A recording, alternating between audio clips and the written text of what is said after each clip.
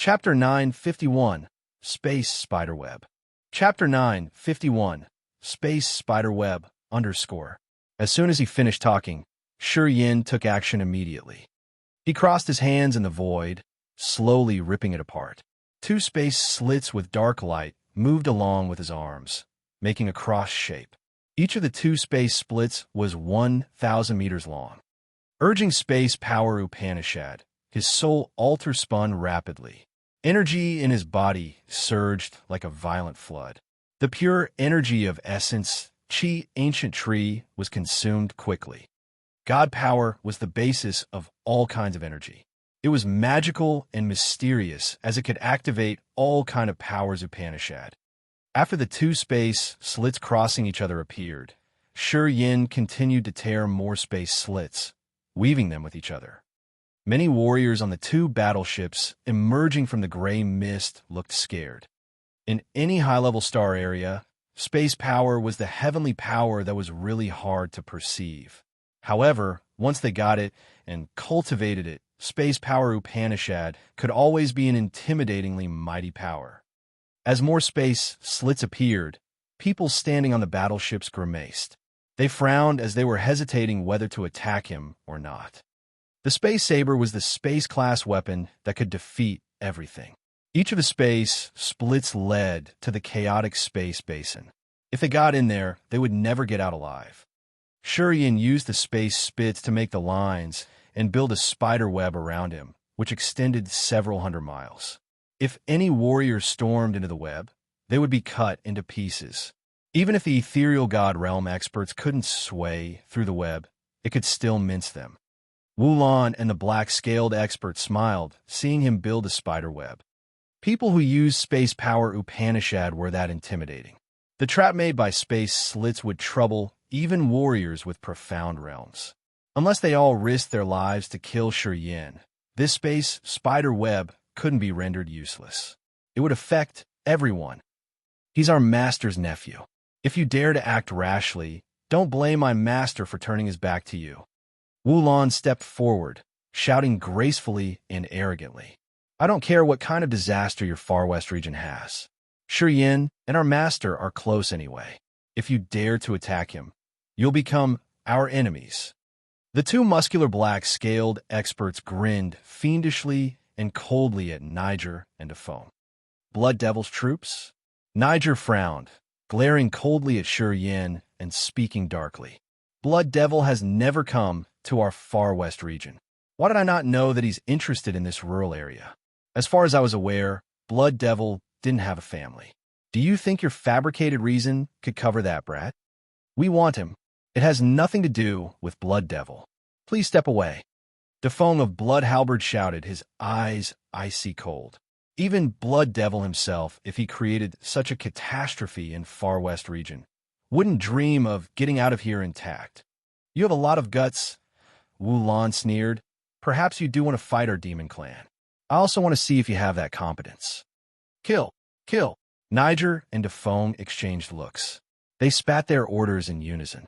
Silhouettes soared from the two battleships, moving like meteors. Their momentum was quick with surging energy like a rising tide.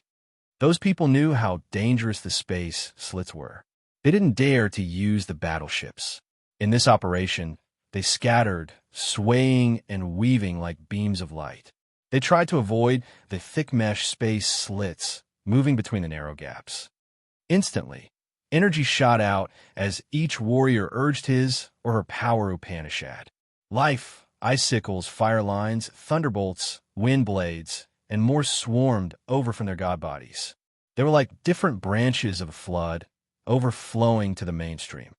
Niger of the Ghost Mark clan and Defong, Blood Halberd's master, took the lead.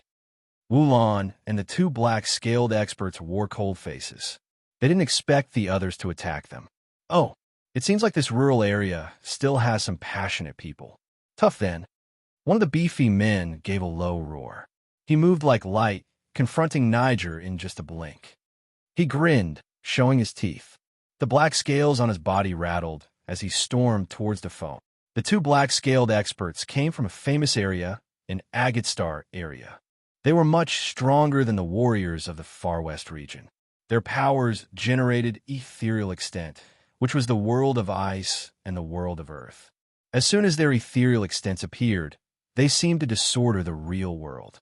Inside the icy world was a shoreless glacier, which looked like a massive sword stabbing the sky. It was tens of thousands of meters high, with a transparent body and gloomy, icy chi. As soon as his ethereal extent appeared, the glacier elongated through the sky, crashing forward. While moving, the glacier released a terrible, freezing energy, which froze the low-realm warriors. They turned into ice sculptures, which were drawn into his ethereal extent, and then they shattered. Filling the world of earth was mist and sand. Yellow, sandy, ancient beasts roared and moved frighteningly. They bared their fangs and rose their claws to slaughter the warriors. Those ancient beasts seemed to be revived in the real world. They slaughtered, ripping apart original God Realm warriors with their fangs. The two black-scaled experts were at peak of ethereal God Realm. They seemed not too far from incipient God Realm. Their ethereal extents were lively, as if they were real and about to materialize. The world of ice and the world of earth had their power to transform magically according to the changes of their thoughts. Low-realm warriors who made contact with the ethereal extent were subdued entirely. Their realms were troubled, which affected their energy circulation. Niger and Defong discolored, releasing their ethereal extents. Niger had a thunderbolt world with countless roaring electric dragons. His thunderclaps shook the sky. Bunches of lightning strikes descended as if they wanted to tear the real world. Defeng's ethereal extent was a world of metals. Quickly, he got tens of thousands of cold metals, including sabers, swords, spears, halberd, tridents, and even silver hammers. Each of them was extremely sharp, as if they were the masterpieces of a skillful blacksmith. Countless weapons moved, multiplying in each ethereal extent, creating some kind of unusual metal formation which could kill all creatures like a sprinkle. Four great ethereal extents appeared, disordering the real world in front of them. Thunderbolts impacted the glacier, crushing each other. Many sharp metal weapons were attacking the ancient beasts. Their arena stretched through thousands of miles, which made the real world shake. Initially, the space slits were around 1,000 meters long. Under the pressure and collision from four great ethereal extents, they cracked, generating more space slits. Sure, Yin had flames and ice in his eyes at the same time. His space cracks started to move like real snakes. Boom, boom, boom. Warriors who hadn't reached ethereal god realm would have their god bodies explode from one touch by the space slits. In less than a minute, more than 10 soul altars appeared in front of Shi Yin, which belonged to the warriors whose bodies exploded. They had to use their soul altars to survive. They didn't estimate that the still space splits could suddenly revive like that. They were ambushed. There was nothing the space splits couldn't destroy. The god body under ethereal god realm couldn't endure the tearing power, and they would crack and explode badly. If you want to kill me, let's see how much you can pay. Shi Yin floated in the starry sea, smiling coldly. At this moment, his eyes became garnet as a bloodthirsty aura slowly filled the area. His eyes gradually became dull and icy cold. He had no gleam of emotions. At this moment, he looked like death who was observing a creature who had no feelings that a human should have. The third sky of Rampage. His power Upanishad switched. Now he had an absolutely deadly silent aura. He was like an ancient mummy that had survived thousands of years without a beam of life energy. Swoosh, swoosh, swoosh. A huge handprint towered the sky, releasing the death intent domain, filling the deadly silent aura and cutting off the vitality of everything. The death seal was as big as a mountain, but could simply dodge the space split, snatching over more than 10 warriors at King God Realm and First Sky, or Second Sky of Original God Realm. Under the death seal, those warriors paled as life energy in their bodies drifted away. The halos on their god bodies became ash gray. Crack, crack, Crack! The death seal grumblingly pressed down. The god bodies of more than 10 warriors were smashed. Pieces of flesh and bone were sent everywhere. Clots of blood hovered, creating blood curtains.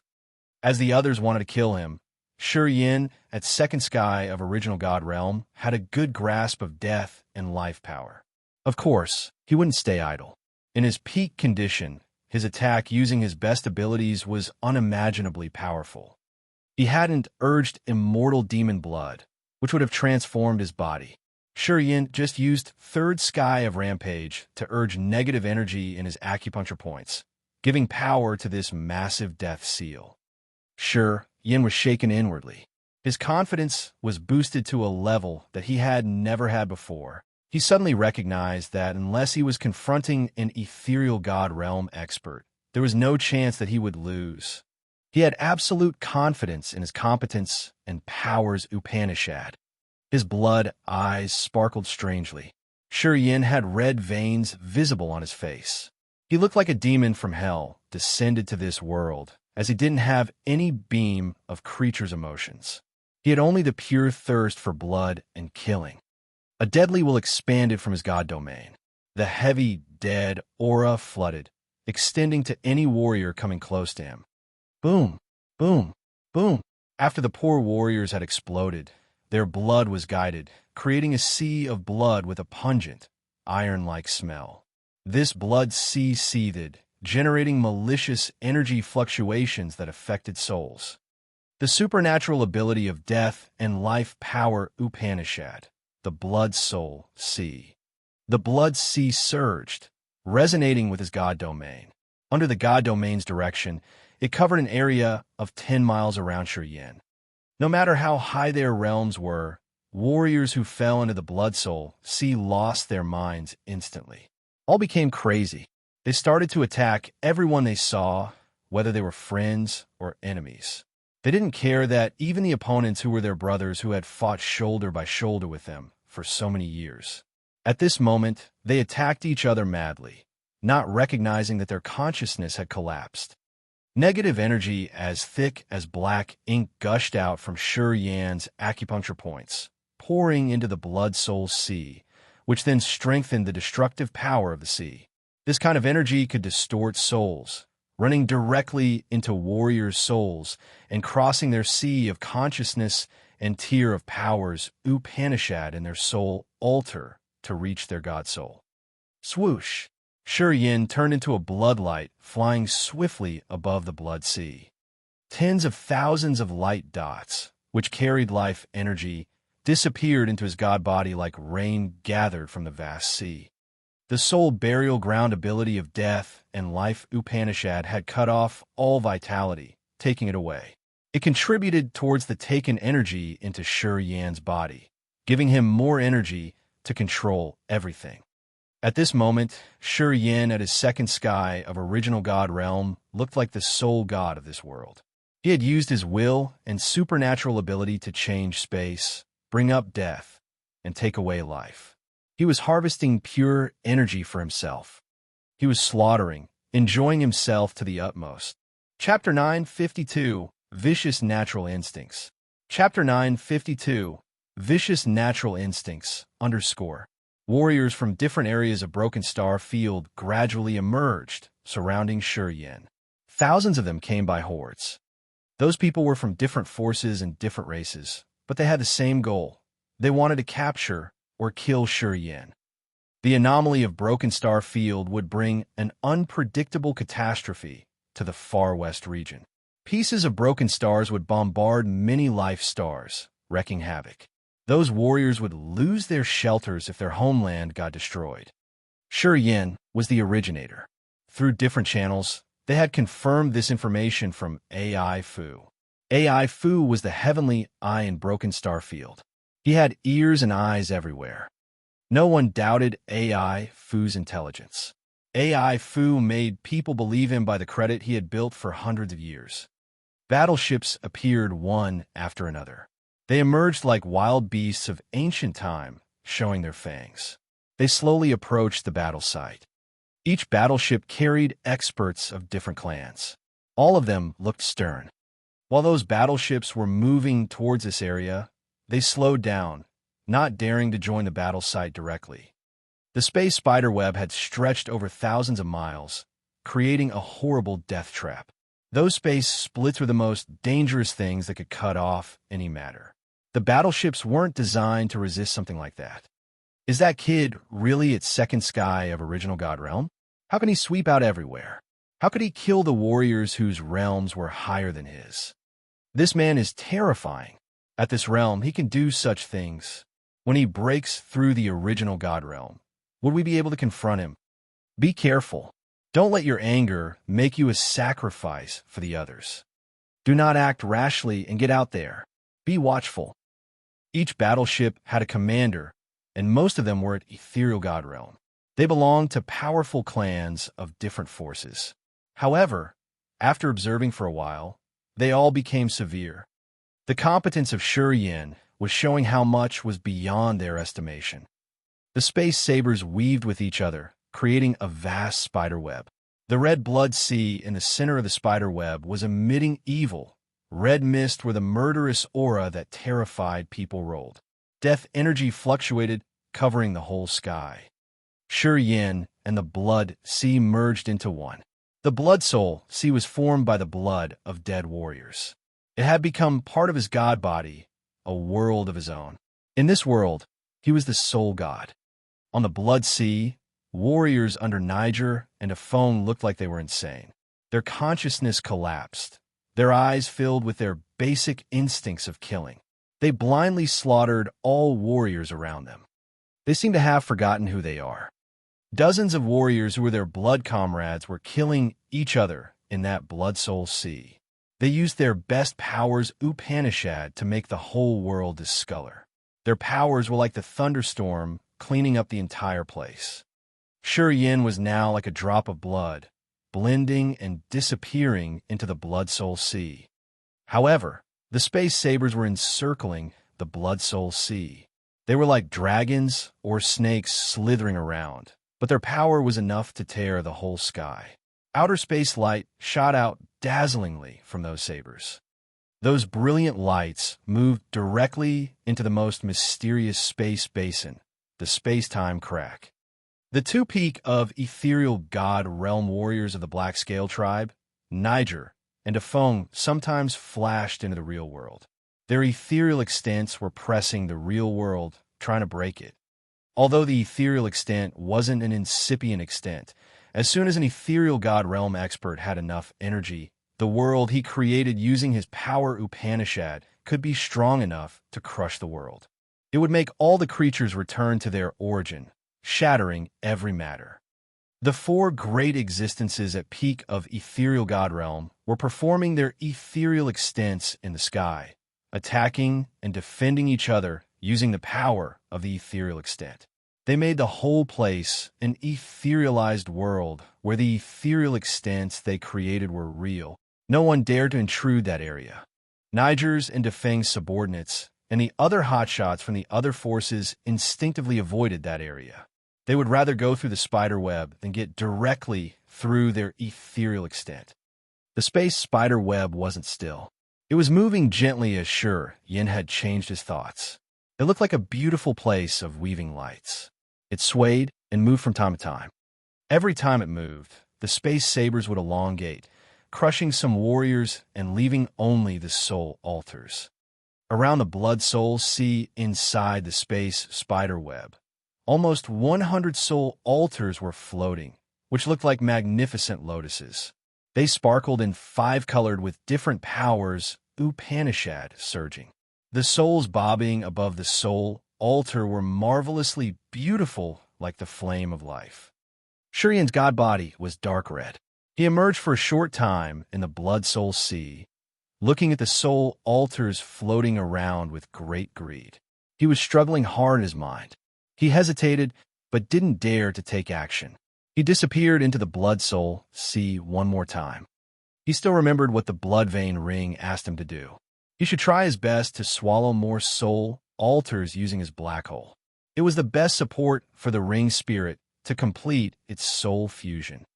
However, it was not the right time.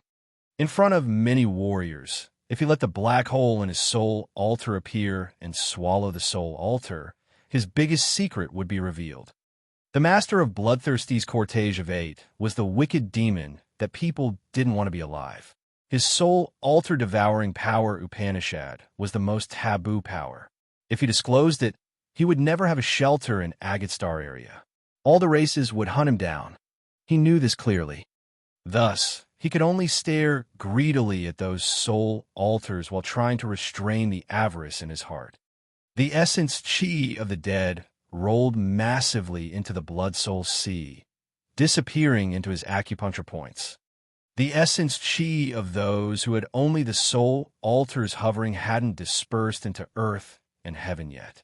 Shi Yan's god body attracted it, making it blend with the blood-soul sea. He was using his acupuncture points to absorb it. This was also the function of devouring power Upanishad. Devouring power Upanishad was immensely marvelous.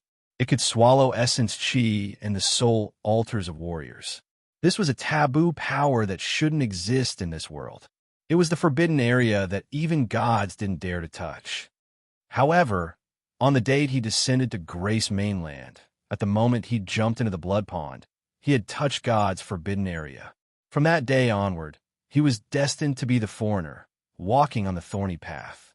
He had never regretted, never hesitated or thought of it as a burden in his mind. Only a person with extreme greed would take energy accumulated throughout hundreds or thousands of years from the others. He would harm others to make himself stronger. That year, that day, when the first essence chi of the dead entered his body, he wasn't anxious or worried. He had only joy and astonishment. He had considered it the ultimate secret that he would never share with anyone. From that day onward, he knew that he had no way back. If he were a naive and kind person, he would have a demonic barrier in his heart. He would be fearful and have nightmares every night. Afterward, he would consider devouring Upanishad the worst nightmare that he wanted to get rid of. He would proactively resist it. Shi Yan wasn't such sort of man. Absolutely not. A person who can destroy the world for his own benefits wouldn't have a burden when he ruins the whole world and puts it back to the time of chaos just to strengthen himself. He would never step back. Only a person with those vicious natural instincts was eligible to receive the inheritance, walking on the road leading to the peak. This sort of man would never be accepted or tolerated. He was destined to bear eternal infamy. He didn't care. The blood soul sea had blood bubbles surging vehemently. The aura that could twist the soul swept over the area, dragged everything into the abyss of death and uncontrolled slaughter. Shi Yan was hiding deep in the blood soul sea to gather dead chi with his acupuncture points. The devouring power Upanishad would refine it and make up the consumed energy used to build the space spider web, which would strengthen himself. Dozens of Bloodhalber hotshots under Defeng's commands had crossed the space spiderweb. They rushed with ferocious eyes. They were careful enough to stay by the blood-soul sea when releasing the soul consciousness to locate Shi Yan in the sea. They didn't jump in directly. A bright star slowly emerged from the blood sea with dazzling light. It was a real star that looked like a massive, brilliant diamond. Starlight emitted everywhere, carrying the undying will of star power. The star nucleus. It was the star hovering in Shi Yan's nebula. The star then covered the blood-soul sea.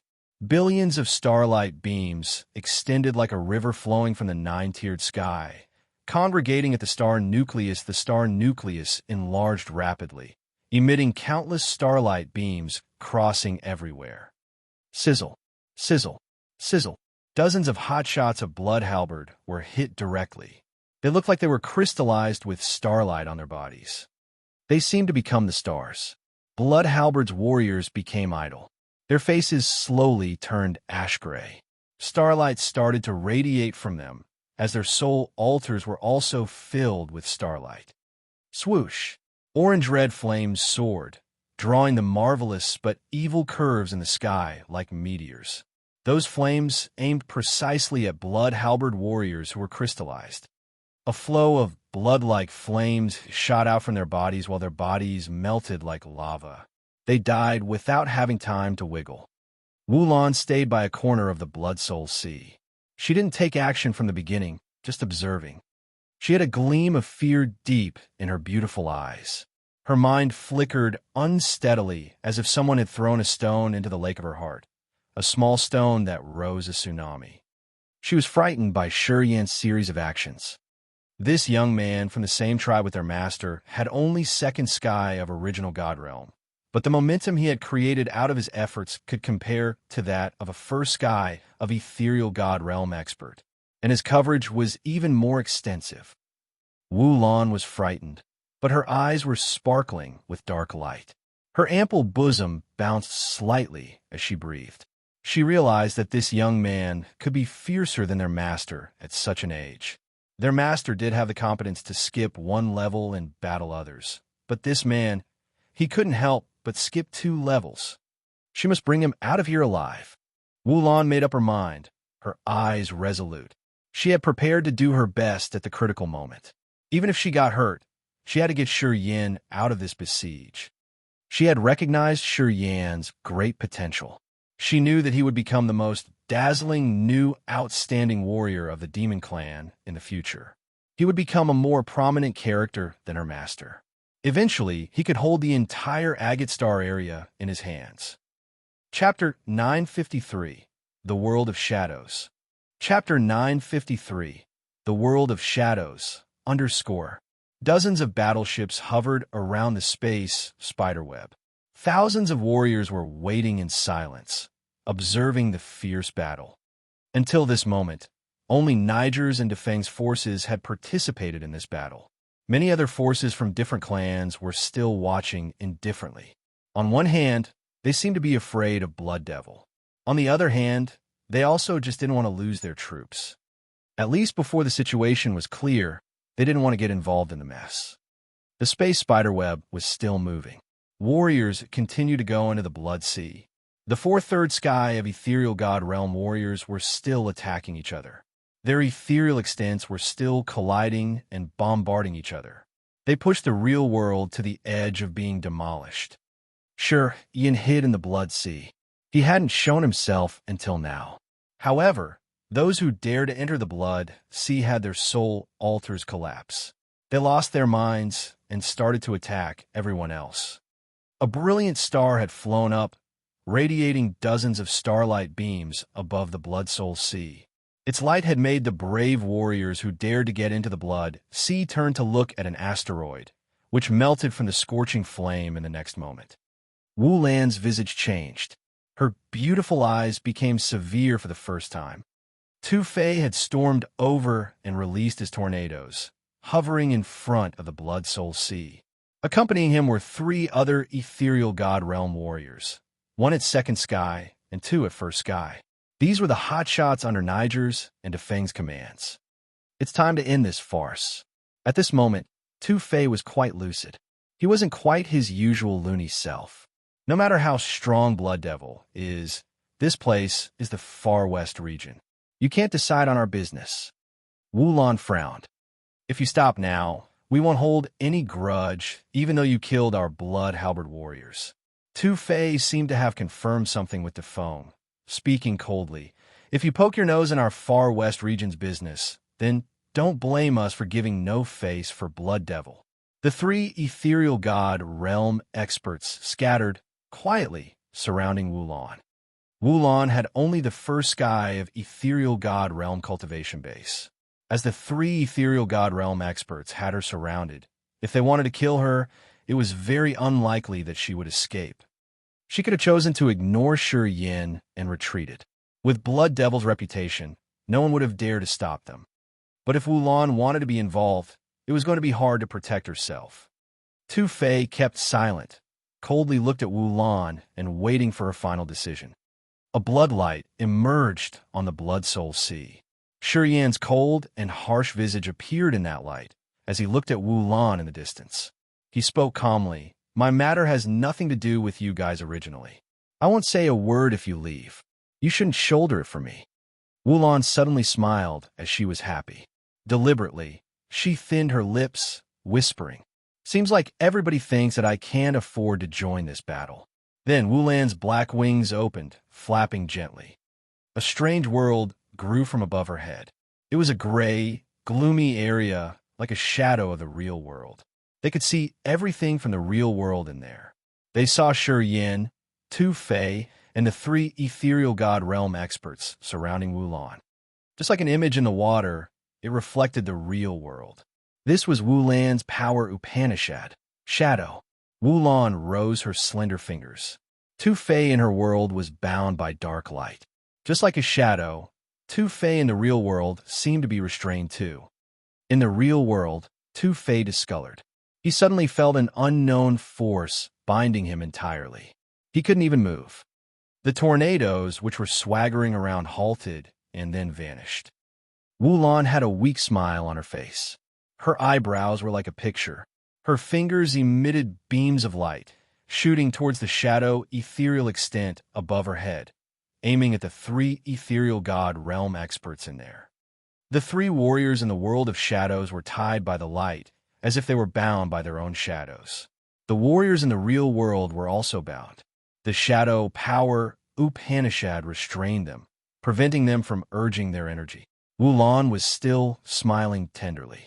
Her delicate waist swayed gently, and she glided through her world of shadows like another shadow. Her beautiful, exquisite fingers continually poked the shadows of Tu Fei's team. Tu Fei and the other three warriors in the real world screeched. They all had bloody holes in their god bodies, which were bleeding badly. Wulan's power Upanishad was magical yet bizarre. It could project small shadows of objects in the real world to her ethereal extent. She didn't need to attack the warriors in the real world, but still did significant damage to them.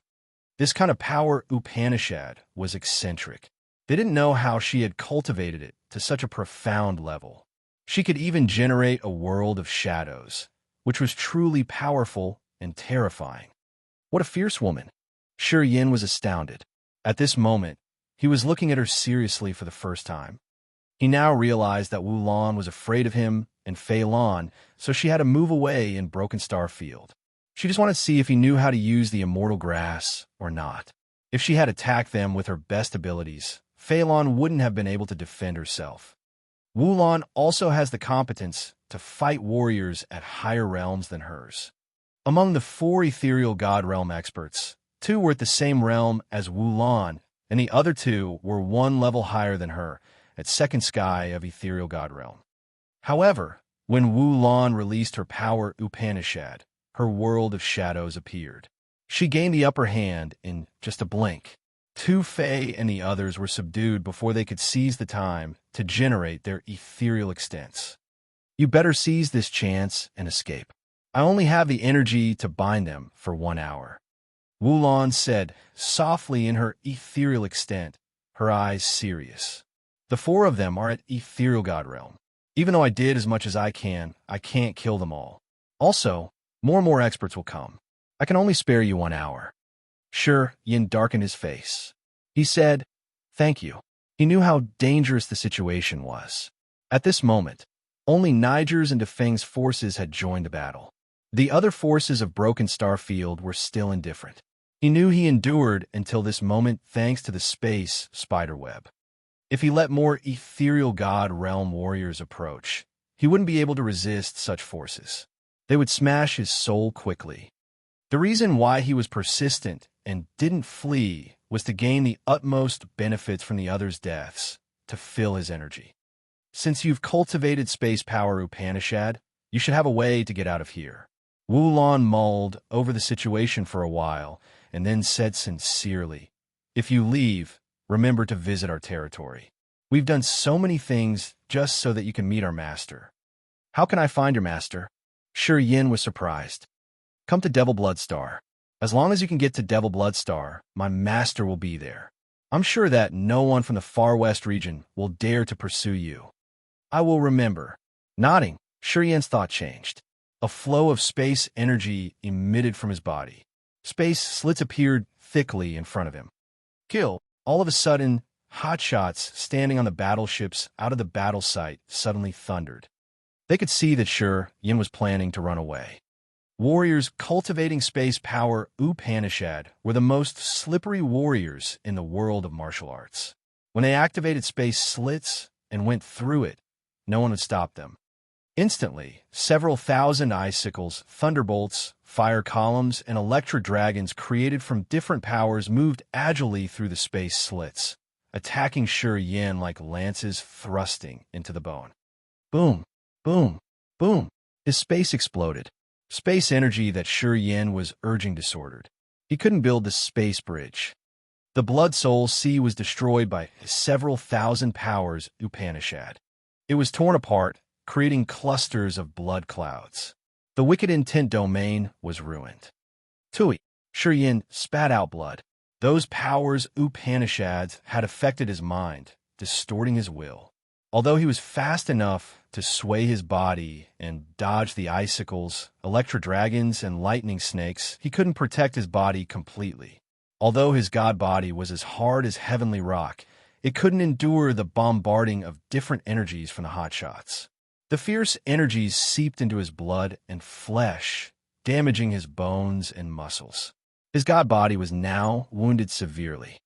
He's not dead yet. Wow, he's not dead. How is he not dead? Many warriors on the battleships were frightened, their faces grimaced. That young man had only second sky of original god realm, but his god body wasn't blown off by the bombarding of different powers of Upanishad.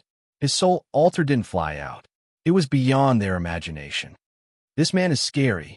His god body's intensity could perhaps be compared to the Monster Clan experts. Otherwise, he could never have resisted such powerful attacks. His god body is tremendous. How many times has he quenched his body to reach such a level? Seems like he has a big harvest deep in Broken Star Field.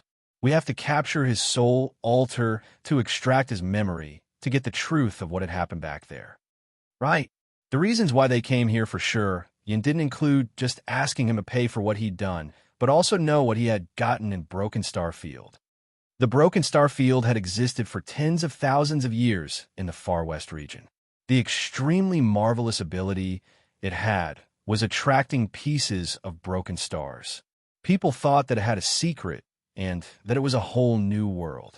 As Shi Yin had broken the magic of Broken Star Field, which led to the disintegration of Broken Star Field, they thought that he had harvested this secret. Regardless of what it actually was, all of them thought that this secret was a critical matter. They wanted to share the benefits from this secret. This was their real purpose for letting Shi Yin stay alive. Crack, crack, crack. Shi Yin's bones resounded noisily and strangely. His god body turned red as the immortal demon blood inside, which was surging, healing his damaged body. After a short moment of astonishment, the onlookers frowned, flying towards Shi Yin to capture him or to restrain his soul altar. In their eyes, Shi Yin was the key to unlocking Broken Star Field's anomaly. They were afraid that they would be slower than others. All moved as fast as lightning, as if they were crossing long distances, and appeared in front of Shi Yin in just a blink of an eye. As they had been waiting for a long time, seeing this opportunity, they weren't hesitant anymore. Chapter 954, Sharpening. Chapter 954, Sharpening, _ More and more icicles, lightning sabers, fires, and lava rocks with tremendous power grumblingly rushed over at Shi Yin. Shi Yin tried to build a space door to run away from Broken Star Field.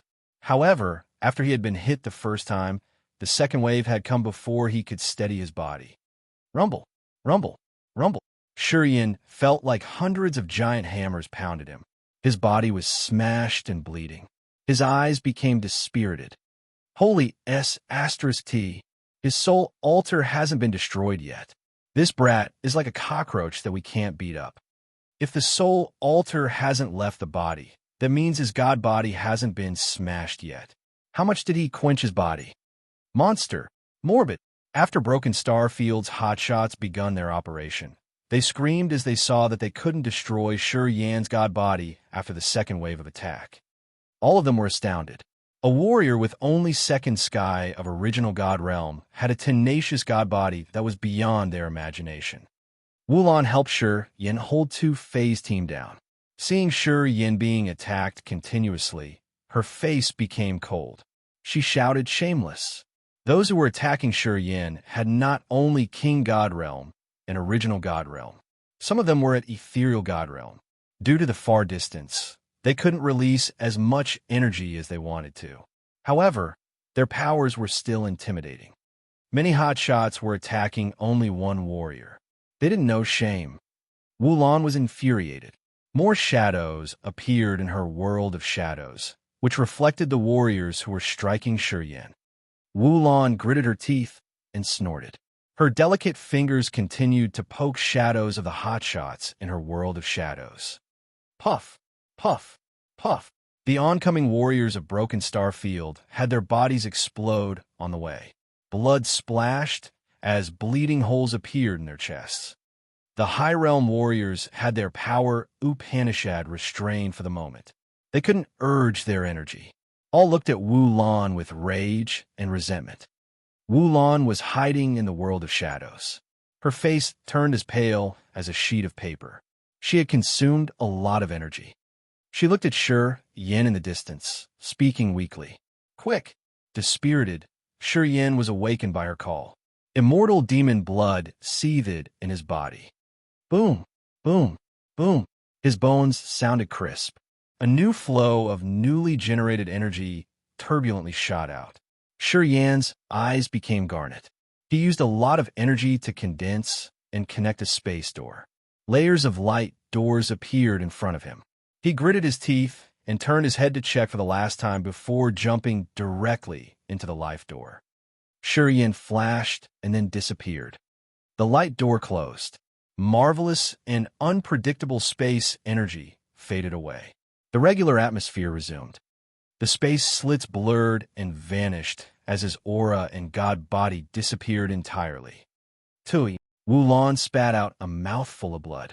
The light dimmed in her eyes as her world of shadows collapsed. Tu Fei and the warriors who were restrained by the world of shadows got rid of her restraint immediately. All rolled their eyes and stared at Wulan as if she had just killed their parents. Wulan bit her lower lip. She smiled tiredly, but she didn't move. She just spoke deliberately. You can try to kill me, but you have to remember this. If I get killed, Blood Devil will definitely give the Far West region a bloodbath. Afterward, people got frightened. People who wanted to attack her became hesitant. At this moment, two strange lights flashed. The two muscular black-scaled warriors appeared. With a cold and harsh countenance, they guarded Wu Lan's sides. Did he leave? One of the black-scaled men hissed. Wu Lan nodded gently. He's hurt. I'm not sure if he survived. It's all right, the man smiled reluctantly. He's from a mortal demon clan like our master. As long as his god body isn't obliterated, he can always heal himself. The other raked through the crowd. He snorted and said, "We should go now.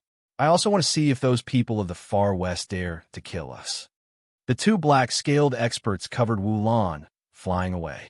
Their countenances were icy cold. Many warriors along their way shifted restlessly as they were all angry.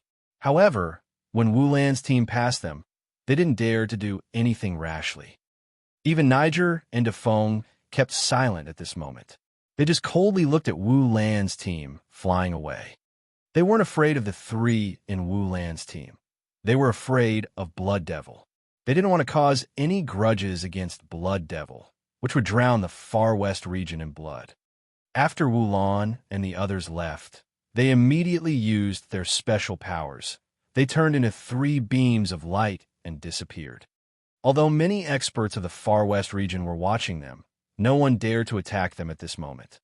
This operation of theirs targeted Shi Yin only. They didn't come here to offend Blood Devil. If they couldn't capture Shi Yan's soul altar, killing Wu Lan wouldn't do anything but enrage Blood Devil. So in this situation, keeping silent was a good move.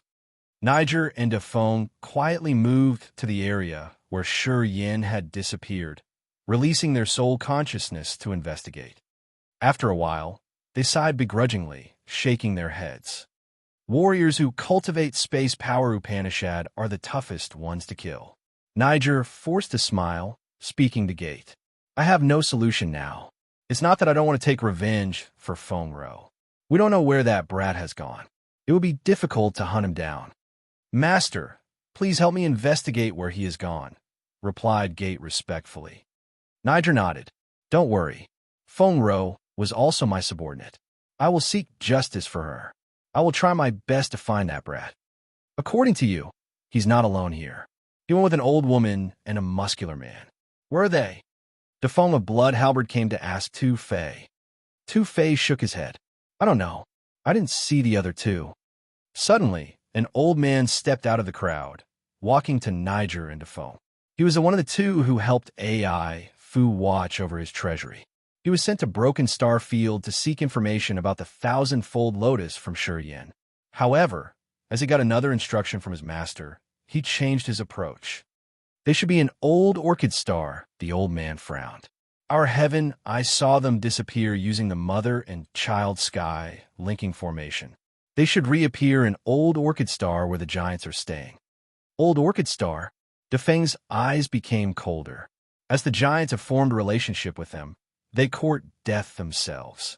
The giant tribe doesn't want to live anymore, said Niger. Go to Old Orchid Star. Go to Old Orchid Star. Many warriors of the Far West region became excited as they shared the same grudge, shouting clamorously. Old Orchid Star. Fei Lan, Leona, and Ka Tual were gazing at the mother formation in the mysterious ancient city, their faces stern. After a long time, nothing happened to the mother formation. It had no sign of being activated. It has been a long time, and we got nothing. Did something unexpected happen? Ka Tual growled. We shouldn't have left. If we stayed, we could have at least fought with him. The others are very strong. They're the union of different forces. Unless we have someone at incipient God Realm, we can't do anything. Leona now had reached ethereal God Realm. She looked at Kata, speaking calmly. Your senior won't be killed that easily. He has cultivated space power, and he's good at using space to escape. I think he just doesn't have a spare moment to message us. Na, Xian and Zhenggu of the giant tribe were also there. They looked anxious. I'm sorry. They know that we killed Tu Feng. Fei Lan sighed, speaking to Na Xian. Blood Halberd won't let it go easily. If they can't find Shi Yin, they will go to Old Orchid Star to take revenge for sure. Old Orchid Star will have a lot of trouble. Na Xian and Zhenggu exchanged looks. They became distressed, sighing. What should we do? Fei Lan rubbed his forehead. We can't wait in Old Orchid Star for a long time. Do we have anywhere else to stay? Bai Tian and people from Raging Flame Star area became restless, looking at Fei Lan and expecting a direction. Fei Lan didn't have a good solution. We aren't familiar with Agate Star area. We have to see if not Xian has any solution. If they want to attack Old Orchid Star, we'll have only one choice, which is to leave this place. We don't have the competence to resist them. Blood Halberd will easily destroy all creatures of Old Orchid Star. We giants have no countermeasure. Na Xian wore a bitter visage. We can't stay on Old Orchid Star any longer. We must leave soon. Sigh. I never thought that we would have to leave our home. I thought I could strengthen my tribe after I got the inheritance from our old ancestral land. But now this happened. Fei Lan and Leona felt embarrassed. As they didn't know what to say, they could only keep silent. If Shi Yin hadn't killed Tu Feng, they wouldn't have brought such a disaster to Giant Tribe, and the Giants wouldn't have needed to leave Old Orchid Star. Because of their existences, the Giants had to bear this catastrophe. You guys don't need to feel guilty. Na Xian seemed to understand. Without Shi Yin, we couldn't have gotten out of the Me Brothers trap when we were in Broken Star City. Perhaps we wouldn't have been able to leave Broken Star City alive. Zhenggu nodded. It's the culpa of our giant tribe. Our tribe must thrive, so I think it's inevitable. If we gain something, we will always lose something. We got a lot of good things recently. Of course, we would have to endure the torture of destiny. We can leave Old Orchid Star. As long as we giants have enough time to recover, we will absolutely grow stronger. Now we should consider which area to move to, Na Xian pondered, speaking to Fei Lan. You guys should hurry to prepare. And right, we must keep the mother formation to connect to Shi Yin. Once he has time, he will open the Mother Formation. Maybe we can retreat through the Mother Formation. Fei Lan and the others nodded. Not Xian and Zhenggu didn't linger. They returned to the grand mountain of the giant tribe to prepare for their great migration.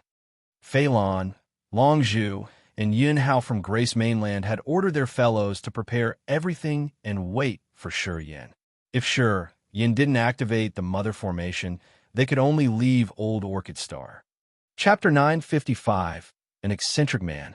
Chapter 955, An Eccentric Man _ Blood circulated in Shi Yan's entire body while he silently floated inside a blue bubble. This was a marvelous world of colors.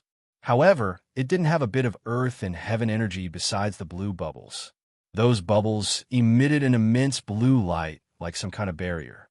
Streamers moved around the place like rivers crossing the void. Blue bubbles filled every corner as if they were part of a vast sea. The bubbles had many sizes. The big ones were as massive as mountain ranges, while the small ones were as large as fists.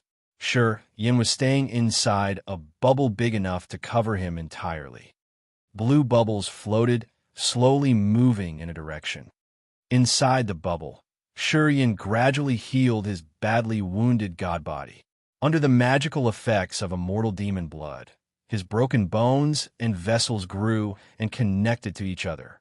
They had recovered at a speed that naked eyes could observe. This place didn't have a concept of time. Shi Yin didn't know how long he had spent here before he woke up. His face changed immediately. He turned around, standing up inside the bubble. His face became incredibly severe. This was not where he should have arrived. There was no beam of earth and heaven energy. No sun, moon, or stars. Needless to say, a piece of land. This was a space crack. Shi Yin was frightened. As he cultivated space power Upanishad, he understood well what the space crack meant. It was an absolutely deadly, silent area. It didn't have energy or traces of human operations, other creatures, or florists. This place had only endless desolation. When Shi Yin escaped Broken Star Field, he remembered clearly that he had built a space door which would reasonably lead to Agate Star area, as he had this in mind at that time. It shouldn't be some space crack. After taking a deep breath, Shi Yin sat down cross-legged. He put aside the anomaly of this place for a moment to check the changes of his god body. His eyes brightened. The wounded god body had completely recovered.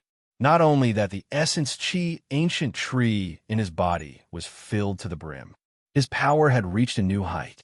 He immediately understood that his acupuncture points had absorbed and refined the energy, providing to his entire body and healing him. Besides, he received more benefits from that. At this moment, he was at second sky of original god realm with abundant energy and magical powers Upanishad. He should have been happy. However, his face was dispirited and reluctant. It was because he didn't know how to get out of this space crack. He didn't know how to get back to Agate Star area. His soul consciousness was restricted in this area. He had no other magical sensibility but his eyes to observe the surroundings. Being baffled for a while, he silently circulated his energy, trying to break the blue bubble. Boom! The blue bubble covering his body burst off. A flow of chaotic space energy grumblingly flooded and like a tsunami, striking his body directly. A blood-red halo emerged, resisting the chaotic space energy. Shi Yin had to consume his energy a lot to maintain the halo. His countenance changed. Shi Yin looked at a blue bubble. His thoughts flickered, and his body shot like a space saber into that bubble. The blue bubbles could resist turbulent space flow. Shi Yin was safe, taking shelter inside the bubble. Tens of thousands of blue bubbles were floating, moving slowly in the same direction. There was no star around, but the streamers moved swiftly. If he didn't have a tenacious body, he would have been broken easily. Shi Yin didn't know what was going on around him. However, he was able to confirm one thing. The reason that he appeared there wasn't that he had aimed wrongly. Somebody had affected his space door, deviating him. Otherwise, he should have been in some area of Agate Star area at this moment. Even though Shi Yin had been cultivating space power Upanishad, He hadn't reached the level that he could move through the space cracks as he pleased. He couldn't find the door that opened to Agate Star area. For the time being, he had a headache. He knew his operation in Broken Star Field would bring a disaster to the giant tribe and his friends in Old Orchid Star. He had planned to stop by a life star and activate the child formation of the Mother and Child Sky linking formation. That way, we could evacuate his people in Old Orchid Star. Yin knew that he was rushing. If his friends in Old Orchid Star couldn't leave early, the natives of Old Orchid Star will receive a catastrophe. Yin was restless. Countless bubbles were floating and moving towards an unknown area. Yin didn't know when they would reach their destination and when he could find the way to return. He must have a solution quickly. With a dark face, he decided to use his energy to resist the chaotic space current. He started to jump through the bubbles, heading to where the bubbles were heading. As Yin understood the solution, he applied it immediately. He urged the energy around his body, making his god body twinkle with starlight. He broke his bubble and jumped to the nearest bubble. As soon as his god body left the bubble, the streamers immediately crossed over him. Attacks as potent as billions of tons of water pouring on the sky gave him a massive pressure. Each of his muscles was tense. He could feel pain in his brain too. He could enter the bubble, but he had to consume his energy. There were tens of thousands of bubble in front of him. With his energy, if he kept moving forward, he could only get through around 100 bubbles before draining all of his energy. He could only use divine crystals to restore. Yin knitted his brows tightly, hesitating. This place looked strange and unpredictable. He hadn't seen this the first time. He didn't know anything about this place. If he drained all of his energy, in case he encountered a danger, what would he do? But if he couldn't find a way out and kept floating in a bubble like this, how could his friends in Old Orchid Star dodge this calamity? Taking a deep breath, Yin continued to use energy covering his body. He gritted his teeth, dashing forward. More than 10 blue bubbles passed him while he was moving like a shuttle. When he stopped inside a bubble to recharge his energy, he looked around to check his surroundings. There were so many blue bubbles ahead, behind, above, and beneath him. All of them were heading in the same direction, which he didn't know where it led. He didn't know what would be waiting in the other end neither. His face darkened, but his eyes were still bright, staring at something ahead of him. In front of him was a bubble as big as a rubber ball where a cluster of mist dwelled, which had soul energy fluctuations. Yin was perplexed. Hesitating for a while, he moved fast forwards. His god body forcefully resisted the space streamers, entering a bubble around 100 meters away from the bubble with soul energy. Inside that pocket-sized bubble, the gray mist slowly condensed into an ash-gray ancient face. It looked a bit blurry. Facing Yin, he seemed to furrow his brows, releasing his shaking soul energy. He didn't look pleased at all. Don't struggle. This place doesn't have earth and heaven energy. You can't regain what you've consumed. Better to save energy for the critical moments. Yin was baffled, asking, "Who are you?" He suddenly realized that the reason why he appeared here somehow related to this person. Indeed, the blurry soul snorted, speaking coldly. "I had to spend a lot of energy to bring you here. Behave. Don't use energy. Save as much as you can. Who's the Motherf asterisk cur that asked you to bring me here?" Yin's visage became cold. "I navigated and built the space door without a mistake. You interfered and brought me to this unknown space crack that I don't know how to get out of. What do you want?" "Kid, don't be ungrateful," snarled the soul. "Ordinary people can never get into this place. If I haven't consumed a lot of energy to drag you here, how could you have been here? Don't babble. Just wait there. I've got a plan for you. I need to get back. Why did you bring me here? Please send me back," roared Yin. "Don't even think about it." The soul sneered coldly. "I've used a lot of energy to bring you here. How could I let you go easily? I'm telling you, if you don't help me, you should never dream about getting out of this place. I know you cultivate space power, Upanishad, but without my direction, you can't use your power to get out of this place." Yin darkened his face. He kept silent. His eyes became garnet. Swish! A bunch of starlights shot out from his finger, tearing the bubble and aiming at his soul. Sizzle! Sizzle! The bunch of starlights that Yin shot out vanished quickly. It couldn't gather more energy. When it was about to enter the bubble, the energy in the light wasn't even more than 1/10 the required energy. The vague, ancient face snorted disdainfully. A beam of soul energy emerged. Space streamers gathered, attacking Yan's starlight. PFFFF. Yan's attack was shattered instantly, unable to be a threat to others. Kid, don't waste your energy.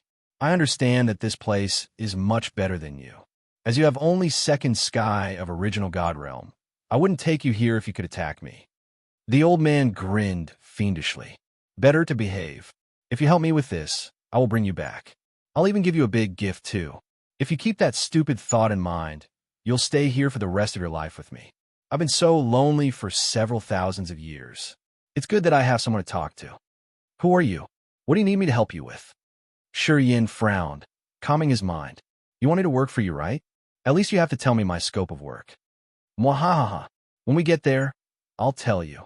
For now, you just need to be content with your lot. The bodiless soul laughed eccentrically. Don't worry. If you do your best to help me, I won't mistreat you. It's your good fortune that you can be here.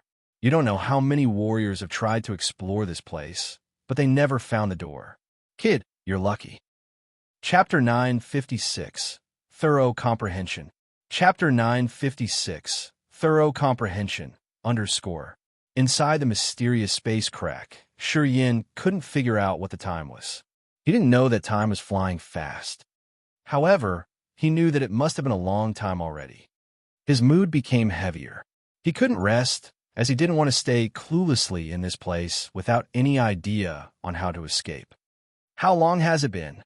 Yin asked the eccentric man with only a soul sometime in the bubble. That old freak had always been silent. Sometimes, Yin thought that he would keep quiet for the rest of his life. If he didn't ask him, that eccentric old man would never notice him. Perhaps he got used to loneliness for hundreds or thousands of years. He had shut himself for a long time already. How long? The eccentric soul sighed. I've been here for several thousand years. And for you? Oh, since I dragged you here, it has been 3 years already. Short time. 3 years is just a blink of an eye. As we all pursue the truth of powers Upanishad, 3 years is just a blink of an eye to us. He answered in a relaxed manner. However, his answer made Yin discolor. His heart sank into the abyss. He looked at the old freak with resentment and rage. You don't care about time, but I care. Yin screamed crazily in his mind. Suddenly, he realized that he could do nothing to Old Orchid Star in Far West region. Regardless of what happened to Old Orchid Star, he couldn't help. He couldn't give them any aid. 3 years was enough for the foam of Blood Halberd and Niger of the Ghostmark clan to destroy Old Orchid Star. If they wanted to do anything, they should have it done by now. Yin was deeply sorrowful and begrudging. He started to worry about his friends in Old Orchid Star. He didn't know whether the Yangs and the Shurs could avoid this calamity or not. He didn't know how many of them, the fellows he had endured many difficulties with to get them out of Grace Mainland, could survive this time. His eyes became brutal. He had a lot of deep resentments towards that old freak. If he hadn't interfered, Yin could have reappeared in a corner of Agate Star area. He could have used the child formation to teleport people and materials of Old Orchid Star, avoiding the massacre from Blood Halberd and Niger. However, it was too late. The grudges he had caused would be repaid by people in Old Orchid Star. Taking a deep breath, he sat down quietly, his eyes chilled. If Old Orchid Star was destroyed when he got out of this place, he would definitely chase and kill anyone who had attacked Old Orchid Star to avenge his friends. As things had escalated to this point, he knew that it was just a waste of effort to think about Old Orchid Star. He decided to put his mind on figuring out how to get out of this damn place. He continued to ask the eccentric man about the purpose of this trip. He wanted to know what he should do. However, that freak had concealed everything. Every time he was asked, he just answered with, "I'll tell you when we get there." Yin felt so aggrieved. After he got to know that he wouldn't get the real situation from that man, he didn't think about it any longer. Staying inside the blue bubble, he quieted down, circulating the soul altar to comprehend death and life power Upanishad. From the center of Broken Star Field, he had crossed the death and life bridge, which was the magical inheritance of the death and life embedded with great abilities of space power. The transparent handprints had disappeared into his god body, entering the tier of powers Upanishad in his soul altar. At this moment, he sent his soul to the tier of powers Upanishad to explore and comprehend the mighty mysteries of death and life power Upanishad. The powers Upanishad tier was divided into 3 distinct sections, including space power Upanishad, death and life power Upanishad, and star power Upanishad. These 3 powers Upanishad didn't have real entities, but there were energy fluctuations. When he didn't use the powers, those energy fluctuations would be tiny and almost unrecognizable. His soul flickered and his god body released the death and life intent domain, creating a small god domain. Deep inside the tier of powers Upanishad, the section of death and life suddenly had strange vibrations. It looked like an air-based movement, but it was actually just energy. Transparent handprints floated, moving in that section. They were the handprints that had entered his body. Those handprints weren't real, as they were just illusions created in his consciousness, which could only perceive through the soul. A transparent handprint could change frequently. It switched between death and life energy, as if it was projecting the life cycle of death and life, rebirth. It seemed like he could see countless creatures, which appeared in that area in their soul form. Living in there for a while, they gradually lost their vitality, coming to the last phase of their lifespans. Eventually, they died. From birth to death, it was just a cycle of earth and heaven. It was the fundamental principle of the world that no force could change. However, it seemed that this cycle in his tier of power Upanishad was slowed down to last for eternity. He could see everything clearly. A creature was born. It thrived as its vitality surged before it gradually ceased. It seemed like any kind of living being would decay, bound to the chains of the mortal world. Those creatures didn't have real forms. Yin just felt them. He could feel some of them die rapidly, and some of them knew how to gather and use energy to slow down their disappearance rate. Although they all vanished in the end, some lived longer than others. In that corner of power Upanishad, he could feel the changes of billions of lives. When a creature disappeared, its soul energy was emitted, returning to earth and heaven. Creature souls were also a kind of earth and heaven energy. They could be strong or weak, and all of them had to die and be reborn. He was just an onlooker. He didn't have the right to join all of these. He could only use his soul to sense quietly. He felt like he was watching a historical movie, looking at all kinds of creatures from the moment they were born to the last minute of their lives. However, he couldn't interfere. This was the essence of power Upanishad that Precursor had imparted to him.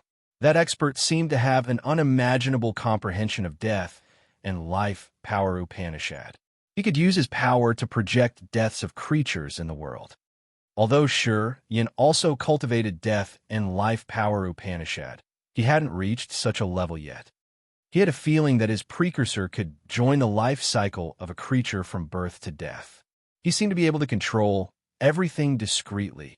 Yin's eyes brightened as he thought of one possibility. If that precursor could control creatures and their life or death, he could kill them or revive them as he pleased. What kind of existence was that? Could he create creatures? Yin was frightened by these thoughts. Creating lives was the restricted area of life that he didn't dare to imagine. From the day he started to cultivate powers Upanishad, he had been in Grace Mainland, Raging Flame Star area, and now Agate Star area. Wasn't it true that creatures were born by Mother Nature? Was there any existence that could create lives? If this existence did exist, has it used some kind of unknown, formidable power to create Yin himself, the 10 great races in Grace Mainland, and the other peculiar races in Agate Star area? creating lives and different races. What kind of power was that? It was beyond his imagination. However, since he had observed the life cycle of different creatures in his tier of power Upanishad, he suddenly understood something: creating creatures. It seems to be possible to warriors cultivating death and life power Upanishad. Shurien didn't know if that precursor had touched this restricted area of life or not. However, he had given him a direction. Shurien felt that as his precursor had comprehended the death and life power Upanishad to a profound level, he understood some restricted information that the other creatures in the world shouldn't know. He had searched for it, but Shurien didn't know whether or not he had succeeded. If he succeeded and got the power to create lives, would he be the mighty creator, the source of all creatures? Shurien was perplexed. The more Shurien understood the pure power Upanishad that precursor had left to him, the more he recognized how tremendous it would be when he reached the acme of his power Upanishad. When a warrior cultivated his power Upanishad to the utmost, he could have the deepest understanding of earth and heaven mysteries. Shurien reviewed the other two powers Upanishad he had, space and star. If the death and life power Upanishad had reached to the utmost, it could create lives, races, and forcefully interfere with death and life. But what about space power Upanishad? Frowning, he mulled over this thought while his soul quietly seeped toward the section of space power Upanishad. He suddenly remembered that he was in a space crack. If the death and life power Upanishad could touch the deepest restricted areas, what would it be when space power Upanishad had reached the final line? A picture he had never dared to imagine was slowly revealed in his eyes. He seemed to see a whole new world where his vision and imagination were open to the infinite. Creating a new space, creating different spaces, these were the best powers he could have imagined. As soon as he had this thought, he became perplexed. Would he be able to create an entire star area and the endless universe inside the space crack he was in? Digging further, he linked the possibilities he had thought with star power Upanishad. Would the warriors also create those stars? As soon as he understood star power Upanishad and learned how a star was created and thrived, he was able to use energy to fabricate and then give it to the origin energy. Would he be able to create a planet that way? If he could add origin energy to that planet, he may also be able to create an ancient continent. His vision and perception of the world had entered a new level from this moment. His soul moved around the three sections of power Upanishads to search and comprehend. This was the first time he had tried to touch the deepest levels of his powers. There was no concept of time in the space crack. This time, he had studied his powers for a long time. It was too long that he almost forgot about himself. This lasted until the old freak called him. "Wake up! We're almost there." Sure, Yin woke up. He looked as if his life form had been sublimated. At this moment, his aura and bearings were also different. Chapter 957, Three Souls. Chapter 957, Three Souls _ How long? After Sure Yin woke up, he immediately asked the most important question. How much time passed since I sunk into my cultivation? Not long. Just 11 years. The old freak grinned fiendishly. Kid, your innate endowment isn't bad. You can enter the deepest level of power Upanishad comprehension. It will help you a lot on your understanding of powers Upanishad. It will help you understand the origin of a power. Sure Yin became distressed, shutting himself out. It has been 11 years. To this monster who had lived tens of thousands of years, 11 years was just a moment. To Sure Yin, it was significant. The dust has already settled in old Orchid Star, right? Sure Yin wore a sour face, sighing inaudibly. He hated himself. During this time, he had sunk into a magical intent domain, studying space, star, death, and life powers Upanishads. This kind of study wasn't an application of power, so it couldn't increase his realm significantly. It was like an exploration of the nature of powers and its beginning and ending. He could have his own explanation and unique understanding of the deepest level of his powers, which was the truth of powers Upanishad. To Shi Yin, it was still too early to comprehend the deepest meaning of his powers. However, if he recognized these things earlier, he wouldn't have lost himself on his path in the future. Straying from the path could have led to messing up his cultivation and the collapse of his soul altar in the end. He knew what he got. This kind of benefit couldn't be described with words. Unless he could touch it himself, he couldn't get a good grasp of it, even though he had an excellent instructor. Are we almost there? Waking up from his thoughts, Shi Yan's eyes brightened as he mumbled to himself. Finally, we are here. We arrived early this time, the eccentric old man whispered. His face was more realistic now. His eyes looked complex and inexplicable. He seemed to sink in his memory, sighing weakly. He looked at Shi Yan and said, "Many years ago, I still had a god body and my soul altar wasn't broken. Sigh, I hope I could get what I want this time." As he said that, Shi Yan became stern. He sensed danger. This man had been surviving in space cracks for thousands of years. He used to have a god body. What happened to him? What had destroyed his god body and shattered his soul altar? In this space crack, although it had erosive streamers, which was a significant danger to the warriors, as long as they reached a certain level to condense the four-tiered soul altar, they could survive easily. Their soul altars wouldn't shatter. This man stayed in this space crack and had his soul altar smashed. He must have encountered some danger he couldn't withstand. What could it be? Will I have the same consequence as he did?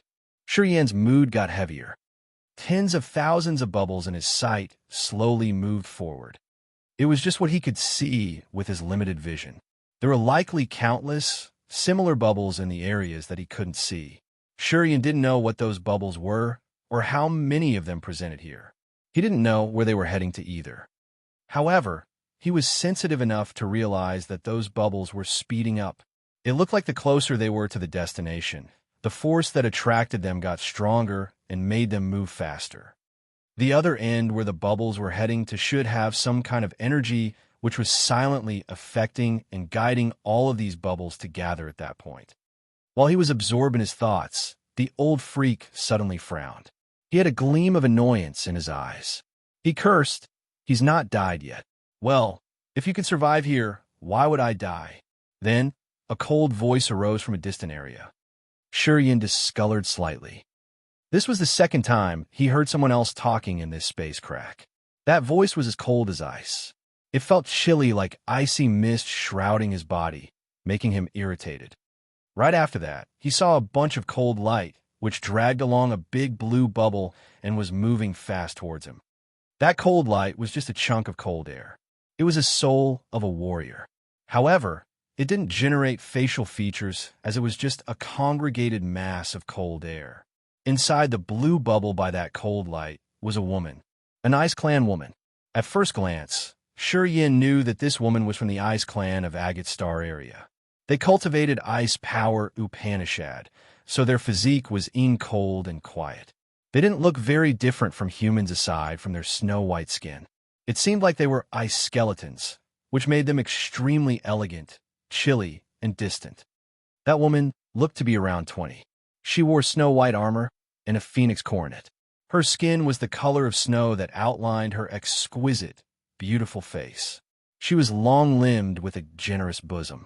Shavings of cold mist hovered on her arms. The cold light and the woman weren't one person. They were two distinctive living beings. Just like him and the freak, they were souls bringing a person that had a body. That ice woman stood arrogantly inside the blue bubble. Her realm was much higher than his, as she got first sky of ethereal god realm. Her face was chilly and her eyes were like two sharp icicles. Her bold brows knitted tightly together. She glared at them, her countenance getting colder. "Oh, you got bad luck? Why do you have a brat at second sky of original god realm? Can he endure this?" The cold light mocked him. "Seems like you'll get nothing this time." The eccentric man who had captured Shi Yan couldn't help but snort. His face darkened. He didn't snap back as it would show that he was ashamed of bringing Shi Yan with him. He had his difficulties. He got hurt severely last time. He didn't have enough energy to select the candidate. If Shurian hadn't built the space door at that exact moment, he couldn't have found anyone. Initially, he decided to give up. The moment he sensed Shurian within his range, he tried to drag him into the space crack. After he retrieved Shurian, he felt reluctant because Shurian's realm was too low. He understood that his hope was in vain this time. But he had to try anyway. He didn't have extra energy to find another capable candidate. Although Shurian was just a byproduct, he could only accept that. Whether Shurian could help him or not, it was in God's hands. You found someone from your clan? The old freak was baffled for a moment. He looked at the ice woman, frowning. Does she know what will happen? The cold light was silent. The ice woman inside the blue bubble had a pair of calm but icy cold eyes. She said, "It has nothing to do with you." The old man smiled, shaking his head. "Poor child. How about you?" The cold light retorted. "Does the one who you found know what will happen?" Haha, perhaps he doesn't. Many years ago we were like them. We were dragged here knowing nothing. Then we lost our god bodies and our soul altars collapsed. Look at us now. The cold light seemed to ridicule herself. It has been so many years. Like the reincarnation, we've become the originators. Sigh, it's our fates then. Shurian's eyes were cold. He looked at the eccentric man. From what you're discussing, I won't have a decent ending, will I? Decent ending? The old freak laughed oddly. If you can't succeed in this place, who will have a good ending? Kid, don't hate me. I'm going to give you a good encounter. It depends on whether or not you can take it. As you're here, at least you have a chance. What chance? Sure, you didn't think you would be grateful for that. He mocked him. A chance for my god body and soul to vanish. Well, not necessarily to get your soul vanished. But the best condition you can get is to be like us. Losing your body and shattering your soul altar. You will have only a wisp of your soul remain, said the cold light. Shurian was filled with cold intent, as if he had fallen into an icy chamber. He could feel his temperature lowering. He suddenly understood that nothing good would happen this time. That freak got him here to fulfill something for him. Whether Shurian could survive or not, the old man wouldn't mind. The cold light and the old man quieted down. They didn't say more as they were waiting for something. The blue bubbles were still drifting. After an unknown period, a massive blue bubble appeared in front of them. It carried a dragon, an evil dragon. That evil dragon was around 2,000 meters long, which reluctantly stuffed him inside the massive bubble. It was struggling to keep every inch of it inside the bubble. It was trying really hard, as if it was really afraid that its limbs could stick outside of the bubble. A dark blue chunk hovered above the dragon's head. It was another soul. The eccentric old man's visage changed. The cold light was also shaken. They were both frightened, looking at the dark blue light above the evil dragon's head. The evil dragon belonged to the monster clan. This tribe had people with the most tenacious, unbreakable bodies among the monster tribes. When he was an old orchid star, Not Xian had found a skull of an evil dragon. Back then, they got so happy. The giant had explained to him its features and how strong the evil dragon was. Thus, at first glance, he knew it was an evil dragon. Observing for a while, he was sure that this dragon was level 12 at least. It could be compared to ethereal god realm. However, its body was much stronger than that of the warrior in the same realm. It seemed like the blue soul hovering above the dragon's head had confined the dragon's soul. The dragon couldn't even release its soul energy. It was always struggling. No matter how hard he tried, he couldn't get rid of the restraint of the blue soul. You can capture an evil dragon. Aren't you afraid that its tribe will find you and take revenge? Asked the old man in astonishment. If they want to find me and take revenge, they have to get in here first, right? If I can get out of here, will I be afraid of the evil dragon's tribe? Arrogant laughter arose from the dark blue light. To capture this lost evil dragon, I've exerted a lot of effort. I must succeed this time.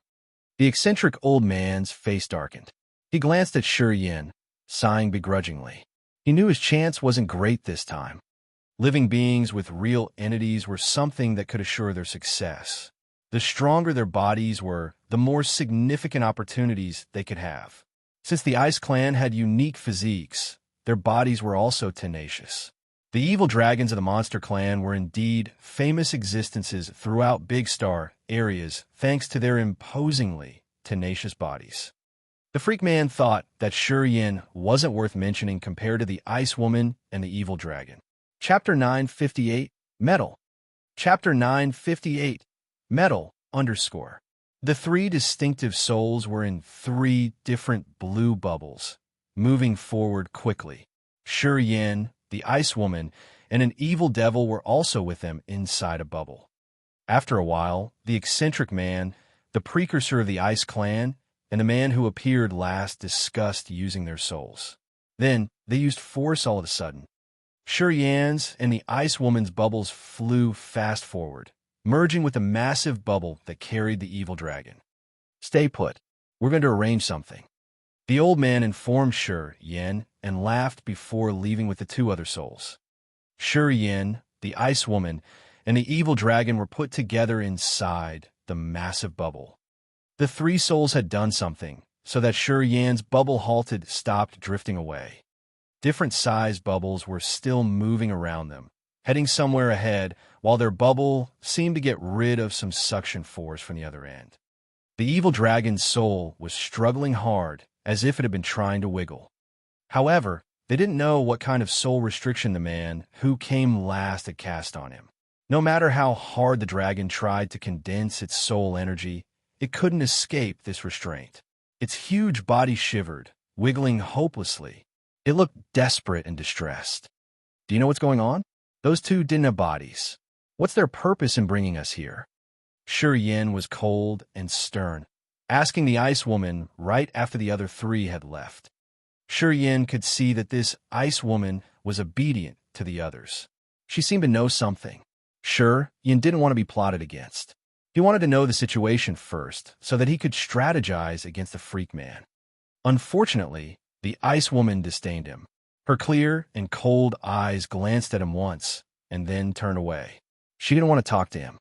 A moment later, the Ice Woman flew up, landing on the evil dragon's head. The refined, chilling energy emerged around her body while she was releasing her soul energy, seeping through the dragon's head. She wanted to help the dragon get rid of its restraint. Beads of sweat that sparkled like ice appeared on her snow-white checks, rolling along her slender neck. As she cultivated extremely cold energy, her body was so chilled that even her sweat was frozen right after they appeared. She focused, her face stern and cold. Wisps of cold mist crawled around her body. Currents of ice, crystal-like airs emitted from her 10 exquisite fingers, entering the evil dragon's head, inch by inch. The dragon realized her deed. It was surprised and felt hopeful. The two of them urged force at the same time. The massive body of the dragon slowly froze. The powerful cold air covered it entirely. The Ice Woman became more severe. She was constantly releasing energy. She even used the power of her ethereal extent. Beams of light that was as sparkling as icy spider webs emerged from her glabella, shooting towards the evil dragon. The dragon wiggled. Its mist-covered body made crack, crack sounds. It seemed to consume a lot of energy. All of a sudden, a triangle seal emerged from the evil dragon's head, which carried a massive soul energy fluctuation. The evil dragon looked miserable. Its huge eyes were filled with fear and resentment. The soul energy inside that seal fluctuated sharply, aiming at the dragon. That seal was the ultimate form of restriction used to confine the dragon's soul. The more the dragon wiggled, the brighter the triangle seal became. It looked like 3 blades, which were cutting the dragon's soul and making its massive body shiver and curl in pain. The ice-like, sparkling face of the Ice Woman paled. Her sweat turned into ice beads. She seemed to have consumed a significant amount of energy. The evil dragon had been struggling for a long time. Gradually, it couldn't resist the pain in the soul anymore. It became hopeless and reluctant. The dragon wanted to give up. The Ice Woman had cold eyes. She shouted, her voice like the sharp icicles. "If you give up now, we will not have any chance later."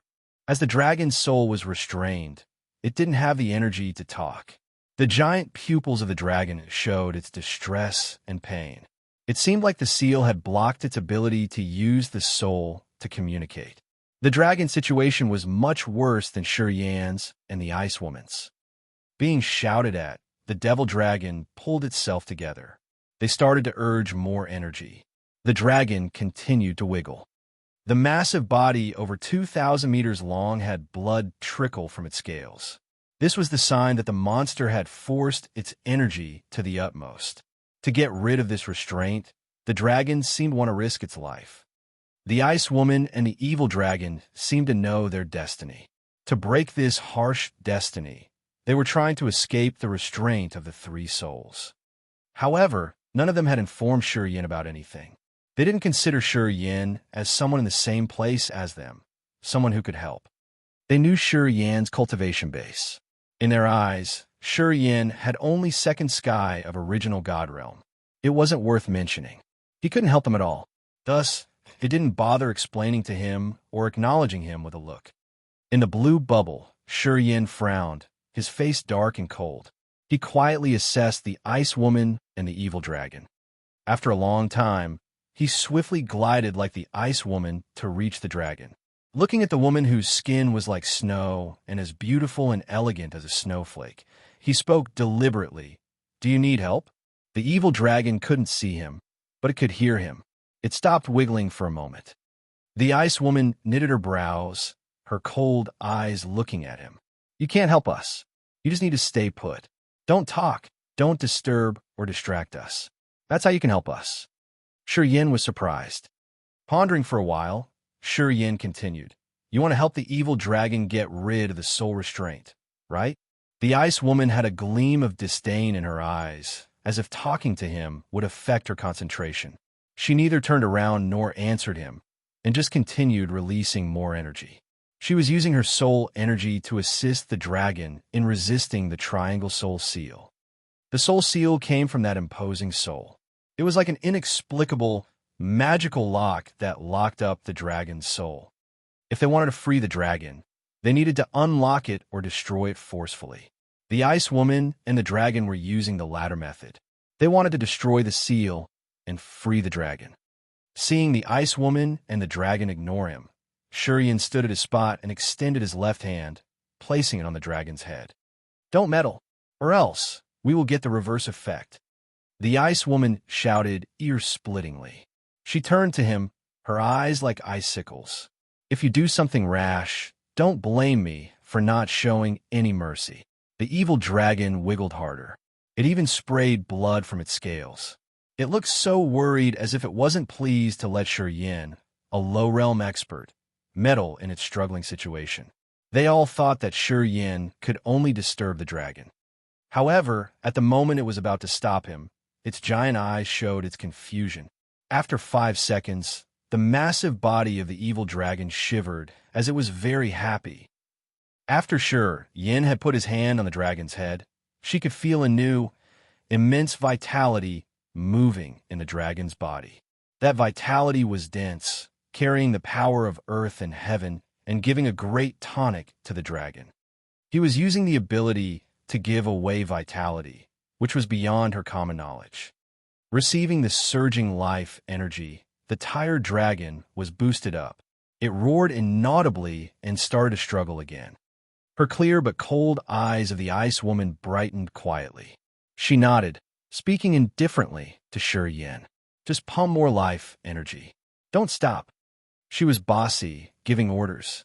She thought that only if Yin followed her orders, it would bring luck to the three of them. Yin just smiled, not caring about her. However, he did release more vitality to help the dragon recover its energy. Inside a bubble far from them, the arrogant soul suddenly sneered disdainfully. "Those 3 kids are cooperating to help the evil dragon get rid of my restraint." The cold light flashed, but kept silent. The eccentric old man who brought Yin here shook his head. "Just a waste of effort. It's normal that they will struggle. Not everybody is as stupid as the kid you brought here." The soul continued to mock him. "Well, the kid you brought here doesn't know what will happen, eh? Ha! It's no use to hide things from him." He has only second sky of original god realm. Can he endure that? You think you could take his god body before he's destroyed? Too dumb. The eccentric man's face darkened. He snorted. I never asked for your opinions. No matter what, I have to try. That kid has a tenacious body. I've tested that. Perhaps he can endure it. Ah, good. I also want to see if you can borrow his body to enter, laughed the arrogant soul. That girl's from your ice clan. She's extraordinary. Her god body has been trained specially. That's a good sapling. Why do you guys want to destroy her? The freak man looked at the cold light. Does she know the situation? She's the sacrifice that my clan has offered me. She knows the meaning of her existence. The Ice Clan has nurtured her in order to bring her here to help me get in there. The cold light sighed, as if it was a little hesitant. What a pity. It doesn't seem like she accepted her fate. Haha, she's giving a hand to help my evil dragon. Sigh, too bad. Too bad she can't do it, the cold light sighed again. Chapter 959, Butcher the Chicken with the Cattle Knife. Chapter 959, Butcher the Chicken with the Cattle Knife. Underscore. The god body of the ice woman had twirling wisps of cold air that sparkled like ice, which then seeped into the evil dragon. The evil dragon was still wiggling, using its energy. Shurian put one hand on the dragon's head, trying to use the death and life power Upanishad to strengthen the dragon. He continually pumped his surging vitality into the dragon to help it endure. The three of them were trying to break the triangle seal. However, after a long time, the seal wasn't destroyed yet. Gradually, the ice woman couldn't endure using her powers for so long. She sighed tiredly, her eyes dispirited as if she was already hopeless. Afterward, the evil dragon also stopped. Its eyes reflected its extremely depressed mood. They wanted to give up. Shurian furrowed his brows. His face became more serious. His mind flickered and crystal divines flew out of his fantasy sky ring. He held them in his hand as he sat down cross-legged on the dragon's head, absorbing the energy from the crystals to refill his energy. The ice woman saw that. She also took out her divine crystals and sat down to recover her energy. The evil dragon stopped moving. It looked numb as the energy in its body slowly calmed down. As the dragon had given up, the triangle seal on its head slowly dimmed out. They didn't talk. After a long time, Shurian finished refilling and he turned to the ice woman, asking softly, "What happened? That man brought me here. I have no clue what's going on or what this place is. Can you tell me?" The ice woman used to disdain him. However, her attitude was a little better at this moment since she thought that he was somehow useful. She answered indifferently, "We will all die." Shurian nodded. He wasn't so surprised. Those three souls mean to harm us. I know it. I just want to know what they can do. They need a body to enter the place they want to go to. But they all don't have bodies. We're their flesh containers. The moment we get in there, they will possess our bodies. Before our bodies have been smashed down, they will get into a certain place. The ice woman sighed, speaking reluctantly. In the best scenario, we will lose our bodies and our soul altars will break. However, we can still be alive with a wisp of a soul, just like they are now. If we are unlucky, we won't even have a wisp of a soul remaining. We will perish entirely. Sure, Yin changed his visage. The evil dragon wiggled, looking ahead of them as if it wanted to intervene something. However, its soul was restrained so it couldn't join Sure Yin and the ice woman's discussion. The dragon writhed. Not even a small chance. Shurian pondered for a while, asking the second time. If he can get rid of the restraint, perhaps we can find a way to survive when we join hands. But I'm afraid it will be tough, said that ice woman with a distressed countenance. Shurian was grim, taking a deep breath. He looked at the evil dragon underneath, whispering, "Let me give a try, okay?" The ice woman was surprised. She studied him for a while and then said, "You want to try? You have only second sky of original god realm. What can you do?" "We always try. If I can't, we will discuss then." Shurian smiled casually. While she was gazing at him, he extended his hand and put it on the dragon's head. The ice woman wore a stern face, watching him. This time, Shurian didn't give more life energy to the evil dragon. He was releasing a soul fluctuation. A wisp of refined soul flew out of his hand, entering the dragon's head. He immediately felt the formidable soul fluctuation of the evil dragon. Different from many races, monsters didn't have soul altars, and their souls didn't hover above the sea of consciousness. Beasts had different methods of cultivating. They seemed to focus on quenching their bodies. The evil dragon didn't have a soul altar inside its head. It had only a huge chunk of soul energy.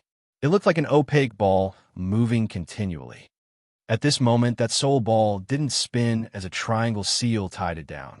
That seal was the restraining energy binding the evil dragon's soul, which prevented it from controlling its body. It couldn't even talk. When Shiyan's soul got inside the dragon's head, the dim triangle seal glowed. A flow of strong backlash energy was generated from the seal. It followed and attacked Shiyan's soul as if it had eyes. His sea of consciousness was hurt. Shiyan's eyes became colder. Burn! He hissed, and the power of the soul consciousness he had sent away changed. It was now a space blade that wanted to smash the seal into pieces. Sizzle, sizzle, sizzle. The soul energy that flew out from the triangle seal suddenly divided and multiplied like countless spider webs. It didn't attack Shiyan, but it silently entered the evil dragon's soul. It seemed that the spider thread-like soul had its own consciousness, even though it was tied to the master and manipulated continuously. The meaning of that seal to exist was to only confine the evil dragon's soul. It didn't want to spend energy on anything else. Shiyan frowned. He understood this was a bit tricky to deal with. If he wanted to destroy that seal, he had to enter the dragon's soul. That seal was moving constantly, which made it hard to break. Shiyan's soul consciousness with space power could damage the evil dragon's soul if he was careless. It was possible that he may grind the dragon's soul into pieces before he broke the seal. That was not what he wanted to see. Shiyan contemplated. "It's complicated and annoyed, indeed," said the Ice Woman. "It's hard to use our soul energy to help it out. Only the dragon can free itself. That was why I've used icy energy to try to freeze that seal." Shiyan nodded. "Yeah, it's tough, though. That man's ream is profound enough, and so is his understanding of power, Upanishad. The barrier he has cast is interlinked with his mind, so it isn't still." Sigh. The Ice Woman sighed, looking at him with complex eyes.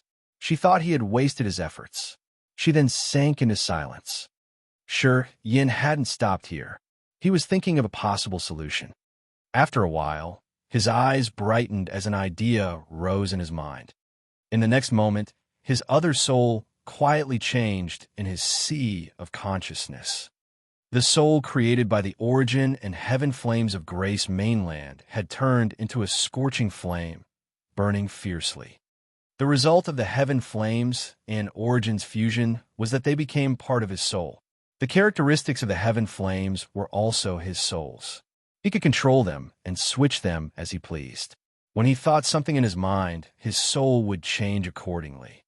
That soul was now the combination of the Vermilion True Bird Flame, Purgatory True Flame, and Earth Flame with the feature of high temperatures and extreme yang. That soul of his was like a burning sun. The change of his other soul created the change in his body. At that moment, his body became terrifyingly burning red. The Ice Woman was standing not far from him. She hated that heat. She furrowed her bold brows, instinctively staying away from Shiyan. Shiyan didn't mind her. He just continued to boost more energy. His flaming soul sent a wisp of blazing energy, which was shrouded by a thin layer. It then carefully flew towards the dragon's soul. As the evil dragon could sense something terrible, it struggled violently. A deep fear sparkled in its huge eyes. However, that flow of flame didn't threaten the dragon's soul after it had gotten in. The thin layer covering it seemed to be able to seal the heat of the flame within, preventing the terrifying heat from getting released. However, that aura was still very imposing. It made the dragon shake continually. Its nerves were tense, as if it was afraid that the flame would burn it into ashes in any minute. The seal stayed hidden deep inside the evil dragon's soul. It could sense the danger right when Shi Yan's flaming soul consciousness got in. It moved swiftly like an electric spear between the corners of the dragon's soul. Shi Yan grinned faintly. As that seal was afraid of his soul consciousness, it meant that he could actually damage that seal with his powers. That seal must be formed by the power Upanishad and the soul energy of that arrogant soul. As soon as he burned it down, the other would be damaged too. The soul seal was continually moving and dodging. Shi Yan wasn't impatient, and he simply increased his heating energy. Gradually, a fire sea had covered the dragon's soul completely. However, this fire sea had a thin membrane created by the origin energy, which prevented it from burning the evil dragon's soul. The seal hiding inside the dragon's soul could feel something wrong at this moment. Without any hesitation, it seized the chance to fly out of the dragon's soul, trying to escape. Swish! A bunch of light flew away from the dragon's eye, fleeing as fast as possible. Shi Yan's contemplated for a while, his face malicious, touching his glabella. Swoosh! Blazing flames flew out hastily, aimed at that bunch of light. Right after that, the fiery energy was released immediately. Sizzle, sizzle, sizzle. The fleeing bunch of life dissolved quickly, burned into sparks, and scattered away. The soul energy in it vanished. The restrained evil dragon suddenly roared. Its massive body shook, drawing a graceful curve in the void. The light of metal sparkled in its horns as energy circulated in its body once again. The ice woman looked at Shi Yan with fear. She quietly lengthened the distance between herself and Shi Yan. She hated the heat from Shi Yan's body. The Ice Clan stayed in extremely cold areas, so none of them enjoyed the heat. To them, the chilliest areas were the places that could progress their power Upanishad fast the most. They instinctively hated light and heat. Not good. The Ice Woman seemed to remember something. The soul restrained was cast by that arrogant soul. You burned his restraint. They must know what we are doing. Actually, Shi Yan was hesitant at that moment, but he still burned it down eventually. He was calm when he spoke. Those three aren't good people. We don't need to retrain ourselves. If we can hurt them as much as possible, we can have a greater chance to survive. That damn old man. He dared to cast the soul restriction on me. McGee will make him pay big for this. After the evil dragon moved again, he roared and thundered inside the blue bubble. His aura was terrifying. I won't spare him.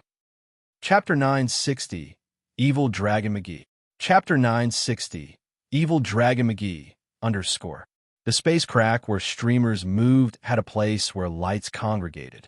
It was a giant blue bubble as large as an entire life star. That bubble was massive.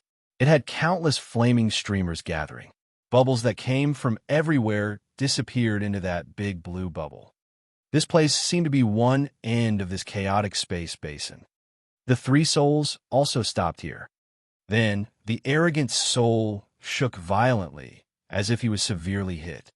Gradually, the face he generated turned ferocious. He cursed, "Damn it! They expelled my soul restriction and even burned it down."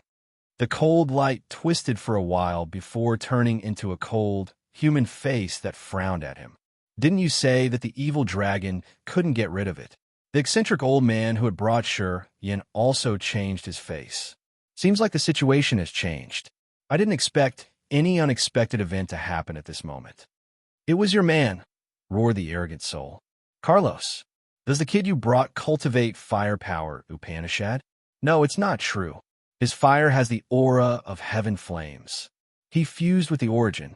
F*CK. Carlos, why didn't you remind me about that? The man called Carlos was the soul that had dragged Shi Yan to this place. His face darkened shortly after. Heaven flames? That kid has fused with heaven flames. Damn it. Ibaka, what should we do now? The stern face condensed by cold light looked at the arrogant soul and spoke. Ibaka, how did you get that evil dragon? Can you direct the evil dragon tribe here?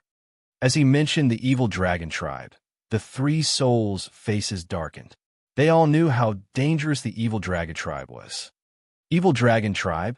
The haughty Ibaka became serious. He contemplated for a while and then shook his head. I think not. Kristen, you're a superior of the Ice Clan. Your Ice Clan was always strong, and you live not far from the Evil Dragon Tribe. Is that tribe so dangerous to deal with? Among the three souls, the one who brought Yin here was called Carlos. The ice expert was called Kristen, and the haughty soul's name was Ibaka. They were all experts from Agate Star area. They were at peak of ethereal god realm, just one step away from incipient god realm. Today, they gathered for one thing that could help them walk through this threshold to enter incipient god realm. It also could help them rebuild their soul altars. Kristen used to be a famous sage of the Ice Clan. His power Upanishad was exquisite. He had quickly reached ethereal god realm. He came here to find an opportunity to enter incipient god realm. In Agate Star area, the Ice Clan stayed not far from the Evil Dragon Tribe. They knew the situation of the Evil Dragon Tribe well enough. When Ibaka rose this issue, Carlos also looked at Kristen, the one who used to be a precursor of the Ice Clan. Kristen frowned deeply. In our Agate Star area, the Monster Clan was always strong. The Evil Dragon Tribe was the pillar of the Monster Clan.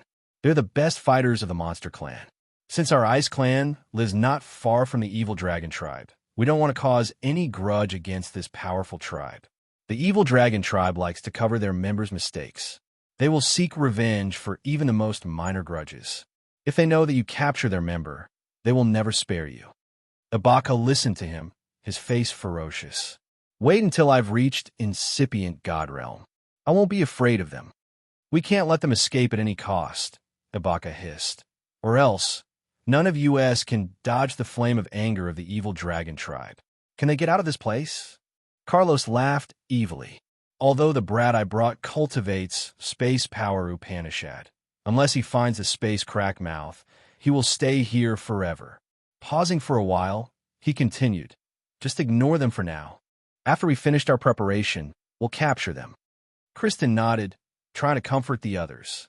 Ibaka, soul consciousness can't detect this place. Even if we kill that little evil dragon, no one will know it. Yeah, we just need to kill all who are involved. When we return to Agate Star area in the future, the Evil Dragon Tribe won't figure out a thing. Listen to Kristen and Carlos. Ibaka smiled. Yeah, it's true. We should finish our business first. The three souls immediately got back to their work. They floated outside the massive blue bubble, gathering more bubbles. They shrank the gigantic bubbles and made them merge with the biggest one. Sizzle, sizzle, sizzle. Blue electric strikes shot out from the bubbles, gathering the small bubbles that the three souls had condensed. Gradually, under their powers, blue crystals were generated. They pulled the crystals out, making them float by their souls. Those blue crystals were synthesized by some energy inside the massive blue bubble. They must have some special effects. After the three of them had condensed around 11 blue crystals, their soul energy fluctuated tiredly, as if they had consumed a lot of energy. Almost done. Ibaka spoke first, his face malignant. Go, we can drag those juniors here. Kristen and Carlos also stopped, looking at the floating blue crystals contentedly. They returned with Ibaka to find Yin and the other two. Dash. Evil Dragon McGee shouted crazily for a while and then ceased. His massive body wiggled before shrinking, turning into a rough young man. Yin was a little surprised. He looked at the dragon transform into a humanoid form. He knew that the dragon had finished. Members of the Monster Clan were able to transform into human forms after they had reached a specific realm or level. After McGee finished his transformation, he happily flew towards Yin, patting his shoulder. You're excellent. You freed me from the soul restraint. Not bad. Not bad. McGee always appreciates favors. When you come to the Evil Dragon Tribe's territory, I will treat you well. He didn't speak to the Ice Woman. The Ice Woman furrowed her bold brows, looking at Yin and McGee talking. She was a bit impatient. Shouldn't we think about what to do next? The other three won't let us go easily. Perhaps they're coming here already. Yin and Evil Dragon McGee stopped talking and laughing as they heard her. They became stern. Those three are much more familiar with this place. If we fight them here, we won't have any advantages. McGee snorted. His eyes had some sparks of flames.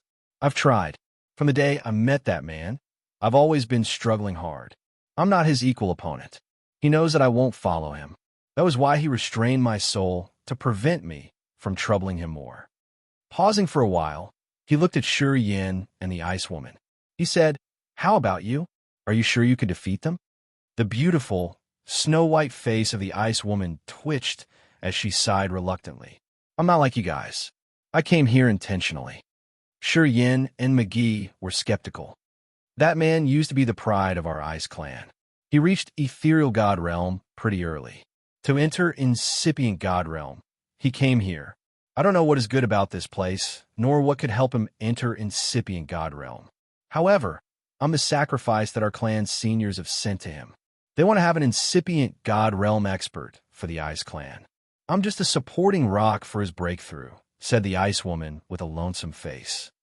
I know him. Kristen, right? I've heard of him before. McGee nodded.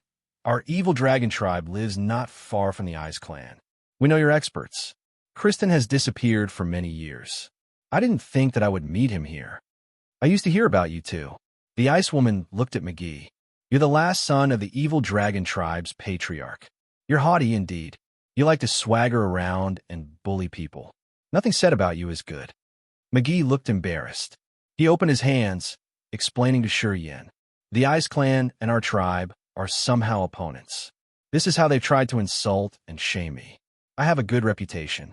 Dude, don't listen to this woman. Sure Yin smiled and nodded. It's all right. I don't care whether you have a good reputation or not. I just want to see if any of you guys have a plan to get out of here. As long as you can find me the entrance, I can bring us out of this place. McGee and the Ice Woman's eyes brightened, looking at him suspiciously. I cultivate space power Upanishad. Sure Yin smiled and explained. McGee and the Ice Woman were shaken. I know how to get in here. I know the direction. McGee said, first, follow me. I'm taking you to the entrance. Then, McGee flew to the area behind them. His body moved like a flood dragon, breaking the blue barrier. He flew fast, as if he wasn't afraid of anything in this chaotic space basin, not even the erosive power of the space streamers. The Ice Woman hesitated for a while. Eventually, she urged her power, froze her body, and flew away from the bubble. Sure Yin followed them. McGee was a monster. It was a member of the evil dragon who was famous for their extraordinary tenacious bodies. The space streamers struck his body like thousands of electric spears. However, he seemed to not be affected. He just continued moving like a lightning strike. The Ice Woman had frozen her body. Even though she was now an ice sculpture, she was still able to move swiftly between the dangerous streamers. Sure Yin frowned. He knew McGee and the Ice Woman were from clans which were famous for their intimidating bodies. It seemed like that woman had quenched her body using some secret technique to adapt to this space. Hovering in between the space streamers, Sure Yin had to use his energy continuously to resist. Where are you hiding? Not long afterward, Ibaka roared behind them. That brat who attacked me. I want to draw your origin to heal my soul. Go die. The three souls appeared behind them, moving like three spooky ghosts and approaching them from three different angles. Chapter 961, Inexorable Doom. Chapter 961, Inexorable Doom. __. Ikaba, Kristen, and Carlos had almost stopped Sure Yan's team at the same time from three different directions. They didn't look friendly at all. Sure Yin had his face darkened. According to the Ice Woman, the three of them had reached the peak of Ethereal God Realm. They were just one step away from the Incipient God Realm. That was why they came here. The three of them were quite familiar with the situation in this area. At the same time, as they were in the soul form, the chaotic currents in the space basin didn't affect them. They wanted to use the perilous features of this area to attack Sure Yin and his partners. Even if Sure Yan's team risked their lives, they wouldn't have a chance to win. Sure Yin gradually got his mind to turn calm. He looked at the three of them as electric lights sparkled in his mind. If he could cause a dispute between the three of them, making them attack each other, perhaps he would have a way out. However, to the other three, they were just the keys to enter someplace, and their bodies were the essential element for them to get to that place. Before they could get into that mysterious place, the three souls wouldn't attack each other. It wasn't a good idea to raise a conflict between them. Yin thought seriously, forcing himself to be lucid. He couldn't help but look at Ibaka. Pondering for seconds, he smiled, talking to Carlos, the soul that brought him here. I've fused with the origin. It's a part of my soul now. Without the origin, my soul altar will break. And without a soul altar, I have only a skeleton left. Pausing for a while, he continued, Is it useful for you if I only have a corpse? Hearing him, Carlos slightly changed his face. He contemplated, talking to Ibaka. I want to use him to enter that place. You can't hurt him. Ibaka snorted, his eyes wicked. This brat used heaven flames to hurt my soul. Carlos, do you want to protect him? You have the evil dragon, and Kristen has a sacrifice. What do I have? Carlos nodded. I want to use him to get in there. You won't destroy him, will you? If you want to do that, I won't just let you attack him. Ibaka wore a harsh face, looking at Yin and then at Carlos. He gritted his teeth, grinning. All right, Carlos. I'll give you face this time. Carlos nodded, saying nothing else. Ibaka sneered, aiming at McGee. A triangular soul seal emerged from his eyes on the face he had condensed with clear facial features. A blue crystal shot out of his soul, sparkling with a strange light. It looked magically powerful amidst the chaotic space current. The soul seal suddenly enlarged, pressing down on the evil dragon. Evil Dragon McGee, in his human form, had flames in his eyes. His indignant roar shook the sky. You dare provoke me many times. You're challenging our evil dragon tribe to life or death. My father will never spare you. While McGee was shouting, his body enlarged, turning back to his monster form. His energy shot out like light dots, trying to resist. Too bad for him. Ikaba was quite familiar with this place. He knew how to subdue the dragon.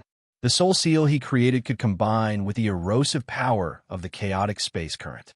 It pressed down, restraining the dragon's soul for the second time. Yin and the Ice Woman had spent a lot of efforts to free evil Dragon McGee's soul. And now, what they had done was just in vain. McGee quieted down immediately. Just like the first time they saw him, he looked helpless, unable to even talk. Afterward, Ibaka laughed evilly. I know the evil dragon tribe's powerful, but so what? Can they get here and chase after me? Wait until I've reached the incipient god realm. What can the evil dragon tribe do to me then? The Agate Star area is vast enough anyways. He seemed unafraid of the evil dragon tribe. Carlos also sneered, talking to Yin. Kid, you shouldn't do that again. Or else, I'll confine you myself. Kristen, the Ice Clan's precursor, moved to the Ice Woman. He looked at her with his dark, cold eyes, talking deliberately. The clan has chosen you and sent you here to help me. It's all right that you're not willing to cooperate. However, our clan has its plans. If we can have one more incipient God Realm expert, our future will be brighter and smoother. For the welfare of our clan, I won't feel guilty about sacrificing you. The cold and clear eyes of the Ice Woman had a gleam of sorrow. She didn't say anything, just standing idly like a puppet. She looked pitiful and bitter. She struggled, but couldn't escape her fate. The Ice Woman felt low, tears trickling down her cheeks. A wisp of sorrowful intent swirled around her. Kristen frowned as he felt a little bit reluctant. They were from the same clan. He knew this girl's natural endowment wasn't bad. She had gotten special training from the clan to be a sacrifice. She was designed to help him enter the incipient god realm. Go, Kristen sighed, releasing a cold thought. An unknown force pulled the Ice Woman, flying away. Ibaka kept smiling faintly. His soul floated above the evil dragon's head, dragging it towards the area they had prepared previously. Carlos looked at Yin. Yin sighed, then nodded reluctantly. I know what to do.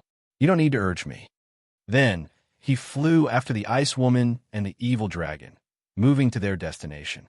Kristen laughed evilly and eccentrically. Well, so you know your place. 3 souls and 3 bodies slowly moved through the streamers, heading to the biggest blue bubble. On the way, the 3 souls often discussed, but they didn't mind Yin and the other 2. Yin didn't talk or ask about the features of this area. Sometimes he exchanged looks with McGee. He could tell that the latter wasn't willing. He had signaled Yin to find a chance to help him. The Ice Woman seemed to have given up. Yin had signaled to her several times, but she didn't reply. Perhaps she thought that they couldn't do anything.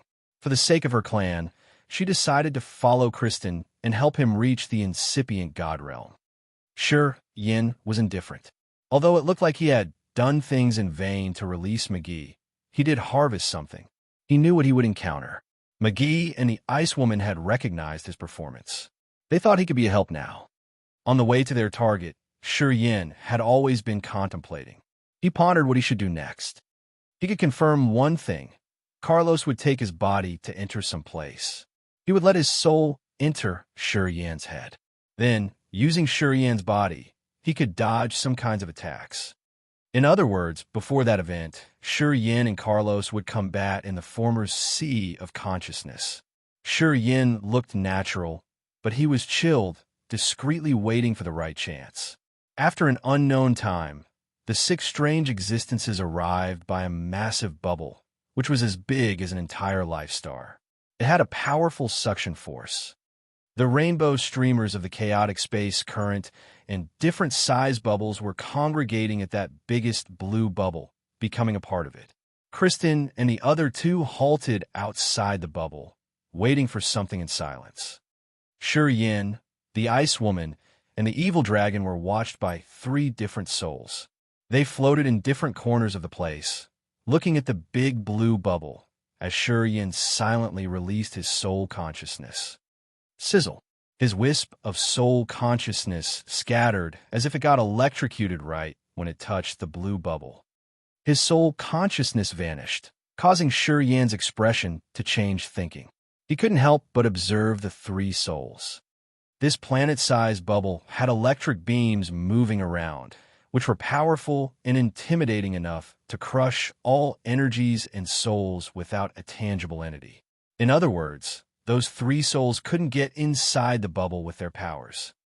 Yin now knew why the 3 souls had to capture the strong creatures with a tenacious body. They needed the key to enter the bubble. He couldn't help but look at Kristen, Ibaka, and Carlos. He knew what he had to deal with. The 3 souls didn't act impetuously. They were waiting for something in silence. It seemed their chance hadn't come yet. The bubble became bigger from time to time, just like it had thousands of streams congregating into the vast sea. Silently, many brilliant streamers descended from the sky like long rivers, disappearing into the bubble. Together, they created a strikingly magnificent space. After a long time, space currents and bubbles getting into the big bubble became less. Not so many bubbles appeared at the end. Eventually, no more bubbles arrived. The streamers gathering seemed to have been cut off. They exploded like fireworks, shooting everywhere. The biggest, most beautiful bubble changed slowly. An infinite number of ice-blue electric beams sparkled, moving like snakes. They created an unknown natural barrier that could destroy everything coming near to the bubble. Almost at this moment, Carlos hissed. His eyes became excited, as if he had been waiting for this moment for so many years. Kristen and Ibaka were also thrilled. It looked like a door of hope slowly opened in front of their eyes. They just needed to cross that door to enter a whole new world, the incipient god realm. The 3 faces created by 3 different souls were now gazing at their praise. Yin and the others became cold and stern under their gazes. They felt extremely insecure, as if their lives were coming to an end.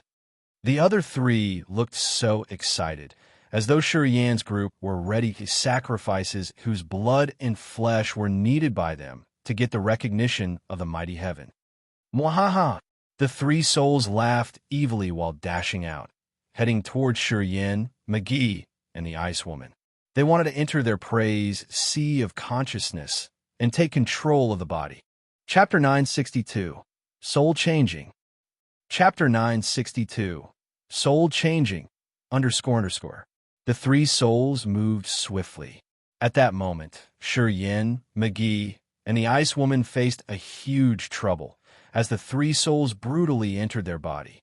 Carlos directly intruded Yan's sea of consciousness, occupying his soul altar. He then released a wisp of origin energy, tempting the soul. Yan seemed to have been struck by a lethal hit. He felt like his soul was cut into many pieces, almost scattering into nothingness. He lost the control of his god body immediately. At this moment, Carlos got the control of Yan's god body, using his thought to manipulate it.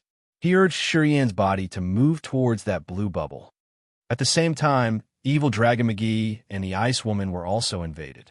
Ibaka and Kristen got control of their body instantly. They then manipulated the other's god body, thrusting into the bubble. Sizzle, sizzle, sizzle. Countless electric beams entangled their bodies when Yin, McGee, and the Ice Woman got through the membrane of the blue bubble. The electric beams entered their body through their skin, veins, and bones. Pain flooded them. It felt like tens of thousands of steel needles were pricking him at the same time. Yin shivered as his skin was melted. The electric beams had crushed his flesh and energy. McGee and the Ice Woman also screeched the moment they got through the membrane. They felt so much pain, as if someone was tearing their intestines. Beams of hazy blue electricity entered their body, destroying their energy and flesh on a large scale. It was much powerful and lethal than the erosive power of the chaotic space currents. This kind of pain that was hard to endure had almost broken Yan's soul. His body was enduring a pain as though it was burned, making his soul anxious. He couldn't resist Carlos sufficiently, letting him control his god body wholly. Oh, after Carlos entered Yin's head, he screamed in astonishment. He observed Yan's soul alter, his face getting stern. Different from the other warriors, Yan's soul altar also had 3 tiers, but it was marvelous. Floating above the sea consciousness, his soul altar was divided into 3 sections, including the black hole, the heaven flames, and the powers Upanishad. Above the tier of powers Upanishad and heaven flames floated 2 souls. 2 souls. Carlos's eyes were cold and dark. He felt a bit frightened as he had discovered Yan's secrets. He gazed at the 2 souls. Kid, what's happened to your soul altar? You've cultivated many powers Upanishad, and you have 2 souls. What are you? Carlos felt something had gone wrong. He knew he had caused grudges against someone he shouldn't have provoked. Yin wasn't free to mind him. A pain just like his heart being drilled was expanding in his entire body. He was shivering as his blood and flesh shattered. Those intimidating blue electric beams were eroding his entire vigorous body. The god body he was proud of couldn't endure this harsh attack. After Carlos had gotten over his fright as he shrilled in astonishment. Good, good, my time's come. Yin and the other 2 didn't know how fatal the bubble's outer membrane with the blue electric beams weaving on it were. But Carlos knew about them. That year, Carlos had tried to enter this bubble. He couldn't resist the formidable energy of those blue electric beams. After 10 days, his body was eroded, vanishing into nothingness. At this moment, Yan's body was being dissolved. However, this speed was much slower than what he had imagined. Carlos' eyes brightened. He could see hope. Carlos had thought that Yin was only at the 2nd sky of original God realm, so he wouldn't be able to bring the former inside. As Carlos wasn't so sure, he had always been worried. But now, at this moment, Yan's tenacious body was much more than what he had expected. This body was strong enough to resist until they got to the center of the bubble. Carlos was so happy he had almost cracked up. Staying inside Yan's sea of consciousness, Carlos couldn't help but watch McGee and the Ice Woman. McGee of the Evil Dragon tribe could make it. Although its massive body was hurt severely under the electric beams and its scales fell off, its body hadn't been eroded yet. However, The Ice Woman couldn't endure it anymore. She was a bloody figure shortly after getting in contact. They could even see her crystalline bones. Until now, even Shurian's body was damaged, though his skeleton was still all right. Apparently, he possessed an endless potential. Carlos laughed crazily. He had thought that this kid he had just brought here, because he had no other choice around, couldn't help him much. Who would have thought that he had picked up a treasure? If it kept going this way, he could even achieve his target. While Carlos was still excited, he found that the Ice Woman's almost doomed. Her ice crystal-like skeleton was almost melted all. Swoosh, swoosh, swoosh. The Ice Woman suddenly moved, gliding toward Carlos. Carlos darkened his face while staying inside Shurian's sea of consciousness. He could guess Kristen's plan. With cold eyes, he started to gather soul energy in Shurian's sea of consciousness to prevent Kristen from getting in.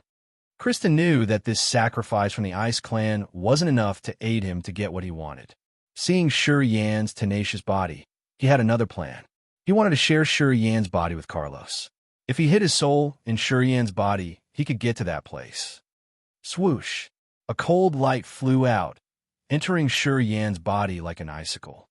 Carlos couldn't help but grin coldly inside Shurian's sea of consciousness. The surging soul energy condensed a barrier in Shurian's skull, preventing Kristen from entering.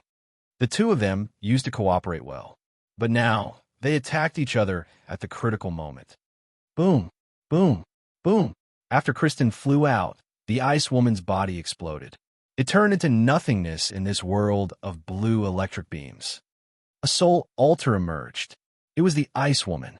Right after her soul appeared, it got hit. Just like a beautiful firework, her soul turned into smoke, vanishing completely. She was over.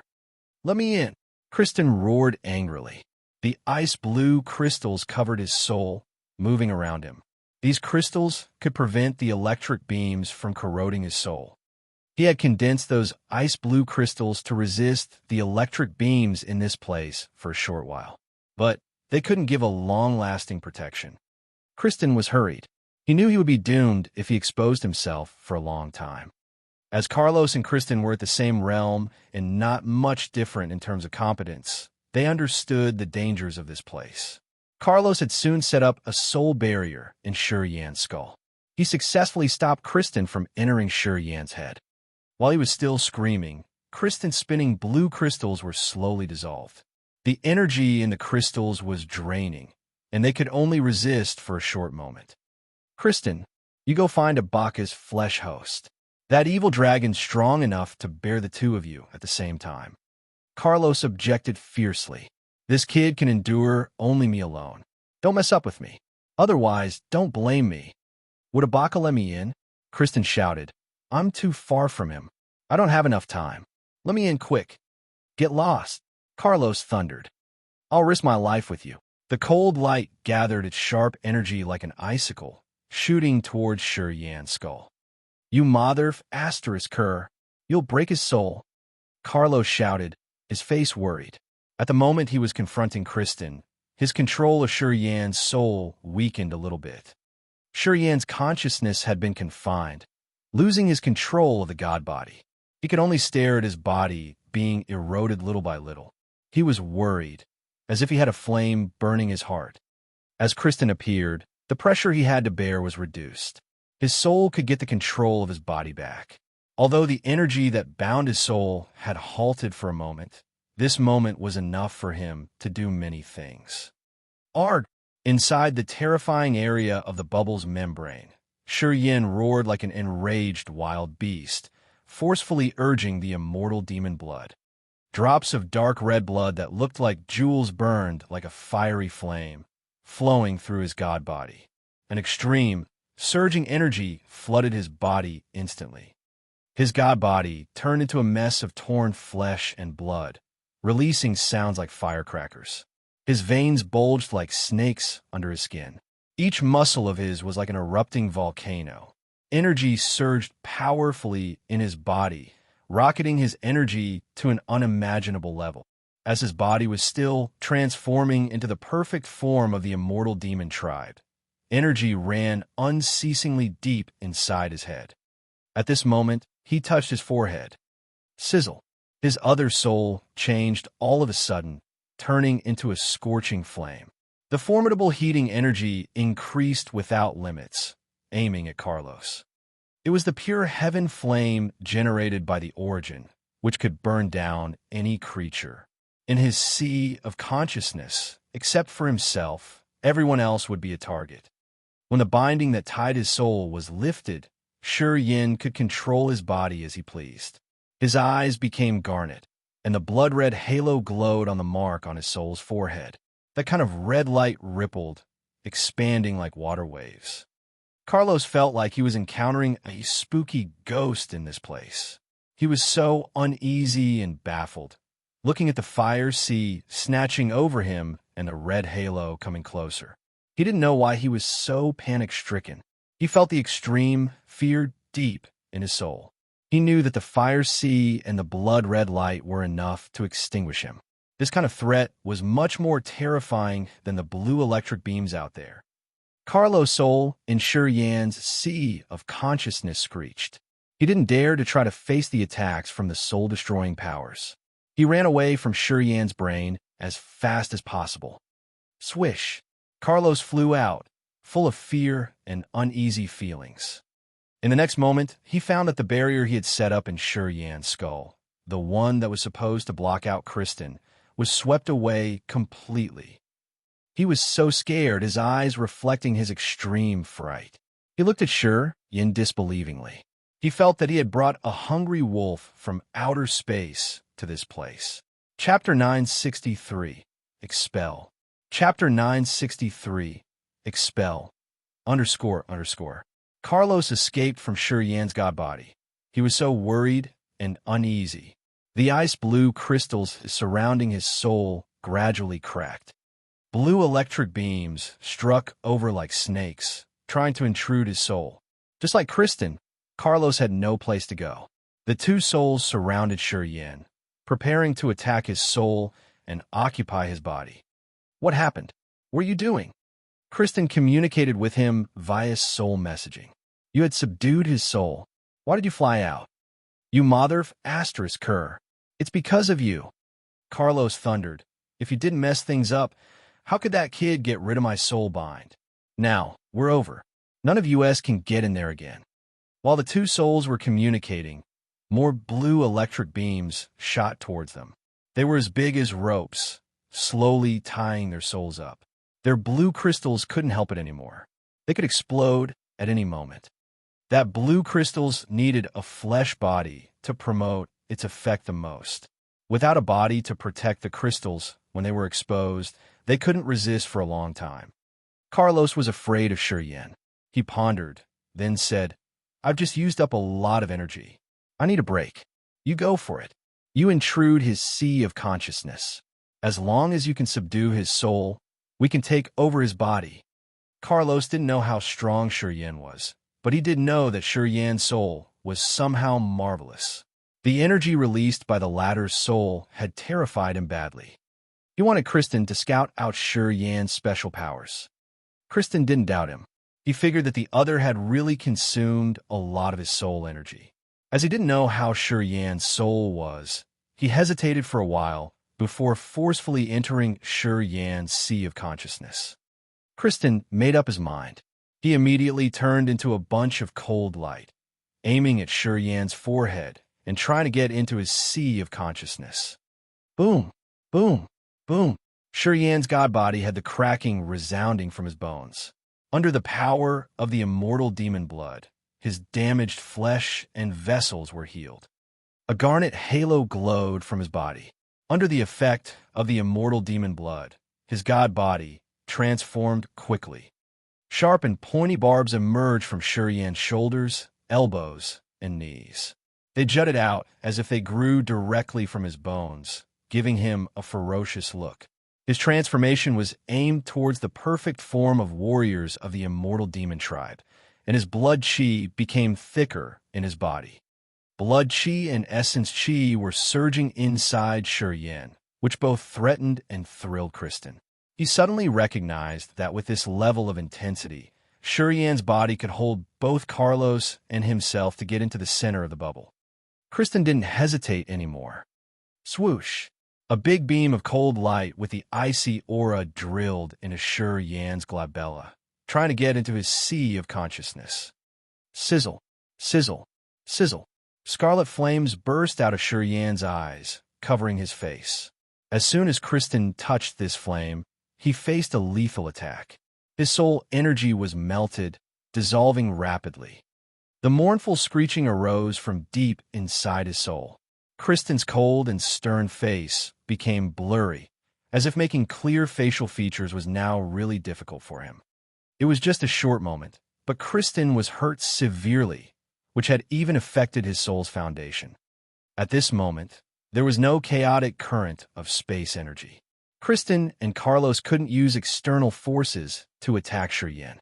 They could only use their soul energy. The two of them were powerful existences which were just half a step away from the incipient God realm. Their souls were indeed intimidating. Although they couldn't release their energy at the maximum rate since they didn't have a soul altar, ordinary warriors would never gain the upper hand in a soul fight with them. However, Yan's soul was mysterious and unpredictable due to the other soul that had fused with the origin. He could use the origin to summon the heaven flames easily. The heaven flames had an extremely fiery power, which was enough to destroy the souls. Kristen couldn't endure such a force, so he was hurt badly. Yan chuckled. He had completed his transformation, and his immortal demon form was deemed perfect. He suddenly recognized that in this magical area, as long as his soul wasn't ambushed, he could still maintain his consciousness. Those two souls couldn't capture him. Outside the bubbles were many disorderly streamers. Carlos and Kristen knew how to use the power of those streamers to attack him. Thus, he kept calm and didn't start the fight with the two souls there. However, in the outer layer of the bubble, there wasn't a single beam of streamer for them to use. In other words, Kristen and Carlos couldn't use the streamers to attack his god body.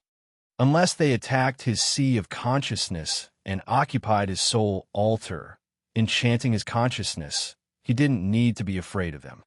Understanding this, Yan smiled happily. Glancing at Kristen, who was moving restlessly, and Carlos, who was so frightened, Yan grinned while mocking. You too. I think you've just wasted your efforts here. Damn it, you mother***er. You plotted against me? Kristen was burnt, and he got seriously hurt. The blue crystals around him exploded one by one. His soul felt so uneasy, his situation getting worse. Kristen knew Carlos had fooled him. He knew Carlos was forcefully expelled from Yan's sea of consciousness. As Carlos didn't know how strong Yan was, he used Kristen as a shield to conduct a test. We don't have much time left, Carlos thundered. Kristen was shaken. He knew they were birds on the same wire. If they couldn't take over Yan's soul altar, they would be doomed here. The two of them exchanged looks. They hesitated, preparing for the second murderous attack. Yan glared at them, not saying anything. His god body in the immortal demon form moved like a sharp weapon that could pierce through everything. He broke out of the blue area, rocketing in another direction. Evil Dragon McGee was there. The 2,000 meters long evil dragon was struggling hard in pain. Blood sprayed out of its body like a shower of rain. McGee's scale body had so many blue electric beams wound around it, squeezing into his flesh as if they wanted to grind his giant body, killing him slowly in a nasty way. Ibaka had moved inside McGee. Blue crystals covered the dragon's giant head. Those crystals could generate a blue liquid that could shield the dragon's head from the attack of the blue electric arc. The real function of the ice blue crystal was to protect the soul from external attack, with a premise that this soul had a body. Ibaka used those crystals to cover McGee's head to protect his own soul hiding inside the head from the electric beams. Although Carlos and Kristen also had the same kind of blue crystals, without a body, they couldn't protect themselves. Those crystals were melted, broken almost completely. At the moment Yan found McGee, he felt the thick blue electric beams start to seep towards his soul altar. Kristen and Carlos hurried to follow him from the other corner, their faces horrible. Yin halted. His face looked cold as he was searching for something in a void. A starlight arm that dragged a brilliant tail of over 1,000 meters grabbed some crystals, pulling them to him. Those crystals belonged to Kristen. As they were hovering around his soul, Yin had taken them. Boom, boom, boom. The blue crystals stuck on Yin's head like some medicinal patches. He looked like he was wearing a bizarre crystal helmet. The moment the crystals covered his head, he could feel beams of electric discharge, which were trying to attack his soul altar, retreat quietly. They didn't swarm over his soul altar anymore. At this moment, his soul was safe. It worked. Yin grinned, coldly looking at Kristen, who was enraged. You don't like it? Oh yeah, you could try to invade my soul one more time. I will make your soul perish. Kristen discolored in fright. Carlos was also scared. He was baffled, looking at Yin. He was hesitant whether he could continue attacking the other or not. Break! Yin shouted as a flame flew out of his left eye. A fiery light ball shot out of his eyes, moving like a meteor towards McGee's head. The flaming light ball suddenly changed, turning into many smaller flames that entered the evil dragon's head. Those flames had the aura of the heaven flames, the most scorching flames that could burn down all kinds of souls and entities. Ibaka screamed, flying away from McGee's head.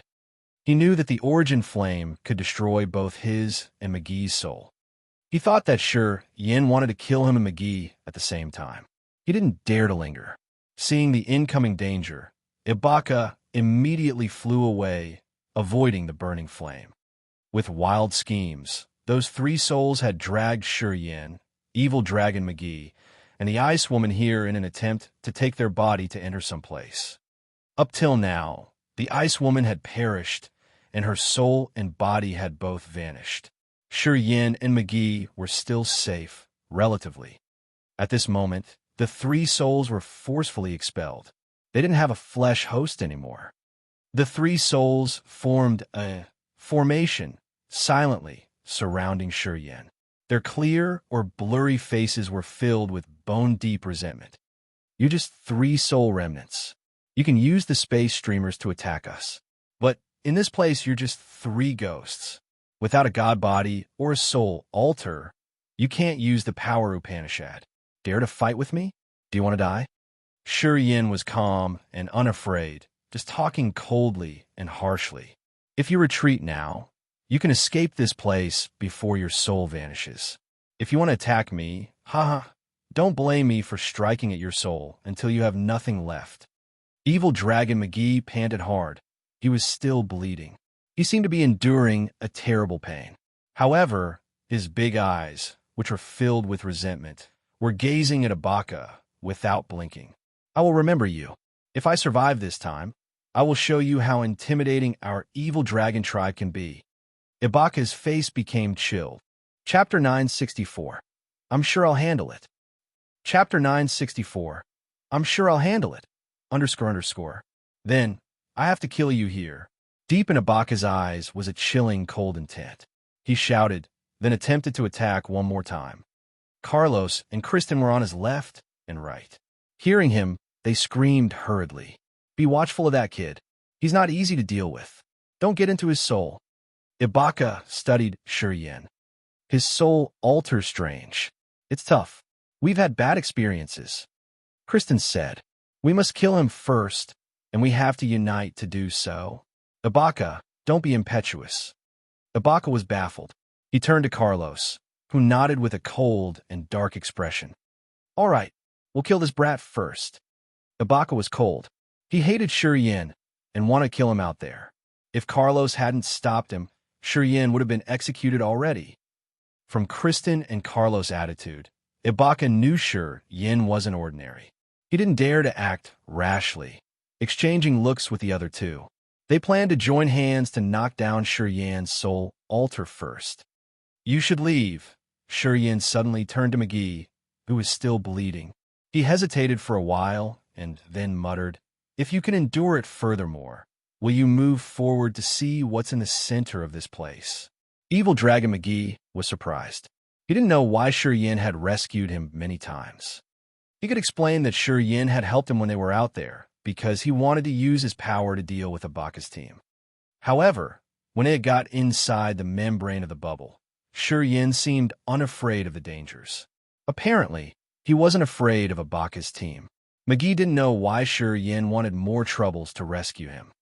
Just remember, you owe me this favor, Shi Yin chuckled. Move, I'll handle it. I'll stop them. I'm sure they won't trouble you more. Shi Yin had his calculation. From the woman of the Ice Clan, Shi Yin knew McGee was the youngest son of the Evil Dragon Tribe's patriarch. In Agate Star area, the Evil Dragon Tribe was famous for its intimidation. It was the strongest branch of the Monster Clan, whose position was crucial. He wanted to take advantages of its authority. As time flew hurriedly, it could be dozens of years passing by. Shi Yin didn't know if his friends and family in the old Orchid Star had been suffering from the disaster or not. However, he was sure that they couldn't live well in the far west region even if they had survived that catastrophe. No matter what happened, he would never forget the resentment. Anyway, the Agate Star area was different from the other star areas. With only himself alone, he couldn't raise any storm in the far west region. If he could have a powerful support, he wouldn't need to worry too much. He could find shelter for those who had survived.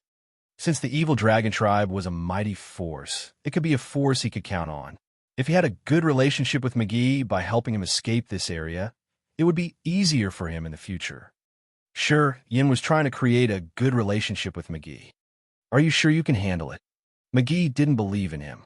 With only your power, are you sure you can deal with the three of them? Are you sure? Don't worry, just go. I'll help you resolve them. Don't worry. I'm sure I can handle it. Shi Yin smiled, comforting the dragon. You monsters don't know how to engage in soul fighting. You can't help me with anything even if you stay. You'd better leave early. Even if I die here, as long as you can escape, you will take revenge for me later. What do you think? McGee wasn't an idiot. Listening to Shi Yin's explanation, he quieted down. Suddenly, he nodded and said nothing more before leaving. Ibaka's team didn't attribute much value to McGee. In their eyes, even if the Monster Clan was strong, they were of no use in this unique space. As long as they could clean Shi Yin up, they would have plenty of time to kill McGee. Thus, none of them prevented him from leaving. They all focused on Shi Yin. However, the direction Evil Dragon McGee had taken made them chilled. McGee didn't run away. He followed Shi Yin's words, and he was confident of his tenacious body. The dragon rocketed towards the center of the bubble. He wanted to see what the three souls had been yearning for in that area. Sizzle, sizzle, sizzle. Clusters of flames flew out of Shi Yin's eyes. Those flames were scarlet, orange-red, and gold. They looked like clusters of clouds, bobbing by Shi Yin. They made the place look like the morning haze that was vividly alive. Those flames were the power of the heaven flames originated from the other soul. It was using the power of the flames to create a sea of fire. Shi Yin stayed in the center of the fire sea. He was busy but still deliberate, looking at the three souls while grinning. Come try me. Not many kinds of energies could damage the soul. Shi Yin didn't know if his space power and star power could do it or not, but he was sure that the scorching flame could exhaust the soul. It could even burn the soul, making it turn into nothingness. Indeed, when he used his other soul as the source of energy to diffuse clusters of flame continually, the three souls became hesitant. The three faces of the three souls became heavy. They slowly moved forward, carefully touching the flame. None of them dared to rush. Shi Yin released a flow of soul consciousness. Boom, boom. The blue electric discharge immediately rushed towards Shi Yin's soul consciousness. Shortly, it was smashed down, sending numbness to Shi Yin's brain. With cold eyes, Shi Yin quieted down. He didn't release soul consciousness from his main soul anymore. Eventually, he knew whichever soul consciousness it would be destroyed in this area. However, the flaming sea created by the heaven flames of the other soul wasn't affected. Clusters of flames connected each other, creating a vast sea of fire with Shi Yin in the center. The haughty Ibaka was the first one touching the heaven flame as he came to a red-orange flame. His clear facial features blurred, as if it were twisted by the wind, making him look terrible. Ibaka was frightened. He immediately moved away from the flaming sea, his face grim, while looking at Carlos and Kristen. "This brat's tough indeed." Ibaka gritted his teeth while glaring at Carlos maliciously. "We should have killed him when we were out there. Now we don't have the space streamers to use. Tell me, what should we do?" The three souls hovered by the edge of the fire's sea, trying to find a slit to jump in. However, after moving around for several times, they hadn't found any entrance. The heaven flames generated by the origin were fatal to their souls. Thus, they didn't dare to act rashly. The blue crystals around the three souls had bigger cracks under the power of the blue electric arcs. Ibaka's team became more restless. They knew they couldn't linger anymore. They knew what kind of tremendous pressure they would have to bear after their crystals were gone. "Get lost," Shurien smiled mockingly, his voice unfriendly. "If you don't dare to risk your lives and kill me, what can you ghostly souls do? Haha, your defense will be gone soon. I can see that your doomsday is near." The immortal demon blood was being combusted in his body. He was using up his blood rapidly. Sure, Yin was still maintaining the immortal demon form. It was perfect, but it was consuming a lot of energy as the electric beams were attacking each corner of his body. In this area, the god body would be eroded with every passing minute. The hazy electric beams were like sharp swords madly destroying his god body. If his body weren't strong enough, his condition would be much terrible. He would have been dissolved, turning into nothingness. The massive energy stored in the immortal demon blood was accumulated with Shur Yan's great efforts. Each drop of immortal demon blood was pretty precious. In this place, Shur Yan was consuming immortal demon blood every second. If it weren't necessary, Shur Yan didn't want to waste his energy to maintain the immortal demon form. It was a torture to his body anyways. Seems like he can't endure any longer. Carlos' eyes brightened, grinning. Even if his god body could be more tenacious, he couldn't use it forever. Just like us, he's consuming energy rapidly. Once he can't endure it anymore, his consciousness would be affected. "We'll have our chance, right?" Ibaka and Kristen were shaken, nodding quietly. "Oh, you don't treasure your lives." Shurien felt funny. Initially, he didn't want to waste much energy.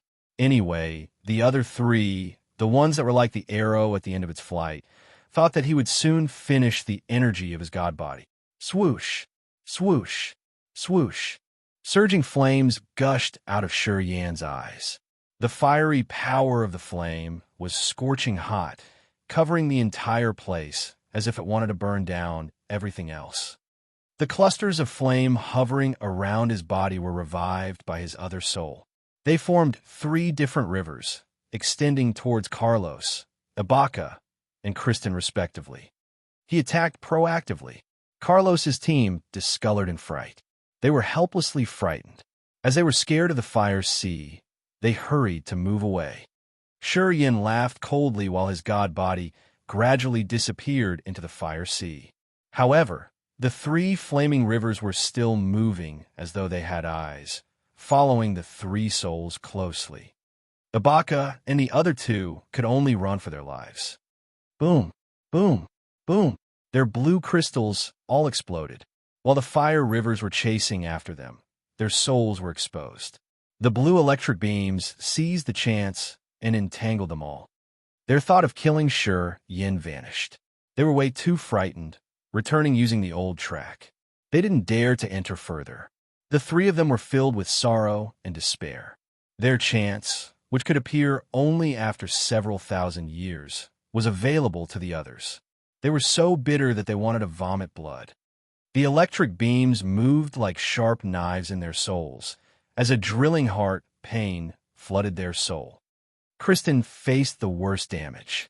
Shortly after, he halted as his soul was weakened. Under the blue electric beams, his life seal scattered and he perished quickly. Ibaka and Carlos were still flying hastily. They wanted to get rid of this dangerous place while their soul energy was draining rapidly.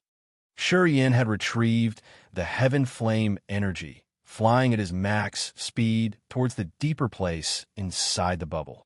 He wanted to see what was in there, what was worth the other three to spend so much efforts for thousands of years. Chapter 965, Soul Refining Pool. Chapter 965, Soul Refining Pool, _ Inside that massive blue bubble was a brilliant world. It had clusters of silky, thread-like space streamers that gathered in an immense blue pool at the center. The pool situated in the center of this strange world floated in the void. It continually radiated waves of immense blue light. This kind of blue light seemed to have magic that could soothe the soul and make people calm and relaxed. Yin and Evil Dragon McGee weren't in good condition. McGee had many wounds on his body. Half of the scales on his dragon body had fallen off. He was moving in the void as if he was at his last moments of life. Sometimes he gathered great effort to wave his tail. Yin was a little better. He had resumed his normal condition after consuming half of the immortal demon blood in his body. However, he wasn't damaged as the demon blood had healed him. His body was still vigorously firm. Compared to Evil Dragon McGee, his damage taken was trivial. McGee looked at him as if he was looking at a monster. His huge eyes gazed at Yin without blinking. Dude, you look all right.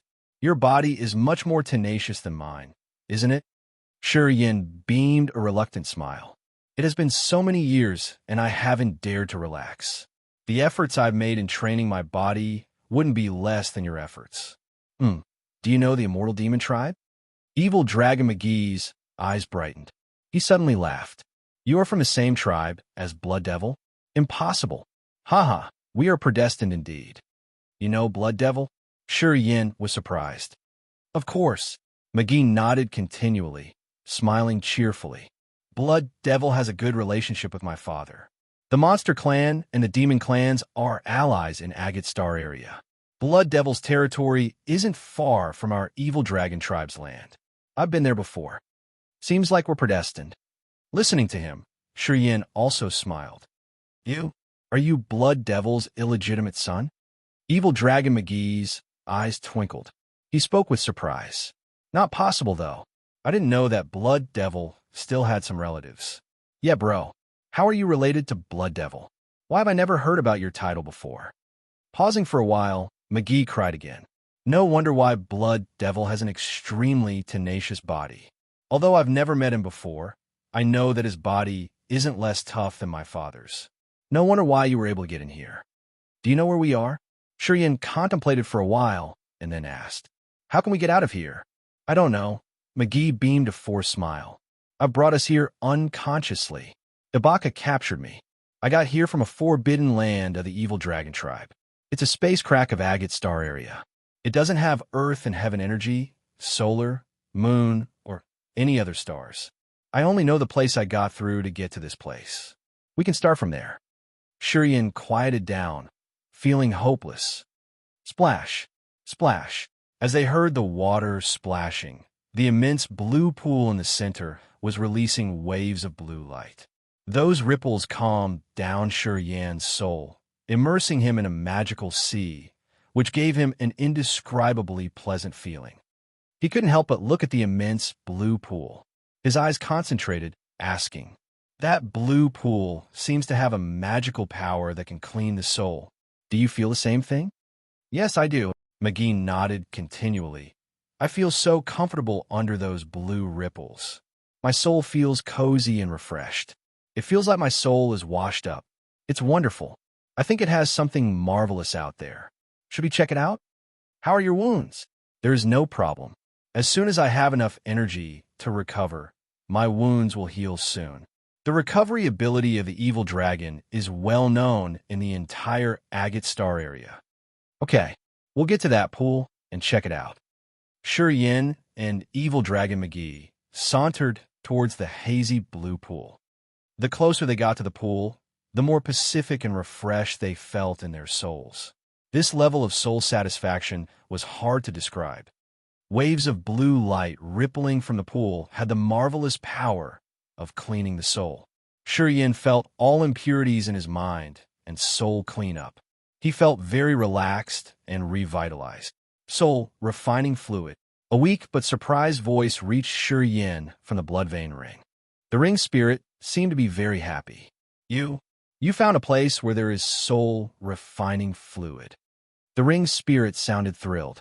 However, its soul messaging was paused, as if talking to Shi Yin had consumed a lot of its energy. Soul refining fluid? What's that?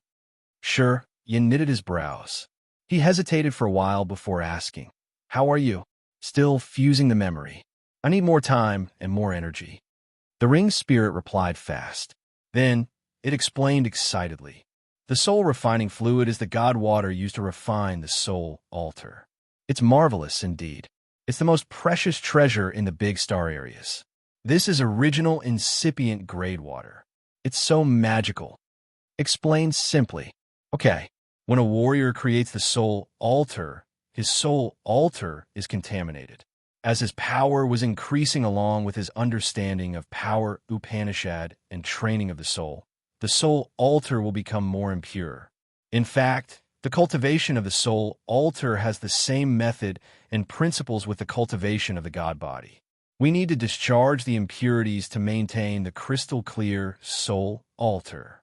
The clearer the soul altar is, the better and deeper the warrior can understand his power Upanishad. It's a big help to the soul indeed. Soul refining fluid is a divine water that can clean your soul altar. It will help you discharge the impurities and refine the soul altar. It can make your soul altar crystal clear. The transparent soul altar that doesn't have contaminants is the basis to break through to incipient God realm. Only when you get your soul crystal clear will you see the mysteries that help you enter incipient God realm. When a warrior reaches peak of ethereal God realm, he needs to clean his soul to have a successive breakthrough. To you, the soul refining fluid is more useful. I intended to tell you to use your best to collect soul refining fluid. You need to clean your soul altar once. As you've cultivated devouring power Upanishad from my master, you can quench your soul altar many times. However, the devouring power Upanishad will always generate dregs and contaminants. Those things will contaminate your soul altar. Although you can't see or feel them, they still affect your understanding of powers Upanishad. It will make your breakthrough sluggish. More importantly, as your realm advances, you will swallow more souls. Although your soul altar will be tougher, it will have more contaminants, which will blind your inner world. When that happens, it will be very difficult for you to comprehend the powers Upanishad. When it comes to the acme, your soul altar will break. You will fall into bedevilment. Soul refining fluid is the greatest treasure that you need the most. You can use this divine fluid to discharge the dregs or contaminants generated by the devouring power Upanishad. This way, you can keep your soul altar clean. After a period of time, when you've swallowed a specific number of soul altars, you must clean your soul altar once. The ring spirit quickly explained to Shi Yin. Although it was feeble, it had made itself clear enough. Release the soul altar and immerse in soul refining fluid. Don't think about anything. You don't need to release the powers Upanishad. Clean your soul altar. It's the most important thing you must do now. If you can maintain a crystal clear soul, my memory combining speed will be faster. Go do it. Seems like I can be restored soon. The ring spirit sent its messages directly into Shi Yin's soul. It seemed hurried, urging Shi Yin to clean his soul altar and get rid of the dregs and contaminants. Shi Yin was surprised. He thought it was unbelievable. The soul altar was the basis of a warrior. It was the source of life and consciousness. He had never thought that he could cultivate it like how he quenched his body. As his energy and realm were increasing, his soul altar was likely contaminated. No warrior could maintain a crystal clear soul altar. Every time he advanced his power, and every time his power Upanishad had a breakthrough, dregs and contaminants were generated. When the devouring power Upanishad swallowed the soul altar and converted it into magical energy, it also conveyed the contaminants in the other's soul altar. Gradually, Yan's soul altar would have layers of pollutants, which would erode his soul and dirty his soul altar. His breakthrough speed would be stagnant. Soul refining fluid could magically solve this problem. It was also the key for peak of ethereal god realm warriors to break through to incipient god realm. Only when they had a crystal clear soul altar would they find the secret for their crucial breakthrough. After listening to the ring spirit's explanation, Yin now understood why Carlos and the other two had to come here at any cost. They wanted to use soul refining fluid to clean their soul and advance to incipient god realm. Evil Dragon McGee's big eyes widened. The closer they came to the blue pool, the better he could feel the magical energy that could pacify his soul. However, McGee didn't dare to act rashly. He didn't know if that pool had something dangerous. He didn't know the conversation between Yin and his ring spirit as he was focused on that pool. He was hesitant whether or not to release his soul and go in there to explore. While the dragon was still hesitant, Yin and the ring spirit had finished their conversation. Yin smiled and spoke to him. I think this pool can benefit our soul. All right, I'm going there to check. If nothing bad happens to me, you can go too. Then, he didn't wait for McGee to answer. Yan's soul altar flew out, heading to the hazy blue pool of soul refining flood. Splash! Yan's soul altar fell directly into the pool. An indescribable, marvelous feeling flooded his soul. Yin felt so comfortable that he wanted to moan. Yan's soul smiled until his eyes narrowed above the soul altar. He nodded to Evil Dragon McGee, indicating this place felt very good. McGee was cheered up. His huge eyes had an unclear excitement. He didn't wait for Yin to signal, and he hastily released his soul. The dragon's soul looked like a chunk of turbulent air, or more like a gray, light ball that fell into the misty blue pool created by soul refining fluid. The exceptionally marvelously comfortable feeling flooded into his soul, making McGee relax. He felt so good that he wanted time to stop right at this moment. Chapter 966, Blackwater Star. Chapter 966, Blackwater Star, _. In the center of the blue pool, Yan's soul altar and McGee's soul were floating. Wisps of deep blue fluid seeped into their souls. They could see beams of gray contaminants like gossamer being pushed out of their souls. Evil Dragon McGee had stopped being thrilled a long time ago. He stayed calm and pacified, taking in the nutrients of soul refining fluid. After the two of them sent their souls into the blue pool, the pool slowly shrank. Washing the soul and cleaning dregs and impurities in the soul was magical effects of soul refining fluid. While their souls were being quenched, they felt refreshed and comfortable as if they were soaking in divine water. Each of their nerves was strangely relaxed. They didn't need to do anything. They just simply enjoyed. They didn't need to think much. Soul refining fluid did all the magical things for them. The ash-gray beams of impurities oozed out from their souls, evaporating in the void. Yan's soul altar became transparent. It was crystal clear and sparkling like top-quality glass. It had no beam of dirt, and it looked as exquisite as a heavenly masterpiece. Yan's soul altar had many dregs and contaminants. He was taking in soul refining fluid much faster than McGee. The Monster Clan didn't value soul cultivation, and McGee didn't have a complete experience in this aspect. Thus, he didn't absorb soul refining fluid as much as Yin did. A significant proportion of the blue pool of soul refining fluid had fiercely flooded Yan's soul altar, washing and quenching it. The divine fluid helped him discharge all impurities in his soul altar. It made his soul altar empty and fulgent. It looked like he had just formed the soul altar. It was much lighter and brighter. The empty and transparent soul altar could make the warrior more sensitive in comprehending power Upanishad. It could also advance the power Upanishad. Warriors with a soul altar would have their soul get dirty gradually as their power and realm increased. The dregs and contaminants would coat their soul and mind. Gradually, This kind of impurity could drive the warriors out of the right cultivating track. At that moment, their understanding of the power Upanishad would be slowed down, especially in Shuryan's case. He had swallowed so many soul altars. Although the energy he had harvested was much more than he expected and could help his soul altar be tougher and become almost unbreakable, it brought more contaminants to his soul altar. Soul refining fluid was much more useful to him than anybody else. It was like a gift that was particularly bestowed to warriors like him. The blue pool slowly shrank. After an unknown time, the pool full of soul refining fluid was all absorbed. Sure, Yin had taken in 3/4, and McGee took the other quarter. However, McGee's soul was cleaned. Now he had a deeper understanding of the evil dragon tribe's power. The pool disappeared, leaving 2 floating souls, which were slowly digesting the magical energy they had just taken. They could feel their empty and peaceful soul without much thought. After a while, Shuryan's soul altar moved and disappeared into his god body. He opened his eyes, stretching his body. He smiled as he was satisfied.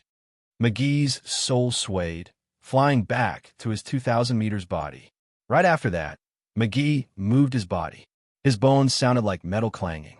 McGee shook his head and his tail. The huge eyes of the monster sparkled with surprise. He couldn't help but shout, "Awesome!" His eyes looked like they had turned into beautiful green jewels, which didn't have a dot of impurity. They were transparent, and Shuryan could even see the bottom. It was the visible sign of a clean soul altar. McGee quieted down and sensed. He felt happy looking at Shuryan. He talked seriously. "Bro, I don't know how to thank you enough. Without you, I could have died. You've rescued me twice. You brought me here to refine my soul." Shuryan smiled, talking deliberately. "I may need your help later. If I come to you and ask for your help one day, I hope you won't deny me." McGee nodded continually and cheerfully. "Bro, you can find me for help at any time. It's my honor. As long as McGee can do it, I will never deny it from you." After pausing for a while, McGee added, "You know, our monster clan values friendly sentiments. We won't just have things done carelessly. If you need me, please don't hesitate." "Sure," Shuryan nodded strongly. Both Shuryan and McGee had taken advantage of soul refining fluid in ways that they couldn't describe. Their clear souls made them more sensitive to power Upanishad. Their souls seemed to have upgraded to another level. While Shuryan was checking his condition, he found that his sea of consciousness didn't change much. However, it was calm and peaceful. Each flow of his soul consciousness had connected to his soul. They became his extended limbs. He had never experienced this kind of connection before. In the tier of power Upanishad, the star, death and life, and space powers seemed to have some subtle changes. Although they opened to different directions, they seemed to become a body and a part of his soul. Shuryan could sense the feeble modifications of his powers Upanishad. "Ah!" McGee screamed in surprise. He turned around, his face skeptical. "Look!" Shuryan turned around, his face baffled. The outer layer of the blue bubble had become a murky, gray area. There was no crazy electric discharge anymore. Fine space slits appeared in the outer layer of the bubble. They could see the real world out there through the slits. "It is collapsing." Taking a deep breath, Shuryan closed his eyes to sense. He knew that this space crack was changing silently. The space slits appeared, leading to the real world. "There!" McGee's eyes brightened as he stormed over a space slit. Lights sparkled in his eyes as he said, "It looks familiar. It must be Blackwater Star. It's not far from our evil dragon tribe's territory." Shuryan followed McGee's line of sight. A narrow space slit slowly expanded. They could see a seething black sea through the slit. This seawater was rare indeed. Scattered here, and there were some small islands, which looked like tiny boats floating in the sea. This black sea was shoreless. It seemed to occupy half this life star. Shuryan didn't see any continent. He saw just a few islands, and all of them were somehow small and ugly. The ocean covers Blackwater Star entirely. Anyway, it's the hustle and bustle of the undersea. Seeing Yin watching, McGee explained immediately, "Bro, can you take me to Blackwater Star? I heard you cultivate space power Upanishad, right?" McGee was uncertain, looking at Yin with hope. He didn't know Yan's real attainment on space power Upanishad. If Yin looked hesitant, it meant that Yin didn't have a profound understanding of space power. McGee would feel very worried then. Moving through the space slit was a dangerous operation. If they were careless for just a moment, their souls would perish. If Yin wasn't sure, McGee wouldn't take this risk. "Blackwater Star," Yin mumbled. He frowned and then said, "It isn't far from Devil Blood Star, is it?" Devil Blood Star was the Blood Devil's headquarters. Before Wu Lan left, she told him that if he could escape, he must go to Devil Blood Star. As long as he could get there, no expert of the Far West region would dare to trouble him anymore. It's true. Blackwater Star and Devil Blood Star aren't far from each other. Also, it's pretty close to our Monster Dragon Star. McGee nodded continually.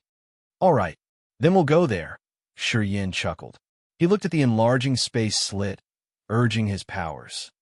Beams of space energy were like gossamers in his body that shot toward the space slits like sharp, pointy knives. A brilliant light passage created by his space energy appeared. It looked like a door leading directly to Blackwater Star, where there was an immense black ocean. Evil Dragon McGee was shaken, speaking happily. "Bro, can we get there?" Yin smiled. "I'm going first. You just need to follow me." Then he stormed towards the magnificently radiant passage. His god body was entangled with many beams of vivid light. However, the chaotic space currents didn't attack him anymore. McGee's eyes brightened. He didn't wait until Yin disappeared completely and hurried to follow after him. One human and one dragon moved through the light passage. They gradually disappeared from this magical, chaotic space basin, leaving no trace. Not long after they left, the magical deep blue world shattered. It became a ruin in the space basin. Streamers shot out like fires or a crazy meteor shower. Above the immensely vast black ocean of Blackwater Star appeared a space slit. Two figures were flung out of the slits, violently falling into the water. The space slit disappeared little by little, as if streamers were mending it. Eventually, the void was resumed. Yin and McGee floated in the icy, cold seawater, facing the sky. It was a starry sky with several suns and moons arranged above the star, beaming strange but splendid lights that illuminated this world. The black seawater was also shining. It looked like shattered light that lit up this whole world. "Ha ha ha, I've survived." Evil Dragon McGee looked at the familiar environment. His massive dragon body was continually wiggling in the sea and rising waves. He looked like a water monster which was trying to swagger, messing up everything. Suddenly, some figures started to emerge from the Black Sea. They were warriors of the Sea Clan, holding sharp weapons. They were angry as they wanted to send punitive forces against the ones who were wreaking havoc here. However, after they found that it was Evil Dragon McGee, they discolored and said nothing. They then sank down, getting back to the seabed. It seemed like they knew how intimidating the Evil Dragon tribe was, so they didn't dare to cause any grudge against McGee. McGee didn't mind them. He moved and stretched his body in the water to vent out his excitement. He had stirred the sea area around him so much that it was like there was a disaster. Blackwater Star also had dwellers. However, as they knew McGee was strong, none of them dared to bother him. After rolling around for a while, McGee calmed down. He felt bored all of a sudden. His massive body transformed into his human form, becoming a brawny man. He laughed cheerily. "Bro, have you ever been to Blackwater Star?" Yin shook his head. "Go. I'm taking you to a nice place. We're going to throw a welcome party for you." McGee laughed crazily, moving through the water impetuously. He seemed to be very familiar with Blackwater Star. He knew where to go. After he had turned into a humanoid form, he was still domineeringly wild, charging around violently. Yin felt funny, shaking his head begrudgingly and following him. Chapter 967. Evil Dragon's Natural Instincts. Chapter 967. Evil Dragon's Natural Instincts, _ Evil Dragon McGee seemed to be the distinguished guest of Blackwater Star. He knew this place well. He was charging around violently, didn't mind the others. He had bumped into warriors of different races along the way, but none of them dared to stop him. Evil Dragon Tribe had a strong force with a high reputation around this place.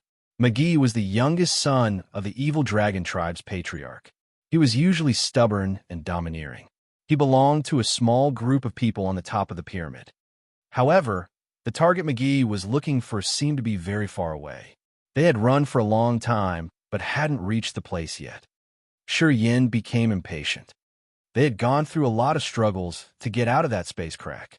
Sure Yin had an urge to use the child formation of the mother and child sky linking formation to connect to the giant tribe, Fei Lan and Leona.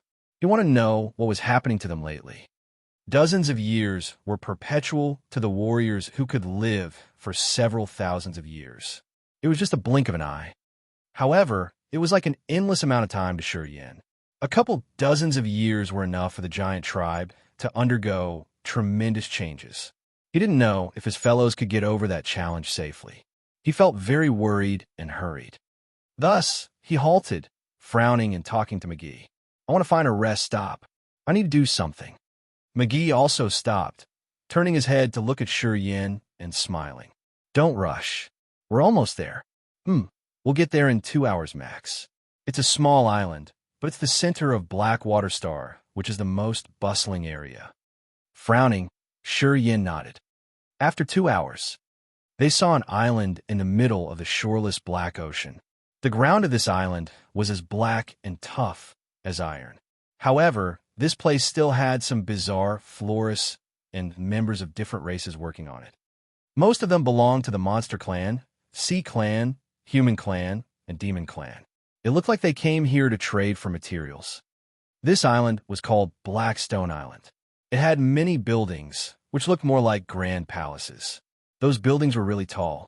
Their heights could be dozens or hundreds of meters.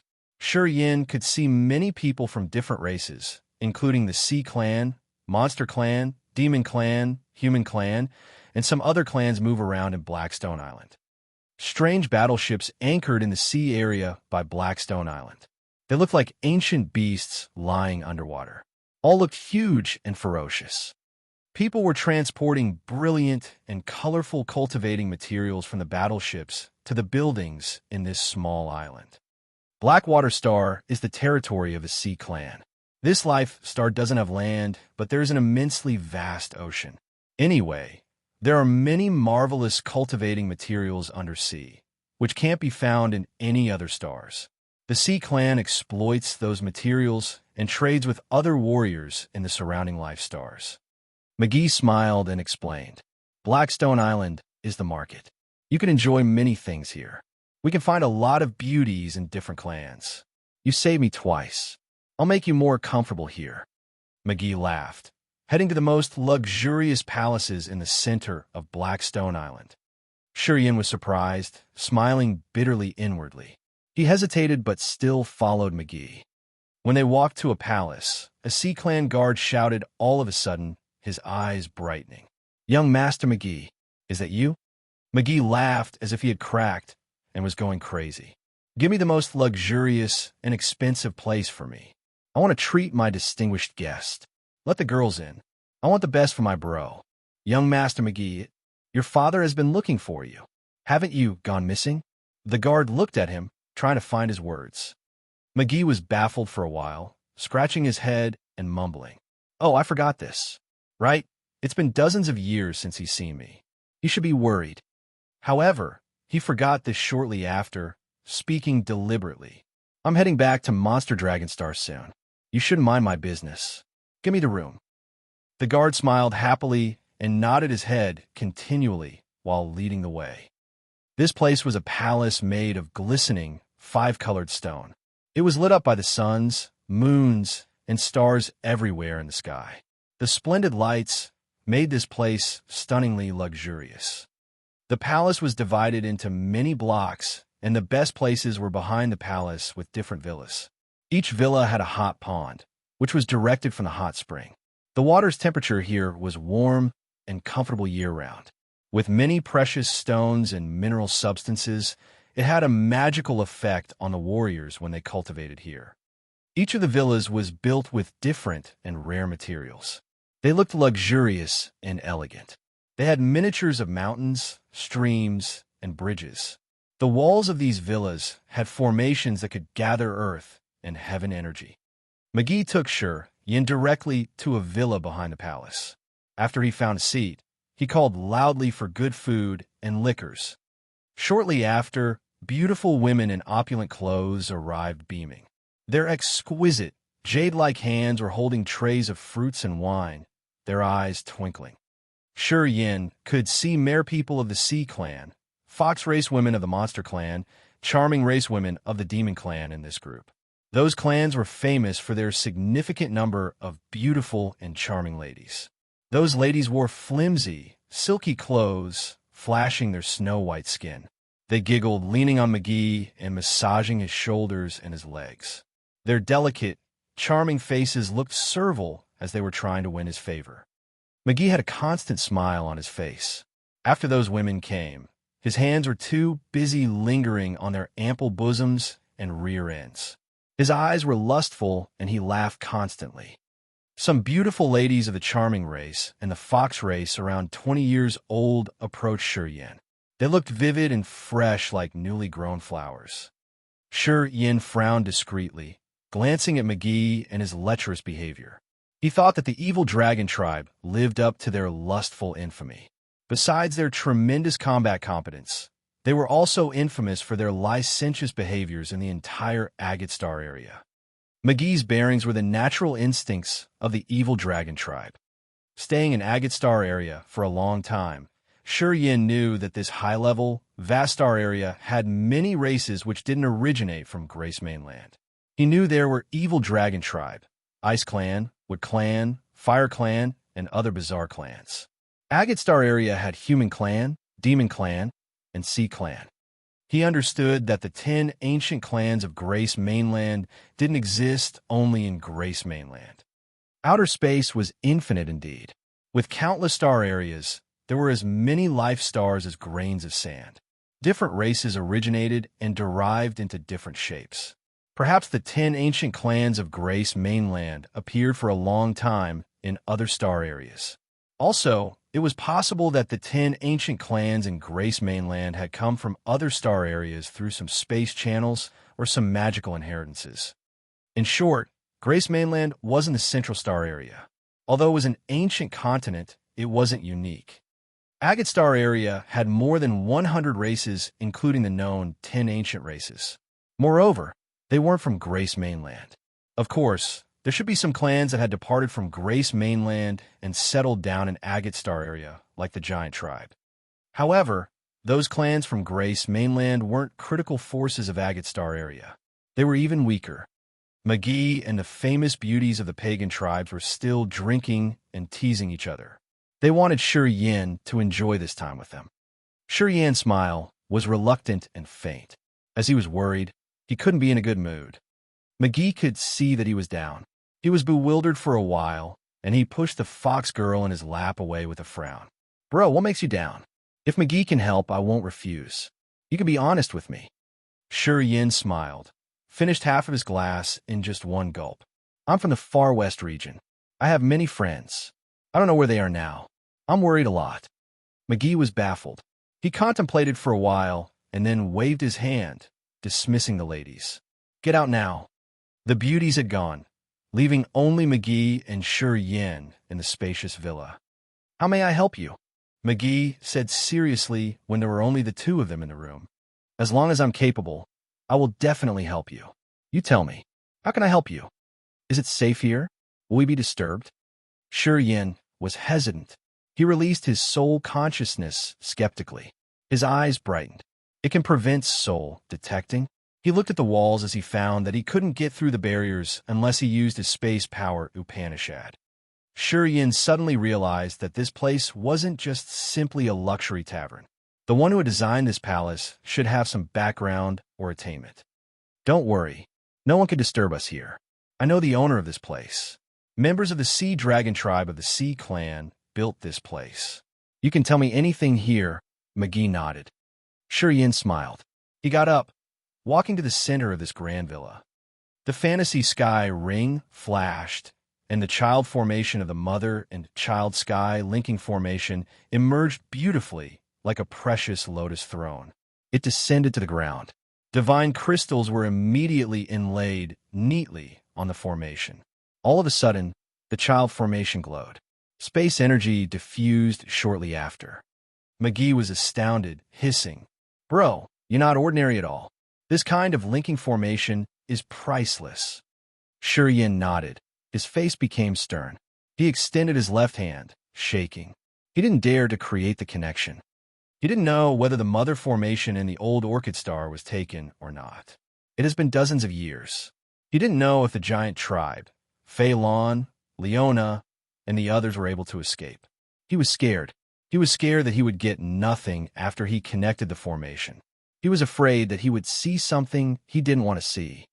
"Bro, why you were hesitant?" McGee was curious. Sure Yin sighed inwardly. His face became resolute. Beams of space light meandered, shooting out from his palm and congregating at the child formation. Fierce space energy fluctuated from the child formation. The imposing villa was shaken as if it couldn't endure it. Thump, thump, thump. All of a sudden, the metal doors of the villa pounded. A voice that could soften people's bones arose. "McGee, come out here. Your sister is here to see you." McGee retracted his neck. He slightly discolored. He shouted hastily, "Don't. I'm taking a shower." "It's all right. I like watching you shower the most." Boom! The massive doors broke. In the radiant light, a slim body stormed in. Chapter 968, Guimo. Chapter 968, Guimo _. McGee discolored. Looking at Sure Yin releasing space power to connect the formation, McGee had a gleam of irritation in his eyes. Frowning, Sure Yin stopped his operation, flew out of the child formation, and steadied himself inside the grand villa. He coldly looked at the one who had just arrived. It was a petite woman who didn't look like she was more than 18 years old. She had 2 dragon horns on her head. She wore a suit of black armor, which lingered on her healthy bronze skin. Her ruby eyes were sparkling beautifully. The little girl had a soft and cute voice. She spoke tender words. However, she was full of energy, which wasn't less than McGee. "Ah!" The girl let out a low cry. Looking at the child formation in the hall, her ruby eyes glowed. She laughed cheerfully, looking at McGee. "Why did you bring a space teleport formation here?" "Hee hee. McGee, you've disappeared for a couple dozens of years. What are you playing? Your father worried a lot about you. He has asked our brutal dragon tribe to keep an eye on your whereabouts." Brutal dragon tribe. Sure Yin was surprised. He couldn't help but observe the girl, feeling amazed discreetly. The monster clan in Agatstar area was a mighty clan. Although it had many branches, the 2 most powerful branches of Monster Clan were the Evil Dragon Tribe and the Brutal Dragon Tribe. They were the pillars of the Monster Clan. The Brutal Dragon Tribe was another tribe of the Monster Clan, which was famous for its mighty power. The Brutal Dragon Tribe had a good relationship with the Evil Dragon Tribe. They were sustainable allies who moved and retreated together. When the Monster Clan had any issue, these 2 tribes would join hands and solve the problem. The petite girl had utterly transformed, but the tremendous blood chi from her body was significant enough for Sure Yin to recognize her identity. Warriors of different races found it hard to reach the toughness level of their bodies. At the same time, only the Monster Clan considered body cultivating as their main path of martial art. And only the strong branches of Monster Clan could reach such a level. "Guimo, why are you in Blackwater Star?" McGee snorted, pouting his lips. "And don't be all sisterly to me. I don't have such a rude, unreasonable, and mindless sister like you. Spit it out. What problem have you caused this time?" "Problem?" Guimo laughed cheerily. "What problems would I have? I'm worried about you. I want to see how you're doing. So why don't you welcome me?" "I won't." McGee looked like he had a headache. "If you don't have any business here, don't disturb me. It was so hard for me to get back. I want to relax a bit here. Then, McGee waved his hand as if he couldn't stand her anymore. He signaled Guillermo to go away. Guillermo of the brutal dragon tribe still had a smile on her face as she assessed Shireen. She spoke to him tenderly. Little brother, how do you relate to McGee? I just wanted to warn you as soon as possible. McGee is a spoiled kid. You won't have anything good happen if you stay with him. You'd better draw a clear line with him soon. Shireen frowned, his face cold and stern. He didn't respond to the girl. Guillermo snorted. She wasn't pleased with Shireen's manners. She turned around and rolled her eyes at McGee. Suddenly, she looked reluctant, her voice more tender. McGee, I want to discuss something with you. Later, McGee was bewildered. Afterward, he spoke up. Wait until my I and here finish our business. Then, I will talk to you. But want to make myself clear first. Don't you dare use me as your shield or ask me to be your partner in crime ever again. Shireen was amazed. From McGee's attitude, Shireen could tell that his relationship with this brutal dragon girl wasn't shallow. It seemed like she used to use him before. He was pissed off. However, due to the good relationship between the evil dragon tribe and the brutal dragon tribe, he previously got along well with Guillermo. That was why he was a bit moody now. Don't. I like a man. He's arrogant, but my father favors him a lot. He doesn't even mind me. Guillermo let herself loose easily. She didn't even mind Shireen's presence. She talked tenderly. I don't know what he likes. He's very quiet. I don't know what he thinks. I think you guys are all men, so it would be easier for you guys to connect. Can you help me make him open up a little bit to see what he likes? McGee was astounded. He looked at Guillermo disbelievingly and stammered. You're joking, right?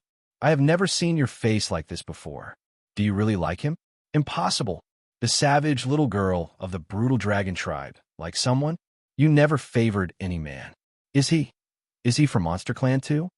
Yeah, he's one of us. Anyway, he isn't from Agate Star area. He came to our star area 10 years ago. Now, he's a fighter of our brutal dragon tribe. My father said that he has endless potential and that he would become the new star of our monster clan. Guillermo was a little shy. He's very cold and harsh. In the past 10 years, he has fought everywhere for our brutal dragon tribe. He has earned our respect. Lately, my father had a bizarre idea. He wants to give him a life star. Wow, impossible. McGee became interested. Your father has sharp eyes, and he has high expectations too. A foreigner can earn his appreciation that much. Is he really that excellent? Yeah, Guillermo nodded. She hesitated for a while before continuing. I think he's a hybrid. He has the blood of the Dark Clan, though. His power is strange and wicked. He is definitely a member of Monster Clan, but we've never seen his branch in Agate Star area before. He's called Ghost Hunter. Shireen was struck. He heard only buzzing sound in his head, and he didn't know what Guillermo and McGee were talking about. Ghost Hunter. It was Ghost Hunter. When he left Grace Mainland that year, Ghost Hunter, Holy Spirit God, devouring gold silkworm, king of demonic insects, had gone to gather the Monster Clan's inheritance. After that, Shireen lost his connection with him. After he had returned, he had found him bitterly in Grace Mainland. He could only see the inheritance altar on that mountain range and his beasts. It has been so many years. How could Shireen stay calm hearing news of Ghost Hunter in Agate Star area? Actually, Ghost Hunter was the first mount he had tamed. His great-grandfather had brought him from the demon area. Ghost Hunter had a unique origin. He was the hybrid of Heaven Ghost of Underworld and Hunter Dragon of the demon area, which was the strongest and most bizarre dark monster and demon beast of the Underworld and demon area in Grace Mainland respectively. From the day he followed Shireen, Shireen always felt that he was an extremely fearful creature. Shireen could never imagine that he could find Ghost Hunter's whereabouts in Agate Star area. They had been apart for so long. Ghost Hunter, why did he work for brutal dragon clan of Agate Star area? What happened to them in Heavenly Demon Mountain Range? Where had he been before he came to Agate Star area? What happened to him? Shireen was perplexed, staying put. He was immersed in shock. He didn't say anything for a long time. McGee was still talking to Guillermo. Guillermo was explaining and telling him how Ghost Hunter of the brutal dragon tribe had won in many battles. He is pretty fierce. Ever since he arrived, he has always been engaging in combat. He's bloodthirsty and brutal. He's more brutal and savage than our brutal dragon tribe. My father favors him a lot. He has joined many fights for our tribe. His achievements pile up day by day, which is a threat to our clansmen. At this moment, he's about to break through to level 12. I think it won't take too long. About to reach level 12? Which means he's at the peak of level 11. Nah, not much different from the other warriors at peak of original God Realm. Guillermo, you're at level 12. Why do you need to please him? McGee was surprised. I couldn't defeat him. Guillermo smiled embarrassedly. I didn't feel right when my father favored him more than me. I fought him once when no one noticed. He beat me up. He almost killed me. At that moment, I found his charisma. Only this sort of man would be able to match me. Holy moly! McGee was astounded. He's one level lower than you, and he almost killed you? Guillermo, have you not made any progress these years? You think you're strong? Guillermo sneered. Even if it were you, you would be defeated. If he wasn't so outstanding, how can I yearn for him that much? Our monster clan isn't similar to other races. Not many tribes can do this kind of different level combat, especially since he defeated me. Among tribes of Monster Clan, our two tribes are the strongest. If he can defeat me, a brutal dragon member, he can beat you up too. He can even kill you. Guillermo spoke resolutely as if at the absolute truth. Apparently, McGee didn't buy it.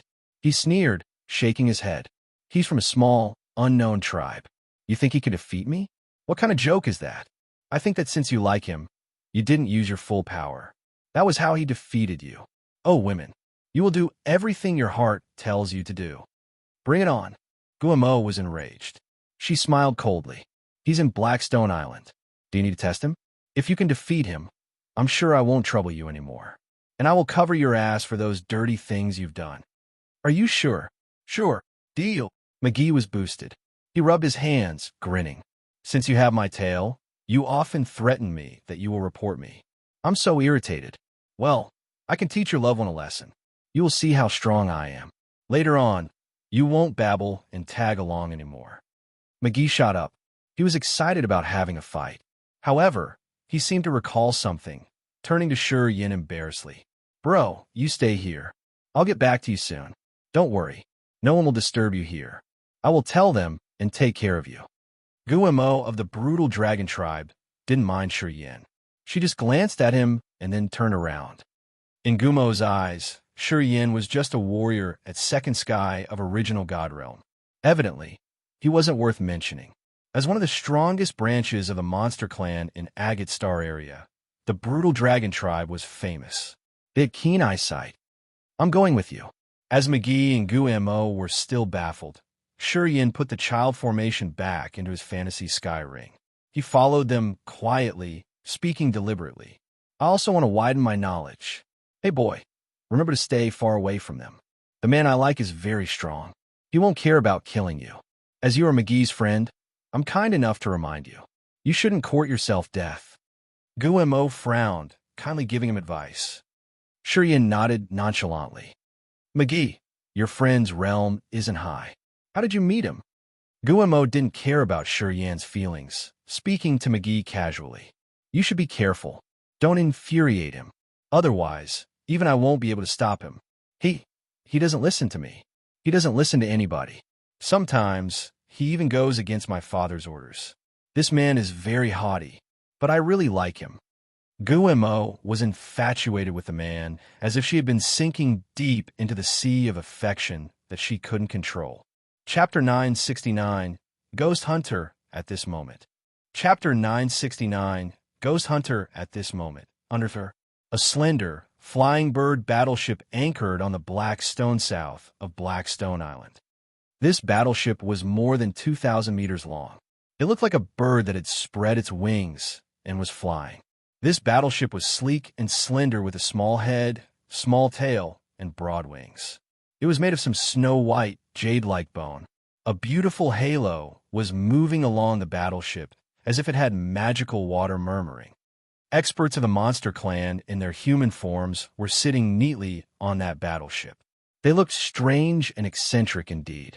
Some had long heads and long horns, while others had long tails and thick fangs. Although they had humanoid forms, they still kept the best prominent feature of their races. All looked brutal and mighty. A young man, wearing black-gray garments, sat on the top of the battleship. He was indifferent and cold like a rock. His black-gray long robe was filled with bizarre embroideries, which looked more like wiggling worms. His long hair flew with the wind, giving him a peculiarly wicked look with a bunch of snakes on his head. The outlines on his face looked like they were carved right out of marble with distinctive edges and corners. His pupils were terrifyingly red. Several hundred monster warriors lined up behind him. They were looking at their leader with great respect and admiration, which came from the bottom of their hearts. In Monster Clan, the brutal dragon had many outstanding and robust young men. However, those vigorous and wild men were all followed this young one. The young man sat quietly. His eyes looked straight ahead without a real focus. He seemed to be absorbed in his thoughts. The others didn't know what was in his head. "That's him." Gu-Mo halted, pointing at the man in the distance from the forest. Her beautiful eyes bright as she muttered, "What do you think? Manly and cool enough, right?" McGee frowned and snorted, "Haughty. You should gather your guts and fight him." Gu-Mo smiled tenderly and relaxingly. "We don't need a reason to fight between the members of Monster Clan. It's like discussing martial arts. You can go now. I do want to see what he's got." McGee laughed evilly. His body shot out of the forest like a sharp sword. An explosive blow came from his arms. Giant trees exploded. Pieces of wood and rock shattered everywhere as they couldn't stand the shockwave of his movement. A deep ditch appeared underneath McGee while he was flying. It looked like a massive weapon had plowed this terrifying ditch. Shurian halted quietly. He was very surprised when he looked at his face, which was somehow both similar and strange to him. He had a complex mood, and he didn't know what to say. After dozens of years apart, his old partner was now a mighty fighter of the Monster Clan. He had accumulated tremendous powers in his body, which helped him grind the entire Blackstone Island into powder easily. From his competence, Shurian could tell that he could be compared to peak of original God Realm warriors. He also had the ability to challenge level 12 monster experts. This meant Ghost Hunter wouldn't be in a disadvantaged situation if he fought Shurian. It was just a couple dozens of years. Ghost Hunter's progress wasn't less than his. He didn't know what difficulties Ghost Hunter had experienced or the number of bloody battles he had undergone to reach his current intimidating level. Shurian's pupils shrank as he observed the monster experts lining behind Ghost Monster. He didn't skip any one of them. However, he was dispirited as he found that none of them were familiar except for Ghost Hunter. King of demonic insects, devouring gold silkworm, and Holy Spirit God weren't with Ghost Hunter. Shurian's mood sank. He felt a little worried. Ghost Hunter sat silently on the bird-like battleship. A gleam of brutal deeds flashed in his eyes as he saw McGee coming fiercely. He stood up. Fierce and imposing energy shot out from an arm that looked like it was molded out of iron and steel. It felt like many volcanoes erupting at the same time. This kind of blood chi and energy was unimaginable. Boom! His strike seemed to be able to crush the sky. Explosions reverberated around Blackstone Island. The small island was shaken grumblingly. His punch seemed to seal the whole world. His fist enlarged continually like a steel mountain, which burst off the air by its formidable pressure. With the earth-shattering momentum, his strike dimmed the light from the suns and moons. In Shurian's and Gumo's eyes, the world seemed to not exist anymore. They could see only that punch, which had torn space and was filling each corner of this island and each sea of consciousness while sending pains to other warriors. Shurian's soul altar shook. He felt frightened. He could never have imagined such power from Ghost Hunter. His body sealed this space with a changing power. Within his punch, he had tens of thousands of energy threads combining. Eventually, he would urge his power to the acme. This was the brutal force that only warriors with exquisite attainment in their body's energy could release. Shurian thought that he couldn't urge his body's energy to this mighty level. Explode. Tens of thousands of light beams shot out, running like dragons or snakes in the air. They forcefully stopped McGee on his way. This punch was covered with entangling light beams. It looked like a light ball, exploding directly in front of McGee's chest. In this earth-shattering commotion, McGee's body sank and then fell to the ground. Crack, crack, crack. A massive cave running several thousand meters deep into the ground opened the moment McGee landed. It led deep under this small island. The entire Blackstone Island was shaking as if a great earthquake was shaking it violently. Many iron or stone buildings shook as if they were about to collapse. Many warriors of different clans screamed in fear. They immediately got out of where they were and headed to this area to see what was going on. Standing on a battleship, Ghost Hunter wore a cold and harsh countenance. He had a savage aura. His distinctive facial edges were icy cold, which made him like an ice-sharp sword drawn out of its scabbard. He hadn't moved yet. Only his hand buzzed as the bones, flesh, and vessels inside made noise. It was the sign of energy urged to the utmost. McGee fell into the massive cave. Water splashed in that cave from time to time. It seemed like the Blackstone Island had been drilled. McGee hadn't reacted. He looked like he was dizzy after that strike. He didn't fly out from that cave under the Black Sea. Staying in the dim-lit cave, McGee lifted his face to look at Ghost Hunter, his face baffled. Gu-Imo balled her soft and small hands. Her beautiful eyes were cheerful and vivid with different brilliant colors. She had Ghost Hunter giggling and screaming excitedly. How about that? More domineering than McGee? Shurian nodded unconsciously. You should stay far away from them. McGee will be enraged shortly. He won't control himself when he battles. If they move their battle site to your place, I'm sure you won't be able to resist the shockwave with your realm. As Guillemot saw him agree with her idea, she kindly reminded him, although you have the soul altar, without power from your soul altar, your feeble body won't be able to stand the shockwave of such potent forces.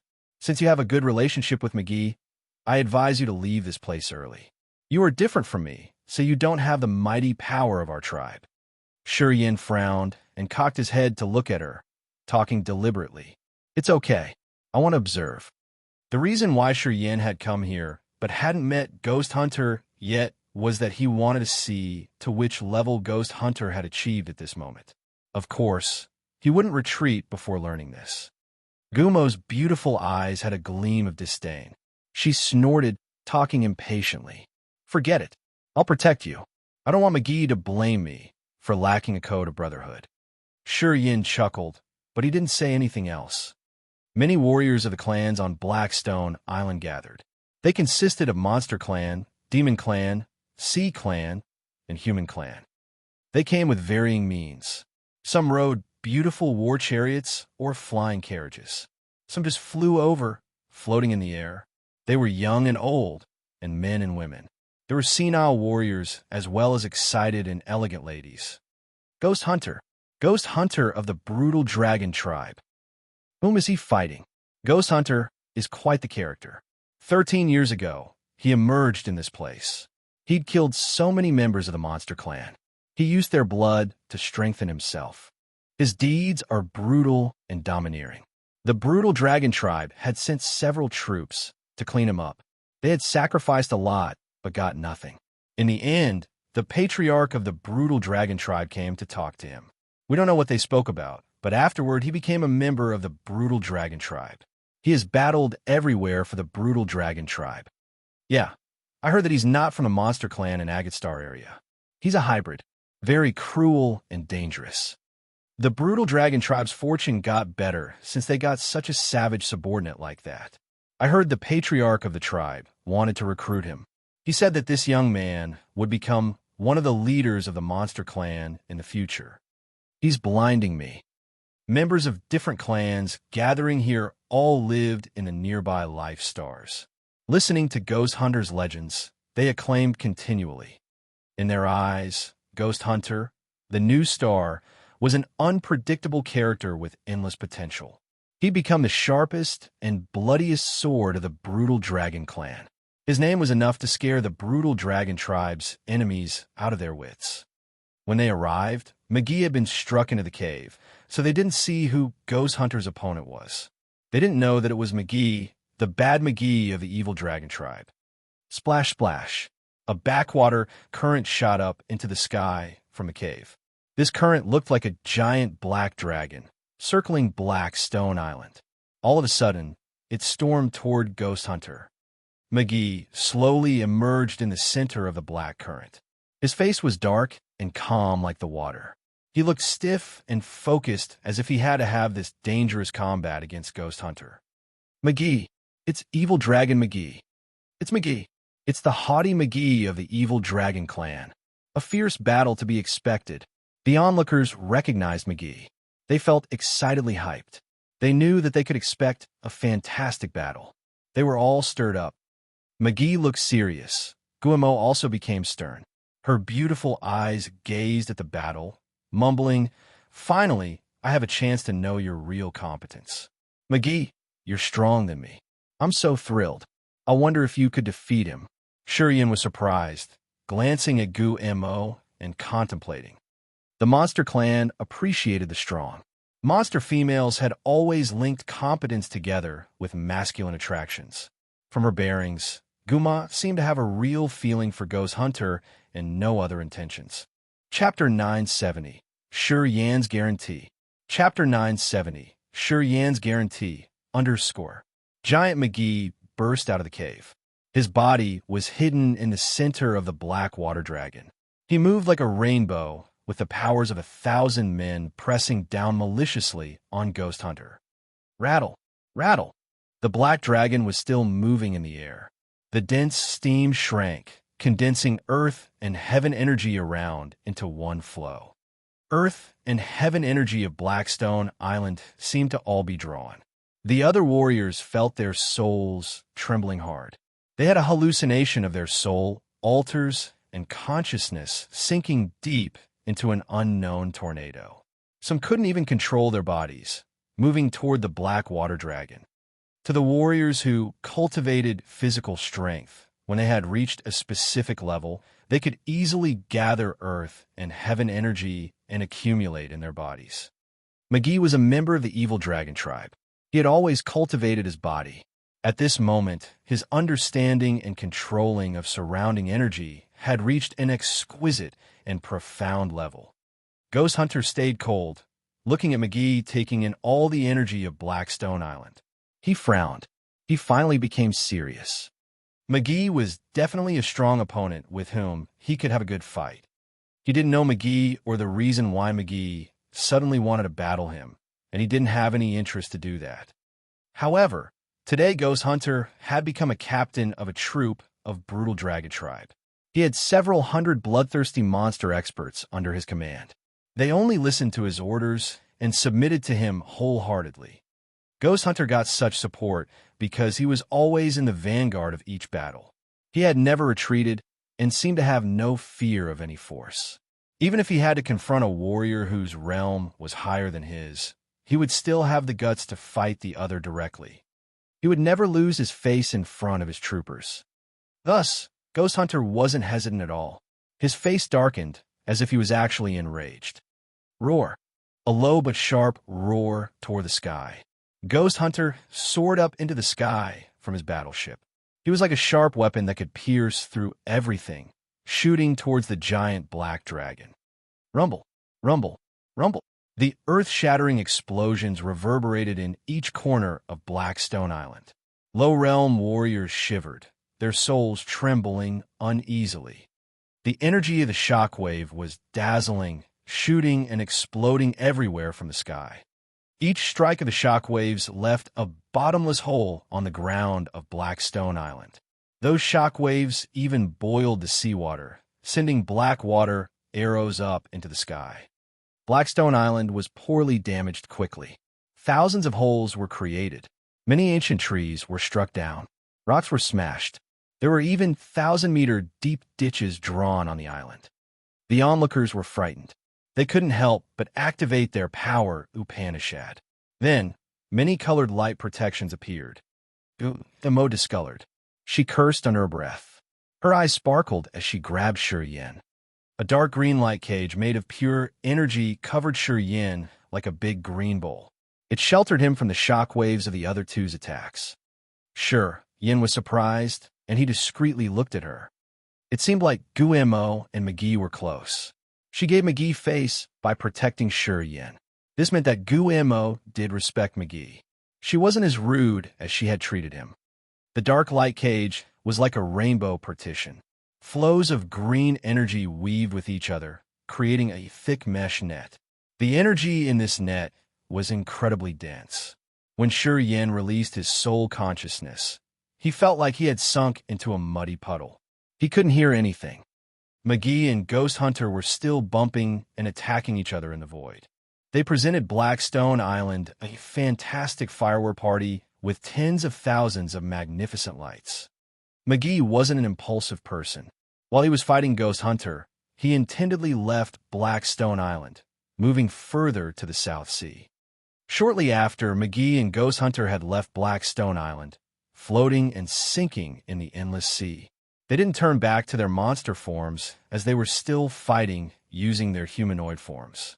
They were like two mighty war chariots barging into each other. They made the seawater boil, raising a tsunami which was thousands of meters high. McGee has made progress, Guillermo agreed quietly. She looked at Shi Yin next to her. He didn't focus on his cultivation. He had a lustful head. He often messed around. I didn't expect that after dozens of years, his application of power has reached this subtle level. Hasn't he had secluding cultivation lately? Shi Yin was amazed, but he just smiled and said nothing. Only he knew that McGee's progress wasn't because of his ascetic cultivation, but his soul being cleaned by soul-refining fluid, which had made his understanding of power much better. Well, it won't affect us anymore. Guillermo looked around and then parted her lips, drawing. The dark green light cage covering Shi Yin turned into a flow of green liquid, disappearing into her cherry lips. Guillermo's eyes brightened when she suddenly flew towards the south beach of Blackstone Island. She landed firmly on a big rock. Shi Yin hesitated for a while. Eventually, he flew up, standing by Guillermo and watching. Shortly after, the other warriors gathered from the previous battle site. They stood on the rocks scattered around the place to discuss. All were curious, watching the battle between McGee and Ghost Hunter. They were all excited, debating with each other to see who would be the winner. Some thought Ghost Hunter was stronger, while others assumed McGee's power was fiercer. They had so many different opinions for their furious debate. Anyway, none of them were curious to know why McGee and Ghost Hunter had that fight. This surprised Shi Yin a lot. The battle between the members of the monster clan doesn't need any reason to occur. You don't have any rules? Guillermo nodded, talking deliberately. Of course. Our monster clan refers to fight, not only to foreigners, but also to our own kinds. The method we apply to select the commander for each troop is only fighting. The stronger is the winner. If you think you're stronger than your captain, you can challenge him. If you succeed, you will take his place immediately. Pausing for a while, Gumu smiled tenderly yet arrogantly. When we select the chief of the tribe, we also use this method. In both the evil dragon and brutal dragon tribes, the chief is always the strongest. There's no exception. Monster Clan uses this challenging system without any rule to maintain intimidation and welfare of the tribes. That's how we earned our position in Agate Star area. Shi Yin nodded silently. Special indeed. The Monster Clan had used a savage method indeed. However, all the members of the clan respected this method and they lived up to it. Unlimited, challenging combat could promote their physical strength. Although the Monster Clan had many disputes, this method could keep this clan thriving unceasingly as their warriors could earn position, status, and wealth through their real competences. From some aspect, this kind of encouragement was wise, and it was the method to protect the foundation of a prosperous tribe. Young lady, a low, grumbling roar arose. They then saw a member of the Monster Clan come to them. He didn't look at Shi Yin. He asked Guillermo directly, "You stimulated McGee, didn't you?" Guillermo smiled and admitted it. "Yeah, I asked McGee to battle against Ghost Hunter. I wanted to see how strong Ghost Hunter was. Yin turned to see this monster expert. He was 3 meters tall, with a spiky tail growing from his waist. His white hair draped his shoulder. He wore a set of heavy armor, which gave people a feeling of looking at an imposing mountain. This man was one of the warriors on the flying bird battleship who had sat right behind Ghost Hunter. He seemed to be a member of Ghost Hunter's squadron. Master Ghost Hunter came to Blackstone Island this time, as ordered by our patriarch. He has an important mission. Young lady, you have a temper and you acted unreasonably. As Ghost Hunter and McGee are fighting, I'm afraid that it will cause a dispute. The man wore a cold face. He wasn't intimidated by Guillermo, the daughter of the patriarch of his tribe. He said in his low tone, McGee is from the evil dragon tribe and Master Hunter is our brutal dragon tribe's warlord. No matter what happens to any of them, it will cause a conflict between our tribe and the evil dragon tribe. McGee does have a sense of propriety. He won't escalate the battle to a critical point where one of them would die. Guillermo smiled, waving her hand casually. Werther, you worry too much. Nothing will happen unexpectedly. The monster expert called Werther darkened his face, snorted, and then said, McGee knows how to behave, but I'm not sure if Master Ghost Hunter does. Guillermo was surprised, looking at him bewilderedly. Werther took a deep breath. A gleam of fear flashed in his eyes, which were really big like 2 bells. His iron-armored tail wagged uneasily on the ground, which crushed the rocks there into powder. Young lady, you're not close to him, so you don't know his characteristics. If he's enraged, he won't show mercy, even if McGee is the son of the evil dragon tribe's patriarch. He will kill him for sure. Really? Gumo's smile froze. She looked panic-stricken. Werther looked at Yin with cold eyes. He lowered his voice, hissing, Our master. He used to quarrel with a troop of the evil dragon tribe because they provoked him, saying that he was crossbreed. And what was the result? Guillermo felt uneasy. The result was that Master had chased that evil dragon troop for tens of thousands of miles and killed them. When we arrived at the scene, we saw no intact corpses. All of them were ripped apart. The scene was so haunting and nauseating. Werther stooped. His body shivered as if he didn't want to remember such a nightmare. Our master is very extreme. He doesn't have good feelings for the evil dragon tribe. It's possible that he could kill McGee in front of many people. Young lady, your unreasonable deed could initiate a war between the evil dragon tribe and us. Guillermo was scared. She suddenly realized how stupid she was to create this mess. She felt so worried, jabbering. I'm going to talk to McGee, and you talk to Ghost Hunter. We should stop them. I can't dissuade Master. Werther beamed a forced smile, shaking his head. You can't, either. I came here to ask you to notify our patriarch. He must come here personally to solve this. Or else, when Master Ghost Hunter gets mad and kills McGee, the alliance that has been established tens of thousands of years between the evil dragon tribe and us will be smashed from that moment. Gumo's small face paled. She bit her lower lip as she was worried and uneasy. She looked at the vast sea of Blackwater Star. She found that the battle of Ghost Hunter and McGee had come to the critical moment of life and death. Possibly in the next moment, one of them would be hurt badly, and then one of them would be killed savagely. Guillermo was frightened. She knew that if the brutal dragon tribe and the evil dragon tribe tore their treaty and turned their backs to each other, what will happen to the entire monster clan? It means that the monster clan will be divided too, right? Her small, soft hand shivered as she was about to take something from her clothes. She wanted to contact her father so he could solve this matter quickly. Don't need to be hurried. However, at this moment, Yin spoke up after keeping quiet for a long time. I guarantee Ghost Hunter won't act unreasonably. Guillermo and Werther were baffled, looking at him oddly. Chapter 971. Stop there. Chapter 971. Stop there, __. Young lady, who's he? Monster Werther frowned and snorted disdainfully, his face cold, heavy words. Guillermo was baffled as she looked at Yin skeptically. Her bold brows furrowed as she didn't know what was going on. Even our chief has to use affection to persuade Master Ghost Hunter and use a soft voice. Only then will Master consider if he likes it or not. What are you? How dare you assure Master Ghost Hunter won't do things rashly? Kid, you don't want to live anymore, do you? How dare you brag with such haughty words? Werther felt so angry that his face was reddening. It looked like he would take action at any minute. He had followed Ghost Hunter for around 10 years and had wholeheartedly supported the latter. He had a strong belief that Ghost Hunter would become the future leader of Monster Clan, who would bring the clan into a whole new era. His worship didn't have a logical reason. However, in Werther's mind, Ghost Hunter was unique. He admired and respected his leader's bloody and cruel deeds.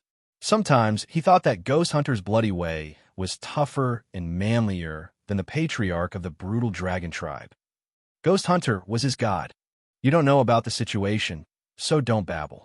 Guillermo told Yin off, talking seriously.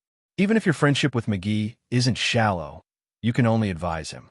Ghost Hunter isn't someone you can talk into doing something. You can't, and neither can I. I think my father can subdue the Ghost Hunter a little bit. The great ally of the brutal dragon tribe and the evil dragon tribe was the pillar of the monster clan in Agate Star area. If the two tribes had a war, it would be a badly unpredictable catastrophe. Brutal dragon tribe and evil dragon tribe had many other members of the monster clan depending on them. Many smaller branches of the monster clan had submitted to the brutal dragon tribe and evil dragon tribe. If the two clans became opponents, the Monster Clan would be divided into two forces. If they had a civil war, Monster Clan would move toward a decline eventually. This wasn't something Guillermo could take the responsibility of. Werther was so angry he wanted to kill Yin. In his eyes, Yin was now the biggest enemy of the Monster Clan. He was the troublemaker with the purpose of dividing the Monster Clan. He even thought that Yin was the reason why McGee provoked Ghost Hunter. I don't care who you are. You must die anyway. Werther took a deep breath as he prepared his lethal attack. He wanted to kill Yin at any cost. Guillermo discolored, hurrying to stop him. Don't. It's not because of him. He's McGee's friend, and he likes him a lot. Werther, you shouldn't interfere. I'm going to tell my father. I said I could stop this. You can choose to believe me or not. Yin frowned, but he was actually happy inwardly. He had never thought that Ghost Hunter could have excellent achievements in Agate Star area. He had earned the brutal dragon tribe's trust, who considered him as their future leader. After that, he flew towards Ghost Hunter and McGee, talking without turning his face around to look at Guillermo and Werther. Ghost Hunter and I are old acquaintances. Werther and Guillermo were bewildered. They were still perplexed, looking at his back skeptically. However, they didn't know what was going on. Go. We should go there and talk to them. Guillermo hesitated for a while before deciding quickly. She flew up quickly, passing Yin and heading towards the battle site. Werther wore a cold face as a fire of anger rolled in his eyes. He soared up into the sky and glared at him maliciously when he passed Yin. Kid, if you dare deceive us, I will show you what I have got. Guillermo and Werther shot rapidly towards Ghost Hunter and McGee, who were crazily attacking and wreaking havoc. They felt restless and anxious. Many warriors from the other areas saw the three of them and were surprised, starting to discuss boisterously. Over there, the battle between McGee and Ghost Hunter had come to its climax. The two of them now used their real abilities. While they were mobilizing energy, a tremendous amount of heaven and earth energy of Blackstone Island rose like a torrential tide, pouring into the two of them. The supplied energy made the two new talents of the Monster Clan seem like furious, erupting volcanoes. They seemed about to destroy the whole Blackwater Star. McGee seemed to be falling into a disadvantaged situation. Ghost Hunter punched him, blowing him to the seabed. However, every time McGee soared up back from a sea, he could gather a stronger power. Their battle had come to a critical stage. It was time of life or death. McGee, it's enough. Guillermo suddenly screamed, her beautiful face icy cold. I told you to try a bit. I didn't tell you to risk your life. Stop here. I don't need your support anymore. You said enough, so you think it's enough? McGee thundered angrily. He didn't give Guillermo face, wiping the blood trickle on his mouth. I have suffered a loss, and I want to take it back. F***CK. I'm this big, and I've never been hurt by anyone whose realm's lower than mine. If I can't make him pay a big price for that, I will feel annoyed for the rest of my life. McGee roared, storming towards Ghost Hunter again. Guillermo was so worried as if she had a flame burning her heart. Werther hovered behind her, his face begging. He didn't have the bearings like when was talking to Shurian. He stooped his head while screaming, "Master, please stop. I'm begging you. McGee's the son of Evil Dragon Tribe's patriarch. If you kill him, the Evil Dragon Tribe will turn their back on us. Master, for me who has been following you for years, please do me a little favor. Please spare McGee." Ghost Hunter acted as if he didn't see or hear Werther. He didn't even give him a glance. He still gazed at McGee, striking crazily. Each blow of his was enough to smash the whole world. He made the seawater boil, shaking the entire Blackwater Star. Werther seemed to know what would happen. He sighed and screamed continually. "You mother*****, you're too haughty. I have just left for a few decades. When did I fall into that low a situation? Asking him to spare my life? The one whose realm's lower than mine? I can't stand such humiliation." McGee shouted, becoming even more enraged. Both Ghost Hunter and McGee didn't listen to Werther and Guillermo. They started to attack each other again, their battle becoming fiercer. Guillermo and Werther's advice didn't work. It couldn't bring the desired result. Instead, it was more like pouring oil into a fire as the battle reached the most dangerous point. Ghost Hunter and McGee had their body covered in blood while fighting against each other. Suddenly, they all roared, returning to their monster form. The two terrifying and intimidating monsters appeared in the sea. Evil Dragon McGee was several thousand meters long, his body covered in scales. The horns on his head were sharp and shiny like metals, with beautiful lights moving around. Each scale on his body started to absorb heaven and earth energy, giving him an imposing aura that could threaten people. Ghost Hunter's real form was just several meters long. However, he had spikes and thorns all over his body. His body was covered in some kind of thick and rigid bone shells that looked like quenched metals. At first glance, people knew he had annealed his body for many times. It was obvious that his true form was also a dragon. Beams of energy murmured like small flowing streams on his body. Energy fluctuated from him immensely and earth-shakingly.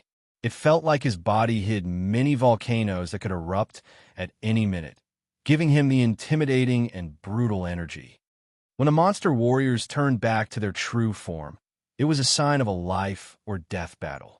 As McGee and Ghost Hunter had transformed, they were prepared to release their strongest attack. Boom! Rumble! Rumble! The two giant bodies barged into each other, entangling and wrestling. Their powerful and fierce energy impacted, sending sparks and lights everywhere. This sea area was stirred up formidably. Vortexes started to appear in the sea, and tsunamis rose high in the sky. These two warriors of the monster clan seemed ready to destroy the Blackwater Star. Their formidable auras had scared people out of their wits. The onlookers all admired and respected their power no matter what. Watching the two of them change to their monster form and attack each other wildly, Guillermo and Werther were frightened out of their wits, their hearts beating anxiously. Guillermo's small face was as pale as white paper. She was so panic-stricken at this moment, hurrying to report this to her father.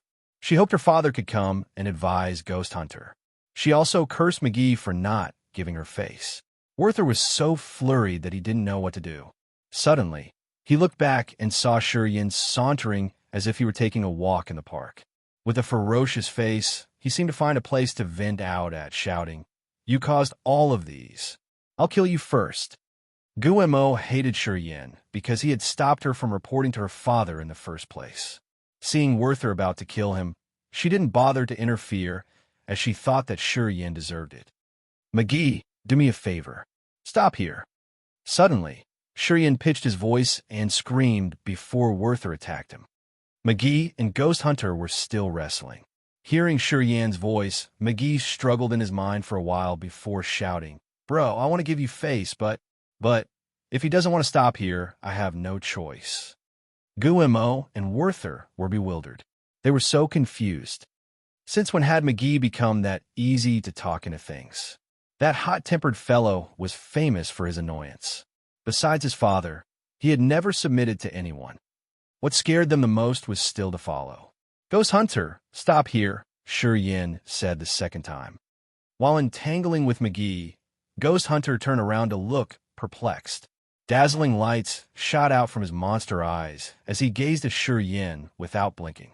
He halted as if he had turned into a rock. McGee and Ghost Hunter both stopped. The atmosphere was oddly quiet, and people could only hear the two monster experts panting. Guillermo and Werther gawked, dropping their jaws. They looked at Shi Yin, then at Ghost Hunter, who was held as if he had turned into a fossil. The bone-chilling, clear green eyes of Ghost Hunter reflected Shi Yin's image. His eyes flashed, turning watery. The mouth with many teeth opened as he stopped panting, still looking baffled. Energy stopped impacted above the sea, as a result of which the water slowly calmed down and the vortexes disappeared. The whole place was so quiet they could even hear the sound of a needle falling. Ghost Hunter looked at Shi Yin like that, as an unknown, fierce affection appeared in his eyes. After a long moment, he got rid of McGee, flying anxiously to Shi Yin. He proactively lowered his body and floated beneath Shi Yin's feet. He slowly adjusted his body until his back touched Shi Yin's feet. He had let Shi Yin put his feet on his back so he could be Shi Yin's mount. This was the gesture of the humblest submission of the Monster Clan's members. The entire sea area was quiet. Onlookers from different clans in the Blackstone Island were petrified. The glass of wine fell on the ground from someone's hand, but he didn't realize it. Time seemed to have paused at this moment. Chapter 972. After all, who is he? Chapter 972. After all, who is he? Werther was astounded. He couldn't help but rub his eyes, wanting to confirm what he was watching was real or not. Is that our master Ghost Hunter? He instinctively asked himself. His face was bitter as he shook his head. Werther had followed Ghost Hunter for around 10 years. In his eyes, Ghost Hunter was mighty and bloodthirsty, who would never bow to anybody, including the chief of brutal dragon tribe. However, today, the master he worshipped was humbly submitting under Shi Yin's feet. His master had used a modest attitude to respect the other. His master had proactively given his back under Shi Yin's feet. This was a sign of submission that came from the heart. A Ghost Hunter like that was strange to him. Gumo's small face was stiff. She thought she was in a dream, so she bit her lower lip. When the pain came through her nerves, she finally confirmed she was in the real world. What's going on? Guillermo hadn't known Ghost Hunter for a long time. However, she idolized his performance and all sort of savage deeds in the brutal dragon tribe. She was keen on thinking that he was her best match. She had never thought that Ghost Hunter would submit to anyone wholeheartedly. In her eyes, an imposing and domineering man like Ghost Hunter was predestined to step on the highest peak. He wouldn't let any force bind him. Crawling under a man's feet was impossible to her. However, it happened right in front of her, which gave her a bitter feeling. She felt sorry because of Ghost Hunter. A formidable existence like you should never submit to anyone. Absolutely never. Guillermo screamed crazily in her mind. McGee slowly transformed into his human form, with blood streaming down his body. He wiped the blood trickle on the corner of his mouth, standing by Guillermo and Werther. Lights weaved in his eyes, his face confused and complicated. The fierce battle with Ghost Hunter made him believe in Guillermo's vision. He knew Ghost Hunter did have fame and power. This newly emerged four-monster warrior did have the power to reach the peak of glory. Towards Ghost Hunter, he had a subtle feeling between strong warriors. Although Ghost Hunter's realm was one level lower than his, he wasn't weaker than McGee in that fight. McGee had no prejudice towards Ghost Hunter. After this battle, he had considered the latter as his fiercest rival. However, when the rival he respected submitted beneath Shi Yin's feet wholeheartedly and freely, This kind of humble head-down posture somehow shamed him. Experts living in Blackstone Island and the other life stars around became baffled. They looked at the sight with confused eyes. They had no clue of what was going on. Staying on the flying bird battleship, the monster troops under Ghost Hunter's commands were outraged. They looked at Ghost Hunter as if he had become a strange person to them, all having an odd countenance. They didn't know what had happened back there. Yin stood on the spiky neck of Ghost Hunter, his face as calm as water. He instinctively patted Ghost Hunter's massive head and sighed distantly. "I thought you had forgotten me. A servant for one day, a servant for a lifetime." Ghost Hunter's voice was husky and cold. It felt like someone rubbed a stone on a piece of metal. His voice was sharp and unpleasant to the ear. However, in Yan's ears, it was so comfortable. He didn't talk loudly, but McGee, Gu-Mo, and Werther could hear him clearly. They were so shocked, lights sparkling in their eyes as they were outraged. Swoosh! Ghost Hunter opened his mouth and spat out something. A jade token with the brutal dragon carving of the brutal dragon tribe flew out of his terrifying mouth, floating in front of Gu-Mo and Werther. "This is the war token. Please return it to the chief. From now on, I'm not a member of the brutal dragon tribe anymore. I will no longer be the captain of this squadron. That year, the chief and I had an agreement. I can leave the brutal dragon tribe whenever I want. Please explain to him." Ghost Hunter's voice was as cold as ice. It was a little bit harsh and bone-chilling. That jade token was the captain's identification card in the brutal dragon tribe's force. It was also the sign of a future elder. There were only 7 of them in brutal dragon tribe, which was significant indeed. The jade tokens in the brutal dragon tribe were the insignia of power and status. Every single one of them was so precious. People who held the jade token were all influential members of the brutal dragon tribe, and they did have real powers. Their status was high also for the other clans living in the life stars around. They could access the Great Star areas freely and enjoy the privileges of brutal dragon tribe. Werther and Gu-Mo were startled, their face grimaced. As Ghost Hunter returned his jade token, he had decided to separate from the brutal dragon tribe. He had helped brutal dragon tribe destroy their enemies for years. He had killed so many brutal and powerful opponents, which granted him the jade token after rounds of discussion among the elders of the brutal dragon tribe last year. This jade token represented his official admission in the brutal dragon tribe. He had finally received the approval of this strongest tribe of the monster clan. To bestow him this jade token, the chief of brutal dragon tribe had spent a lot of his efforts to eliminate the troubles that came from a majority of the tribe's elders. He didn't hesitate to use bloody methods to suppress them. Later on, Ghost Hunter earned this special glory. However, after seeing Yin and talking not even 2 sentences to the man, he had returned the jade token, which he had earned through bloody difficulties. He declared his wish to separate from the brutal dragon tribe, which was like a slap on Werther's and Gu-Mo's face. They now had an everlasting, bitter grievance in their minds. "Sir," Werther shivered as he hastily kneeled down in the air and lifted his face to look directly into Ghost Hunter's eyes. He said stubbornly, "The jade token represents the supreme glory of the brutal dragon tribe. You, sir, you have experienced countless bloody battles, stepping on piles of bodies to get it. How could you give it up that easily?" Gu-Mo's face changed. She was outraged looking at Ghost Hunter. Her usual soft voice was gone as she talked sharply. "Ghost Hunter, what are you doing? You know what the brutal dragon token represents? It's a supreme glory of our brutal dragon tribe." Ghost Hunter's deep green eyes were as calm as water. He looked at Werther and Gu-Mo, talking deliberately. "I'm not a member of the brutal dragon tribe. Before I joined the tribe, I've made it clear to the patriarch that I may leave at any time. Today, the one I have been waiting for has come. Naturally, I won't stay in the brutal dragon tribe anymore. Please tell the chief that Ghost Hunter has failed his expectations." McGee frowned tightly, looking at the jade token hovering in the air. His eyes seemed so strange. Taking a deep breath, McGee talked to Yin seriously. "Bro, there are 7 brutal dragon tokens. It's like the identification card of the strongest warlords of the tribe. It represents power and glory of brutal dragon tribe. Do you understand? The monster eyes of Ghost Hunter sparkled ferociously as he gazed at McGee coldly while hissing, "Shut up!" McGee discolored, snorting. However, he was looking at Yin. Werther and Guillermo couldn't help but also look at Yin. At this moment, they understood that an arrogant fellow like Ghost Hunter would never mind their opinions.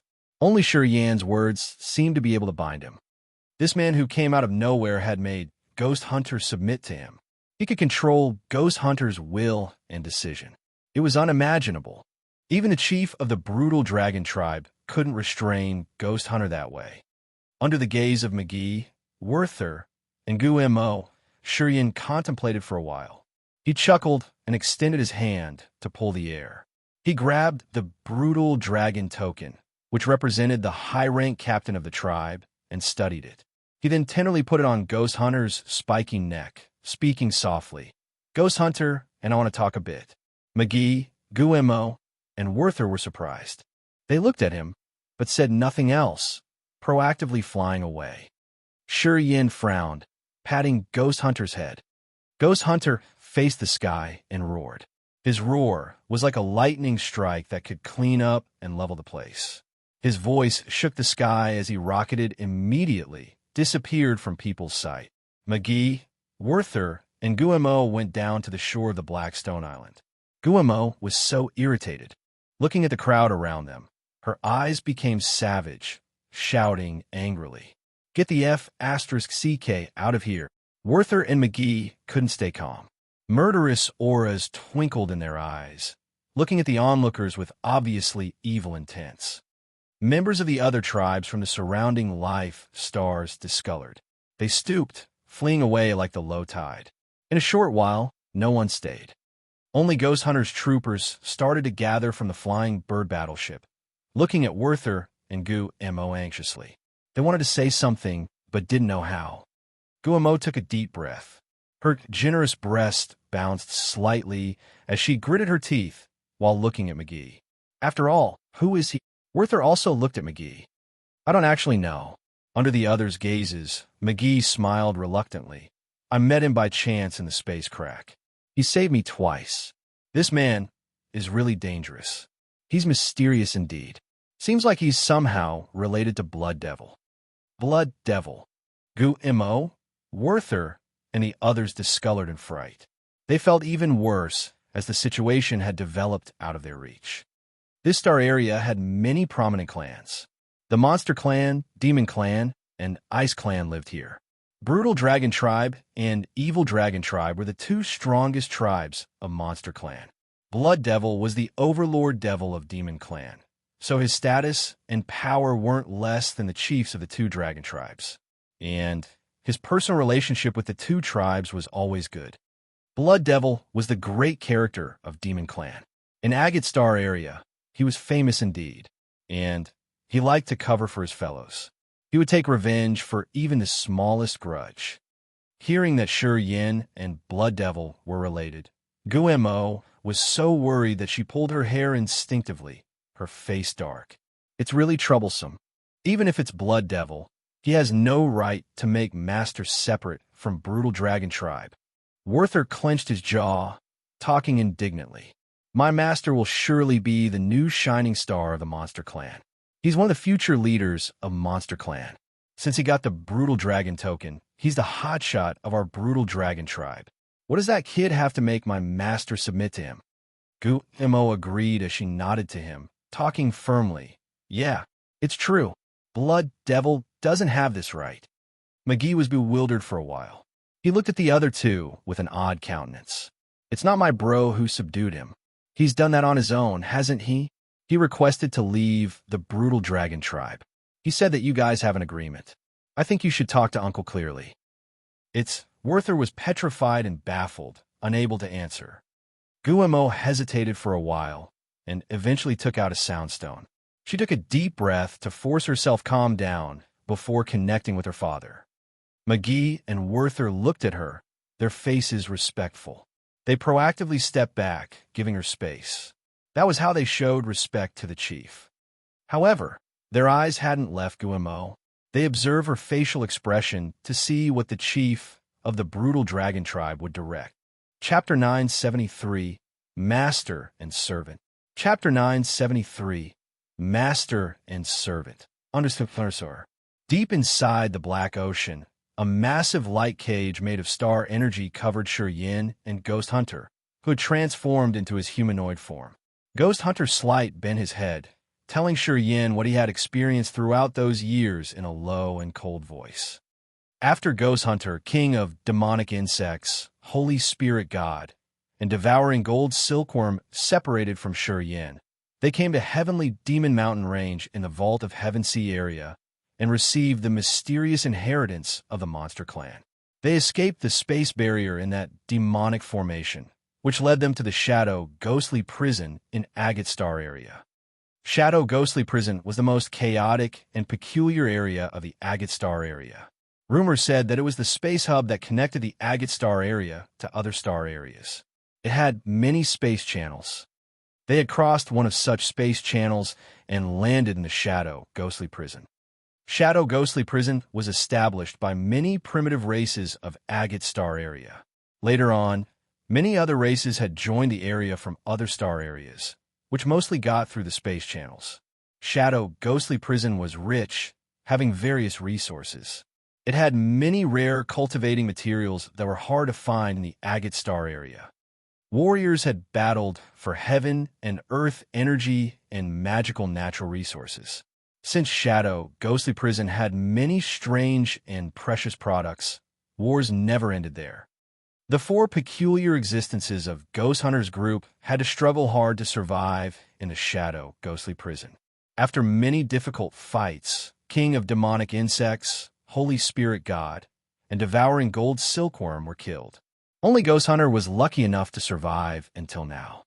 Eventually, he escaped the Shadow Ghostly Prison, coming to this place where monster tribes were gathered, and thus made his debut in Monster Dragon Star. Monster Dragon Star was the central star of the Monster Clan in Agate Star area. Members of the Brutal Dragon Tribe and Evil Dragon Tribe lived in the massive Monster Dragon Star. Many other powerful tribes of the Monster Clan also stayed and cultivated here. After Ghost Hunter arrived here, he raised a bloody reign in Monster Dragon Star. Eventually, Gute, chief of Brutal Dragon Tribe, recruited Ghost Hunter with his keen eyes, making him the warlord of the Brutal Dragon Tribe. He conquered many areas for the Brutal Dragon Tribe. Gute and Ghost Hunter had an agreement that year. He agreed to help Ghost Hunter take revenge. He would support Ghost Hunter to invade the Shadow Ghostly Prison and uproot the force that had killed King of Demonic Insects, Holy Spirit God, and Devouring Gold Silkworm. The condition was that Ghost Hunter had to join the Brutal Dragon Tribe. As Ghost Hunter wanted to take revenge for his comrades, he agreed with Gute's condition. After around 10 years of fighting from north to south, he had earned merits for the Brutal Dragon Tribe. Gradually, he got the approval of the entire Brutal Dragon Tribe. That was how he received a Brutal Dragon Token, which represented his high status in the tribe. Ghost Hunter came to Blackwater Star this time to destroy one of the Brutal Dragon Tribe's enemies.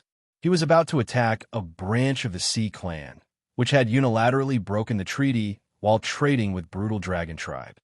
King of Demonic Insects, Holy Spirit God, and Devouring Gold Silkworm were all dead, hearing which, Yin felt totally absent-minded. A bitter grief rose from the bottom of his heart. He gritted his teeth until it generated squeaking noises, his face turning ferocious. Different images crossed his mind. He met the King of Demonic Insects and befriended the Holy Spirit God and the Devouring Gold Silkworm. All old stories suddenly emerged deep in his soul, and he couldn't get rid of them. Hearing that his old friends were all dead, Yin felt like a nerve of his was pinched. His eyes became as cold as ice. This made him more placid in recognizing himself. This place was the Agate Star area, with countless clans and experts, and he wasn't the strongest. In this place, he didn't have the powers to protect his fellows yet. He was crying inwardly. The immortal demon blood in his body was boiling, as if it were burning. His eyes turned garnet like an enraged beast, and he looked lunatic indeed. I will take revenge for them. Shi Yin stressed each word. Ghost Hunter nodded heavily. Master, I met your lady in the shadow ghostly prison. She helped me escape the shadow ghostly prison that year. Ghost Hunter hesitated for a while, his eyes cold and dark. He slightly bent his head, talking. Master's lady has become a noble of a force. She has power and force, and has also earned a title. Shi Yan's pupil shrank.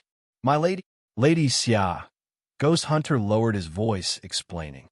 Shi Yin was shaken.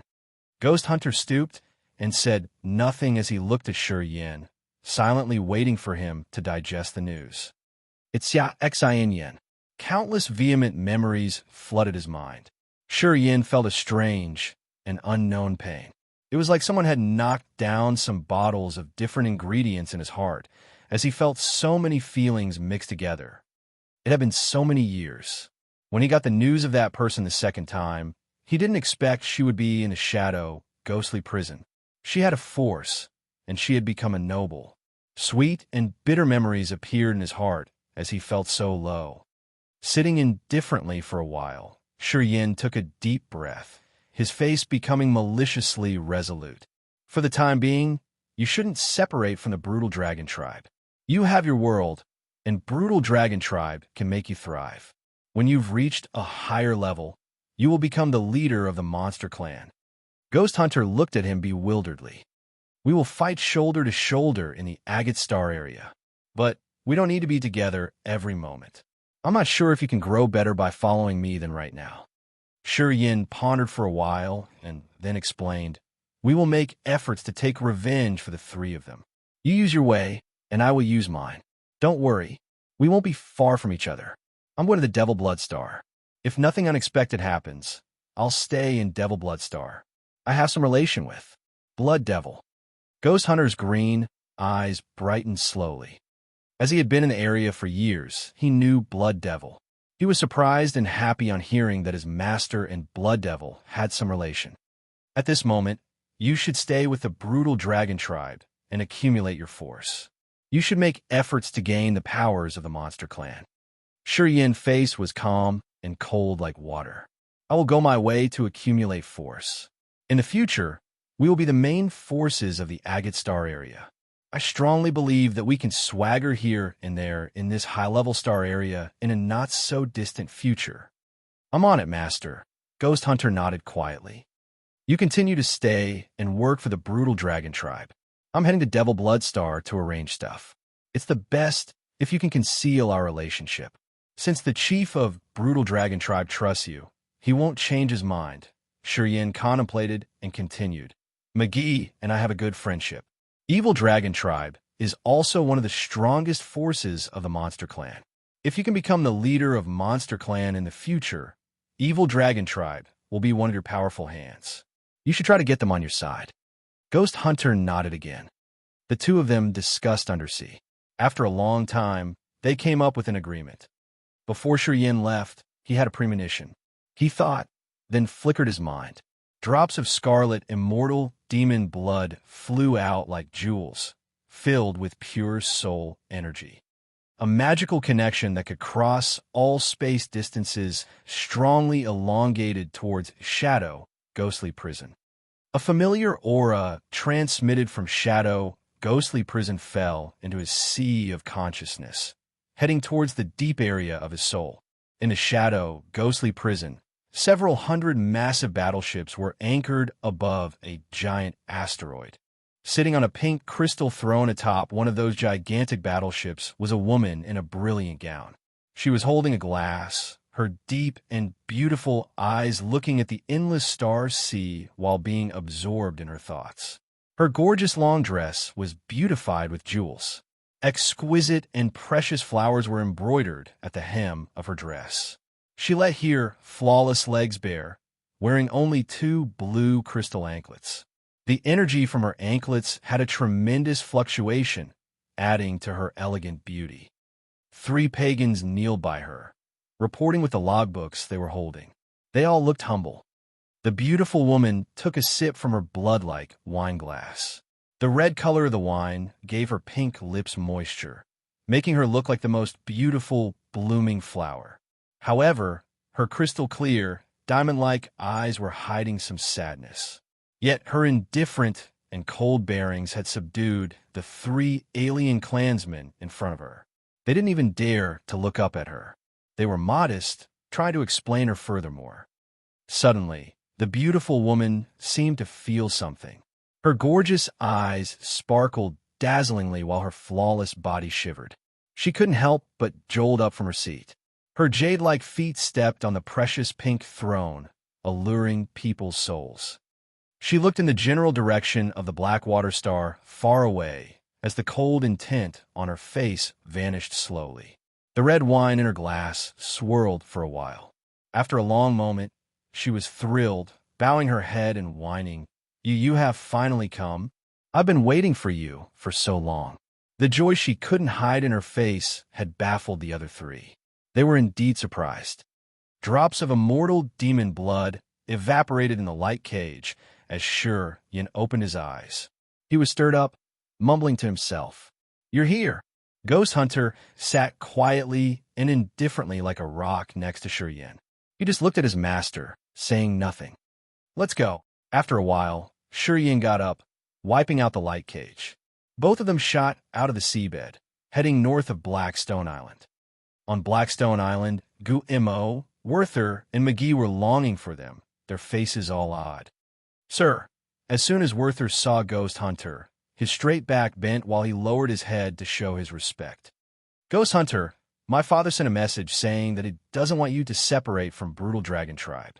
He said that no matter what old stories you have, he won't ask a thing. As long as you stay with the Brutal Dragon Tribe and keep the Brutal Dragon token, you're a warlord of our tribe." Gumo's small face was serious as she continued. "My father said that this time when you go back to Monster Dragon Star, he would give you a life star. You will have the complete authority over it." Ghost Hunter wore an impassive face. Facing these people, he was as cold as the rigid ice. He seemed to not have any emotion. After Gumo finished, he just nodded. Gumo and Werther were cheered up. "Thank you, sir. You didn't abandon us. Thank you for your favor." The monster soldiers under Ghost Hunter's command kneeled down, shouting crazily. Their voices shook the Blackstone Island. Ghost Hunter was still indifferent. "McGee, I want to go to the Devil Blood Star. See you later." Yin nodded to McGee while chuckling. "Do me a favor. Do not compete with Ghost Hunter. He's the closest friend of mine. How dare I quarrel with him?" McGee smiled miserably. However, he became cheered up all of a sudden. "Our Monster Dragon Star and the Devil Blood Star aren't far from each other. I'm going to find you later. If you need me, you can always come to Monster Dragon Star to find me." "Sure," Yin agreed seriously. He smiled at Gumo, Werther, and then gazed at Ghost Hunter for a while. Then, he soared up into the sky, tearing the atmosphere like a lightning strike while heading to Devil Blood Star. Ghost Hunter lifted his head, looking at Yin disappearing. Afterward, he shouted at his troopers with a brutal face. Werther and many soldiers of Monster Clan replied to him grumblingly. Their murderous aura rose violently as they were about to jump into the sea to eradicate a branch of the Sea Clan that had deceived the Brutal Dragon Tribe. Chapter 974, Potion and Tool Pavilion. Chapter 974, Potion and Tool Pavilion, _. The vast galaxy had countless shining stars. The star areas opened infinitely. Sometimes, battleships flew rapidly like shuttles or lightning. Yin sat cross-legged on a small meteorite, closing his eyes to feel Earth and heaven energy changing. His meteorite was moving like an electric light towards the general direction of Devil Blood Star. Rolling energy transmitted to this asteroid through his feet made it move forward. Shortly after, Yin opened his eyes and exhaled slightly. Touching the fantasy sky ring on his finger, an old, yellowed book flew out. It was the ancient book that they found from the mysterious city in Old Orchid Star. It wasn't rotten after being buried for tens of thousands of years with the city. This book was written in unknown, tadpole-like characters. Shurian didn't know if this kind of language belonged to any race. He used to spend time studying this book. However, he couldn't figure out any mysteries of these ancient tadpole characters. He had kept this book in his fantasy sky ring for a long time afterward. Lately, when he was trying to sense the changes of earth and heaven, he suddenly felt the tadpole words in the book seem to revive. Opening the book and holding it in his hand, Shurian focused and observed. Shurian saw the tadpole scriptures, and they seemed like living creatures. They slowly wiggled on the cover of that ancient book. It looked strange and mysterious indeed. Deep in his eyes was astonishment. Shurian quietly released a beam of energy, sending it to the cover of the ancient book to see if he could find something. However, as soon as he had sent his energy into the book, the tadpole characters stopped moving. They quieted down and stayed still like they were dead. Shurian let out a low scream in surprise. He pulled himself together, frowning and pouring more soul consciousness into the book. His sea of consciousness was suddenly disordered. Flows of his soul consciousness entangled chaotically, numbing his brain. Looking at the ancient book, he saw the tadpole words move quickly. They looked like many lightning strikes crossing the page. Staring at the ancient book, Shurian's sea of consciousness became more chaotic and his consciousness blurred. After changing his face slightly, Shurian retrieved his soul consciousness.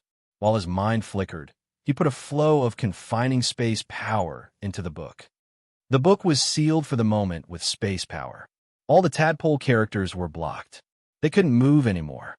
He was skeptical, retrieving the ancient book into his fantasy sky ring. Shurian lifted his face to watch the immense star sea. He closed his eyes and was absorbed in his thoughts. A massive battleship around 5,000 meters long was moving not far from him. It was entirely black, and it seemed to be made of some black ink metal. This battleship had several hundred barrier layers. On two sides, it had many flagpoles with silk banners drawn with various types of utensils like swords, sabers, containers, or war chariot. The massive battleship moved forward inaudibly in the dim-lit star sea. It had no beam of extra energy sent to the environment. It was also heading to Devil Blood Star like a ghost. Inside a secret chamber in the battleship was an elegant lady in her loose and long dress. The sleeves and legs of her green garments were all extra loose to hide her mesmerizing body. She was clapping her hands in front of her chest, her slender fingers like scallion making hand seals. Her eyes were deep blue and calm like the ocean. Her long brown hair was pinned up into a gorgeous bun, held by an emerald hairpin. She looked elegant and noble indeed. She had a pair of crescent moon crystal earrings. She wore 5-colored jade rings around her delicate wrists, which looked like lotus roots. She also had some small but delicate accessories hung on her waist. All these ornaments made her lively and incredibly charming. A corner of the yellowed sheet of paper she was holding was revealed, which had scriptures with characters that looked like tadpoles. Her willow-like eyebrows above her deep blue eyes furrowed, as if she was mulling on something. A white light seeped from her fingers as she concentrated her soul to recognize something. After a while, she stooped inside, shaking her head and whining. I'm afraid it was just a hallucination. The canon had been lost for tens of thousands of years. How could I sense it for that glimpse of time? Thump, thump, thump. Someone was knocking on her chalcedony door, which was inlaid with many strange symbols. The one who was knocking seemed to be very careful not to bother that woman. The woman was still calm and natural. Her flawless hands retrieved the light and carefully put the sheet of paper away. She relaxed and then called, "Come in." An old woman with ditch-like wrinkles throughout her face bowed and went to the center of this battleship. "Young elder, we will arrive at Devil Blood Star in 3 months. Do you want to stop somewhere along the way?" The woman shook her head with a smile. "No, we shouldn't stop. We've delayed a long time already." The old woman nodded. She immediately excused herself. Wait a moment. The woman wanted to say something, but she didn't. Instead, she whispered, "And lately, I seem to sense a gleam of—" "What?" The old woman looked at her with surprise. The lady shook her head. "Nothing." The old woman smiled lovingly. She didn't mind and just bowed before carefully leaving the place. She seemed afraid of accidentally making noise. She also closed the door with extra care. The woman in the room ridiculed herself. How could I sense the canon, which was lost for tens of thousands of years? It's just a hallucination then. She instinctively assumed Yin was riding a meteorite, flying towards the general direction of Devil Blood Star.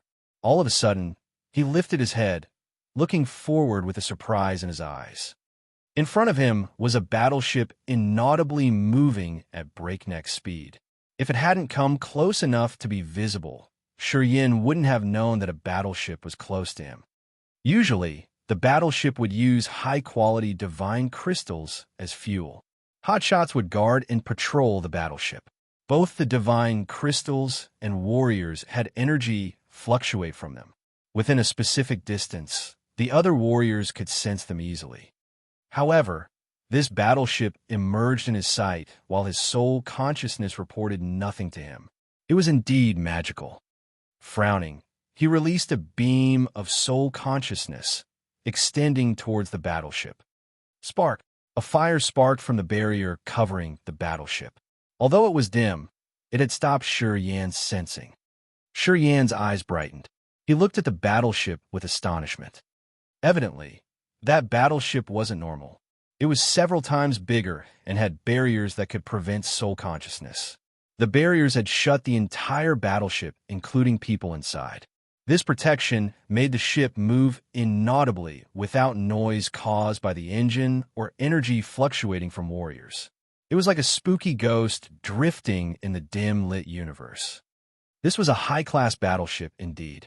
In the case of war between star areas, this kind of invisible battleship could perform extraordinarily.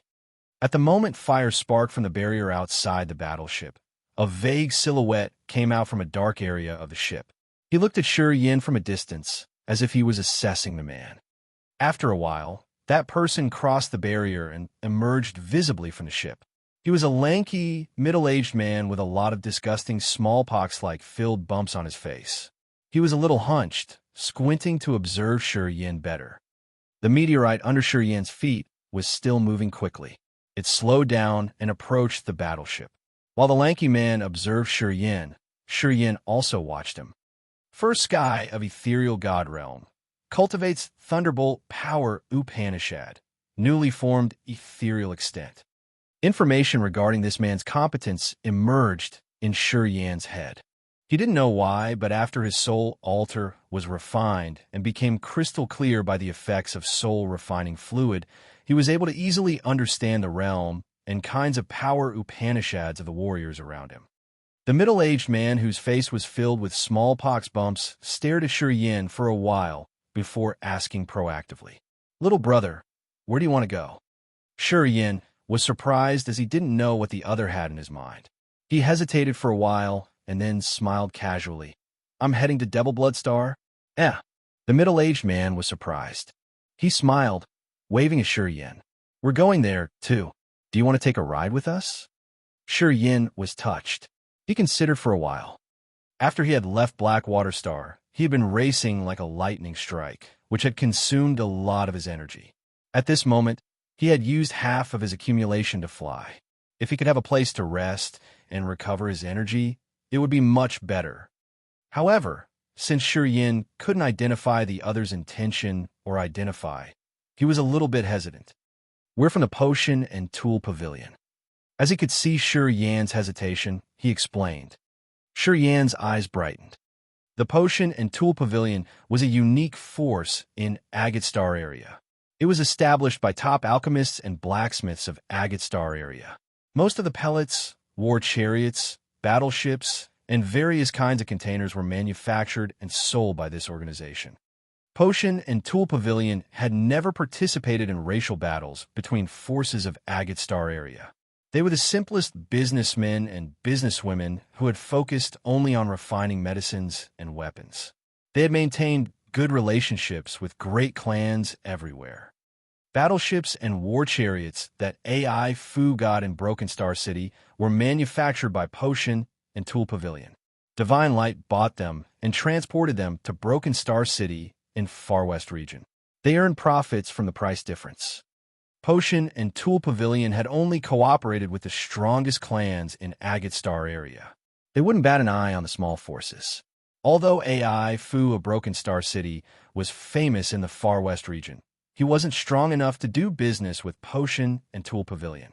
Businessmen like AI Fu could only buy battleships and war chariots made by Potion and Tool Pavilion through bigger traders like Divine Light.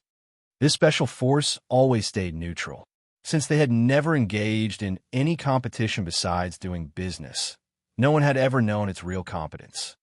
However, no strong forces or clans in Agate Star area dared to offend the Potion and Tool Pavilion since medicine, containers, and other products of this organization had taken account of almost all goods sold in the entire star area.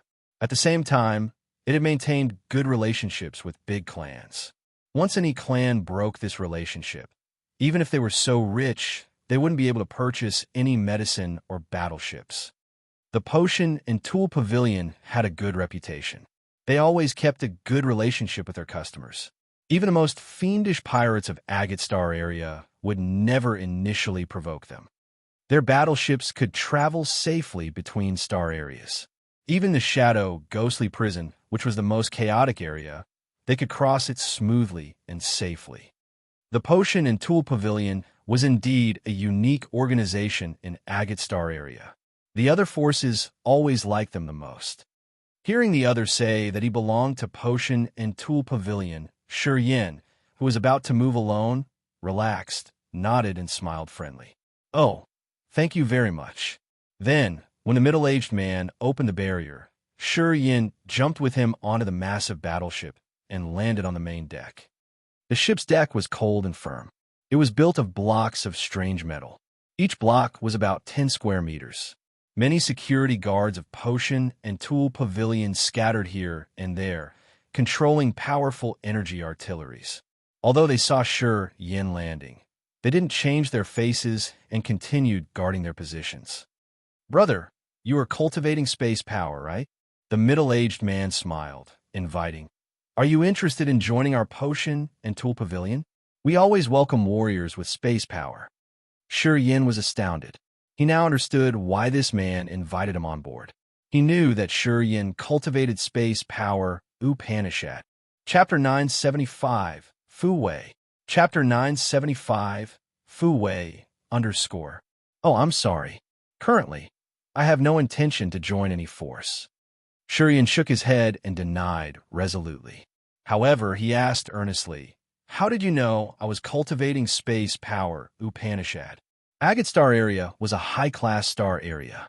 It had an explicit category for powers Upanishads.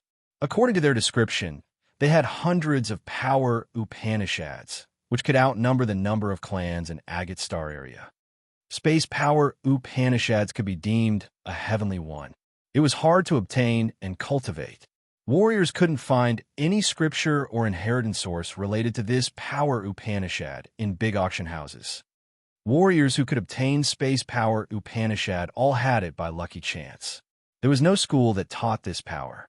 Also, no precedent of taking this power from a source of power Upanishad inheritance was recorded. It was not easy to recognize the special powers Upanishads, even when a higher realm warrior tried to sense the lower realm warrior. "Oh, it was when your soul consciousness contacted our barrier. Our barrier is a bit special. It can distinguish kinds of power." The middle-aged man explained. "That barrier can identify the nature of power in soul consciousness and the real realm of the warrior. Little brother, you're at second sky of original God realm, but you're still pretty young. Your innate endowment is rare and excellent, indeed." Shi Yin was shaken as he had another level of understanding of Potion and Tool Pavilion's awesomeness. "Brother, you may want to consider my offer a bit more. People with space power are rare. It's the same in Agate Star area.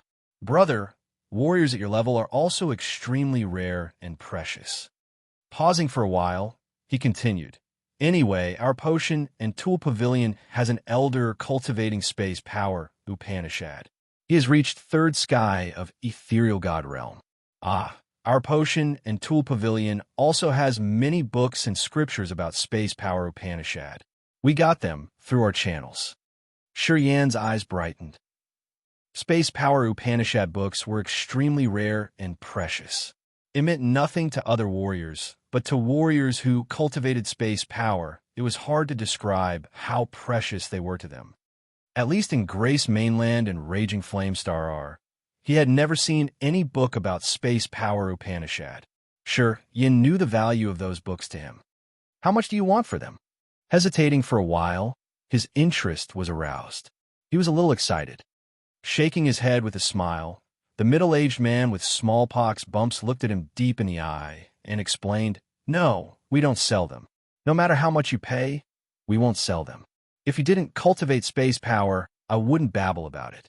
Of course, if you join us, little brother, we will let you assess them when you have a specific position." Yin was surprised, and he frowned in silence. "Well, you can consider a little more." The middle-aged was generous. He said seriously, "Our potion and tool pavilion has strict rules in recruiting. It's not easy to join us anyway. Once you've entered potion and tool pavilion, you are aloof to other forces in Agate Star area. No other forces can threaten you. You can focus on your cultivation, and you can use our materials and resources freely. To many warriors, joining potion and tool pavilion is always a big dream. Brother, think about it. You don't need to make a rash decision immediately." After he said that, he nodded and smiled at him before leaving. Yin sat down quietly. Looking at the immense star sea, he kept silent. In the center of the battleship, the ring of the beautiful lady radiated strangely and unceasingly. Ancient and shattered books were lined up in front of her. She was holding one of them and reading it dedicatedly. The old woman hunched, standing by her and looking at her with a loving countenance. She didn't disturb the young girl. Chirp, chirp. A series of low chirping sounds came from a small octagonal formation on the left side of the young woman. That octagonal formation was made of unknown materials. However, it looked like a cattail leaf cushion. At this moment, it was emitting white light.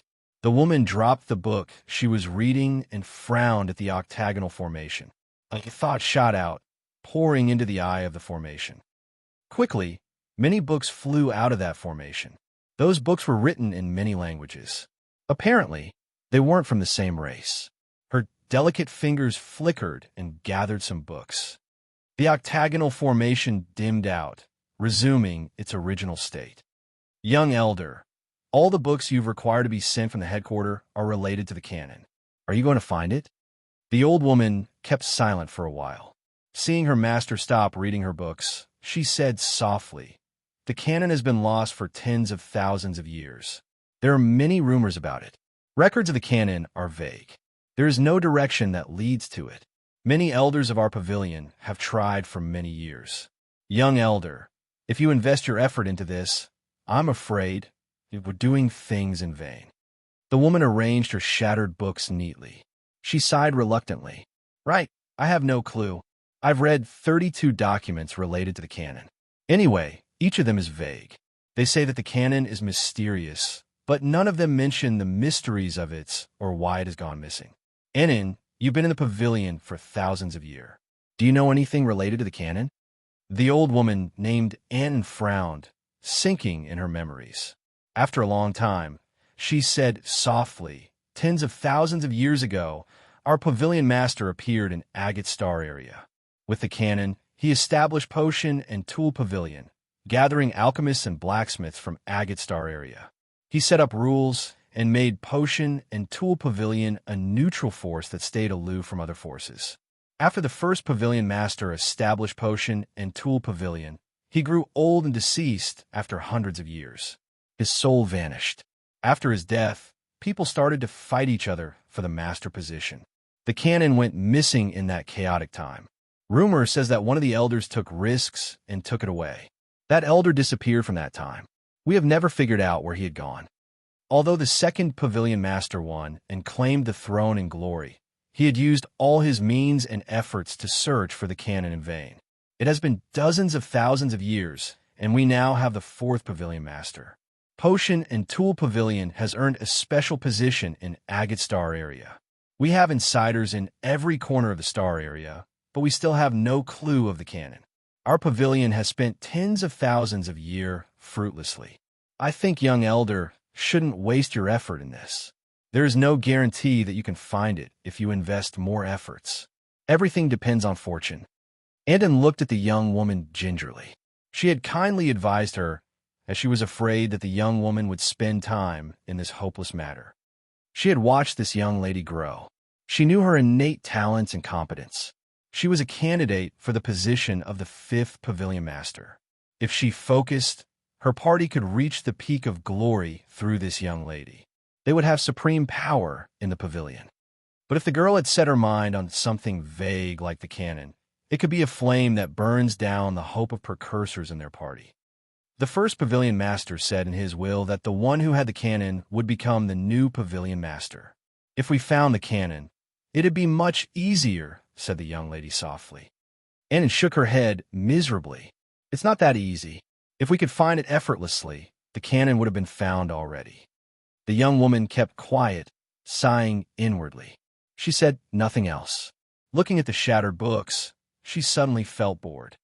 Young elder, Fong invited a junior on board. Fong said that he cultivates space power Upanishad. His attainment is quite remarkable. A warrior with space power Upanishad? The woman's brow twitched. She seemed interested in the newcomer. Uncle Duo asked us to pay attention to warriors who cultivate space power. If we meet someone like that, we must try to recruit him. Uncle Duo is at 3rd sky of ethereal god realm, and his attainment in space power Upanishad is high. However, he can't cover all the small formations. He needs an assistant. Does that man meet Uncle Duo's requirements?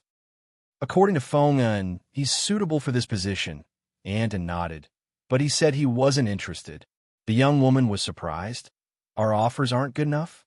Did Fong tell him we have books of space power Upanishad, and that we have Uncle Duo, a 3rd sky of ethereal god realm warriors who cultivate space power? He told him. Annan beamed a forced smile. I'm going to talk to him myself. The young woman stood up. Her hand drew a curve in the air, and the books disappeared into the ring on her bright-skinned wrist. She got out of the center cabin of the battleship, sauntering towards Shi. In a remote corner of the battleship, Shi was closing his eyes, concentrating on recovering his energy. Energy in the divine crystals he was holding was drawn gradually. He suddenly retrieved the divine crystals and lifted his head to look.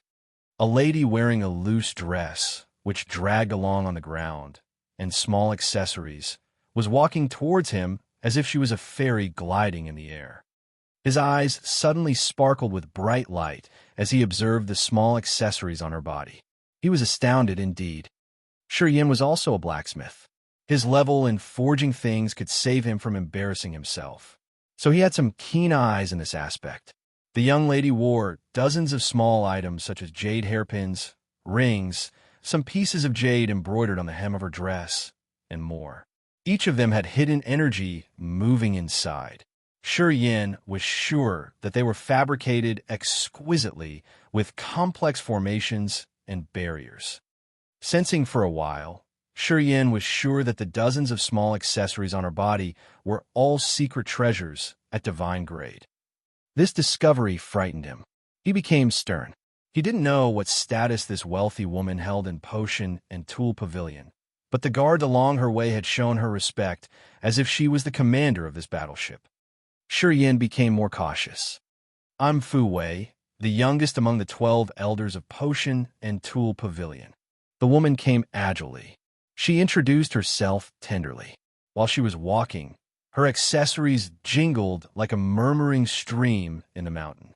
Her eyes were as deep and blue as the ocean. Shi stood up quietly and nodded to her. I am Shi.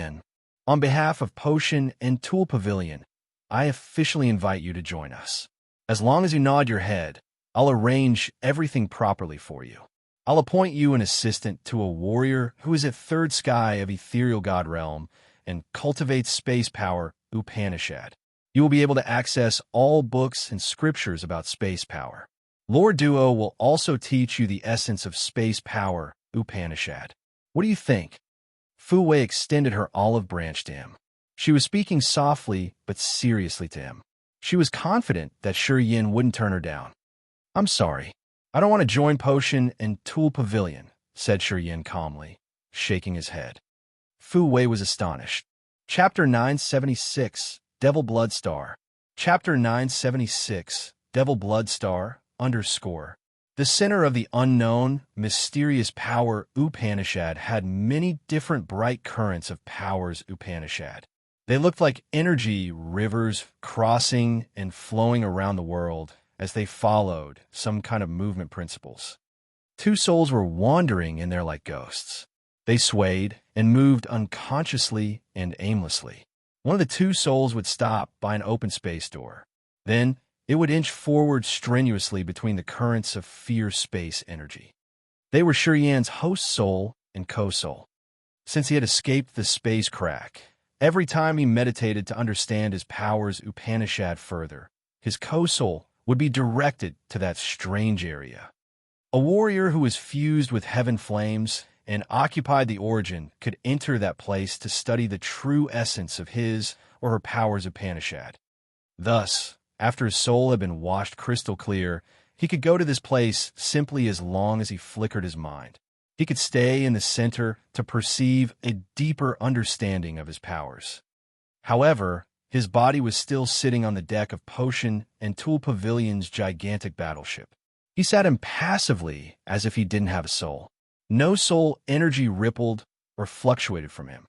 Fu Wei was the owner of this impressive battleship. She was the youngest elder of Potion and Tool Pavilion. Shi Yan's objection had failed her, but she didn't keep it in her mind. However, she was curious about Shi Yan. Potion and Tool Pavilion was the most special force of Agate Star area. It stayed aloofly from other forces. However, it was welcomed and favored by dominant forces and mighty clans. This organization had accumulated an enormous fortune that even Fu Wei didn't completely know.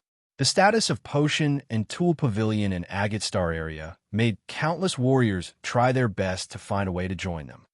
Fu Wei always thought that no one would reject the pavilion's invitation, especially a warrior cultivating space power Upanishad. They had books of space power Upanishad in their library. They had the strongest warrior who cultivated space power at third sky of ethereal god realm. They had all sorts of support to help warriors cultivating this power. Shi Yan denied her offer. Fu Wei couldn't understand it all. She didn't know Shi Yan's identity either. Potion and Tool Pavilion had ears and eyes everywhere. They knew everything that happened in every corner of Agate Star area. Potion and Tool Pavilion had a detailed list of hotshots of all clans and forces, even a list of potential experts. Since Fu Wei was skeptical, she used the satellite eyes of her Potion and Tool Pavilion to search. However, she couldn't identify Shi Yan. This discovery had baffled Fu Wei even more. A bright blue mirror hung on the central cabin of the battleship that projected Shi Yan's image. He was idly sitting cross-legged. There was no sound or energy fluctuation around him. Fu Wei's crescent moon brows furrowed. Her beautiful face mulled on her thought, but still, she looked mesmerizing. The old woman she called Aunt and was standing by her. She was a little hunched. She also looked at the cold, stern, young man in the mirror skeptically. After a while, she whispered, "This man came from an unknown origin. Even our satellite eyes couldn't identify him. It's a bit over our estimation. Young elder, do you think he's from another star area?" Fu Wei woke up from her contemplation. Her blue eyes twinkled magnificently. She cried tenderly, "It's possible." Annan looked a little shocked. Shadow Ghostly Prison is the space hub. It has many unstable space channels. If he comes from another star area, it's possible that he came here through Shadow Ghostly Prison. Pausing for a while, she smiled and suggested, "Do you want to start from there?" Fu Wei shook her head. "No, it's not necessary. Although Lord Duo wants to find an assistant quickly, he has rejected our offer. We don't need to force him. It's tough to deal with unidentified people. If he does come from another star area, it may be harmful to us if we offend him." Yes, right? Anna nodded. But it's regretful anyway. It's hard to find a suitable candidate.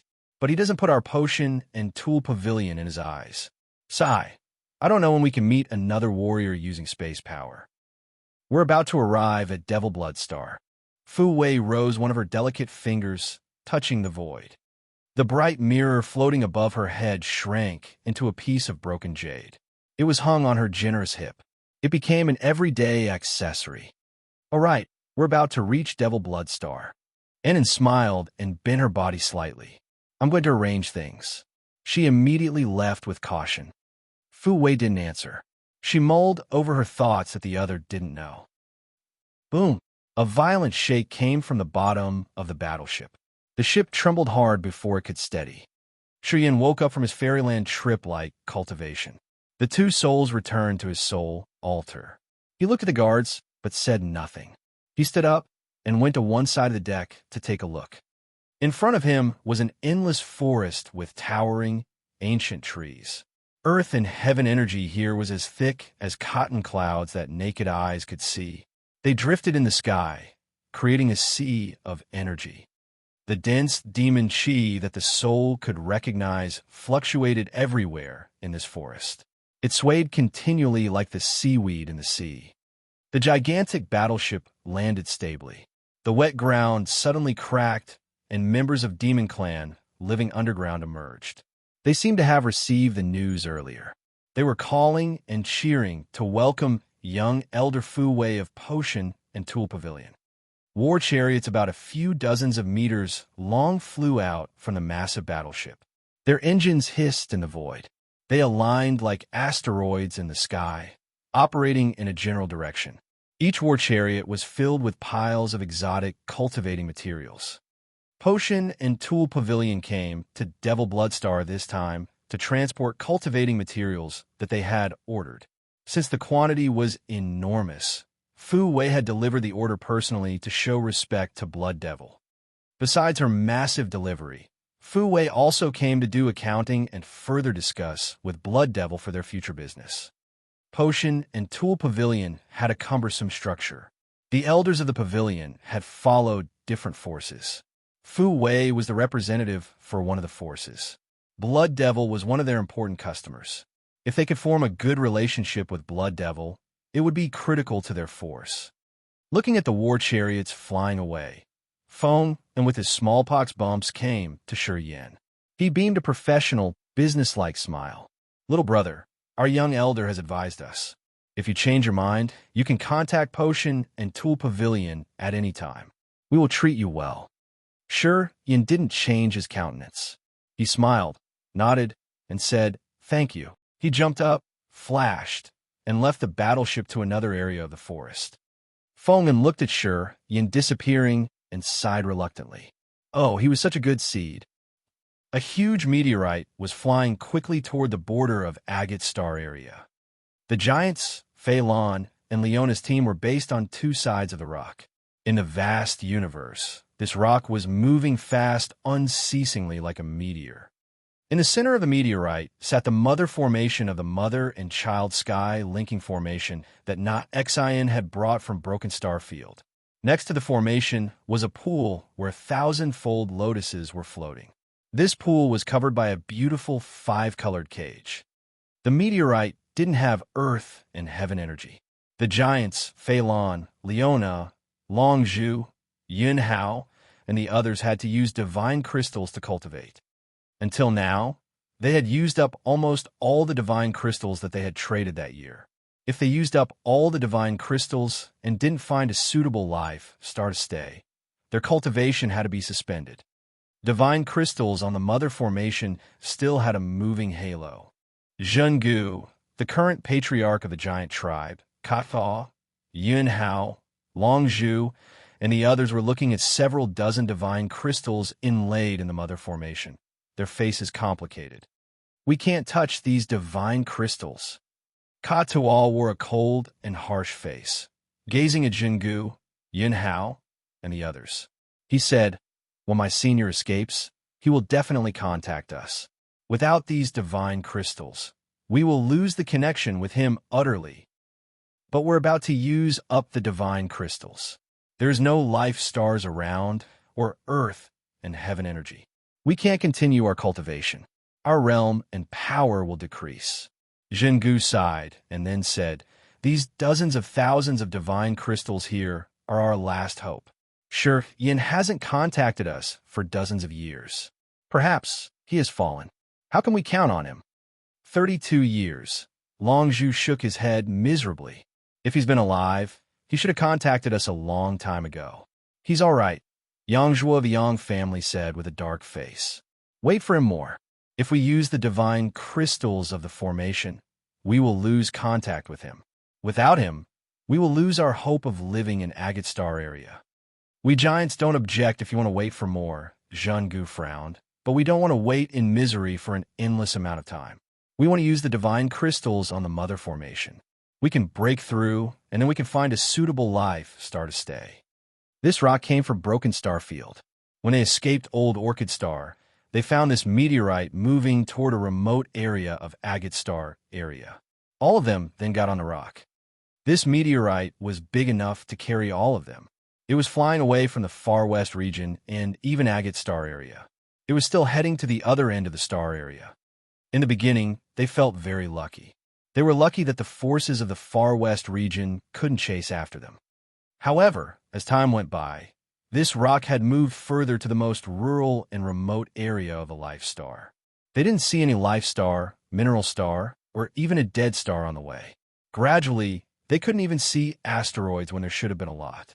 This rose reluctance and despair in their hearts. Until they had finally recognized the situation, they were somewhere at the edge of Agate Star area where there were no residential areas. They didn't know where they were, either. At this moment, their divine crystals had almost run out, which made them restlessly terrified.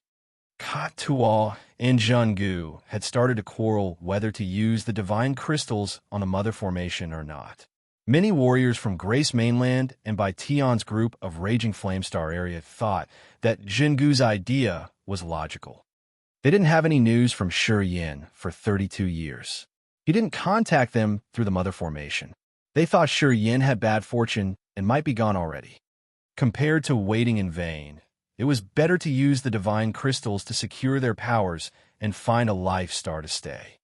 When their quarrel was fiercest, Feng Rao, standing by the mother formation, suddenly shivered. Her voice trembled as she said, It works. It has activated." Feng Rao's eyes became watery.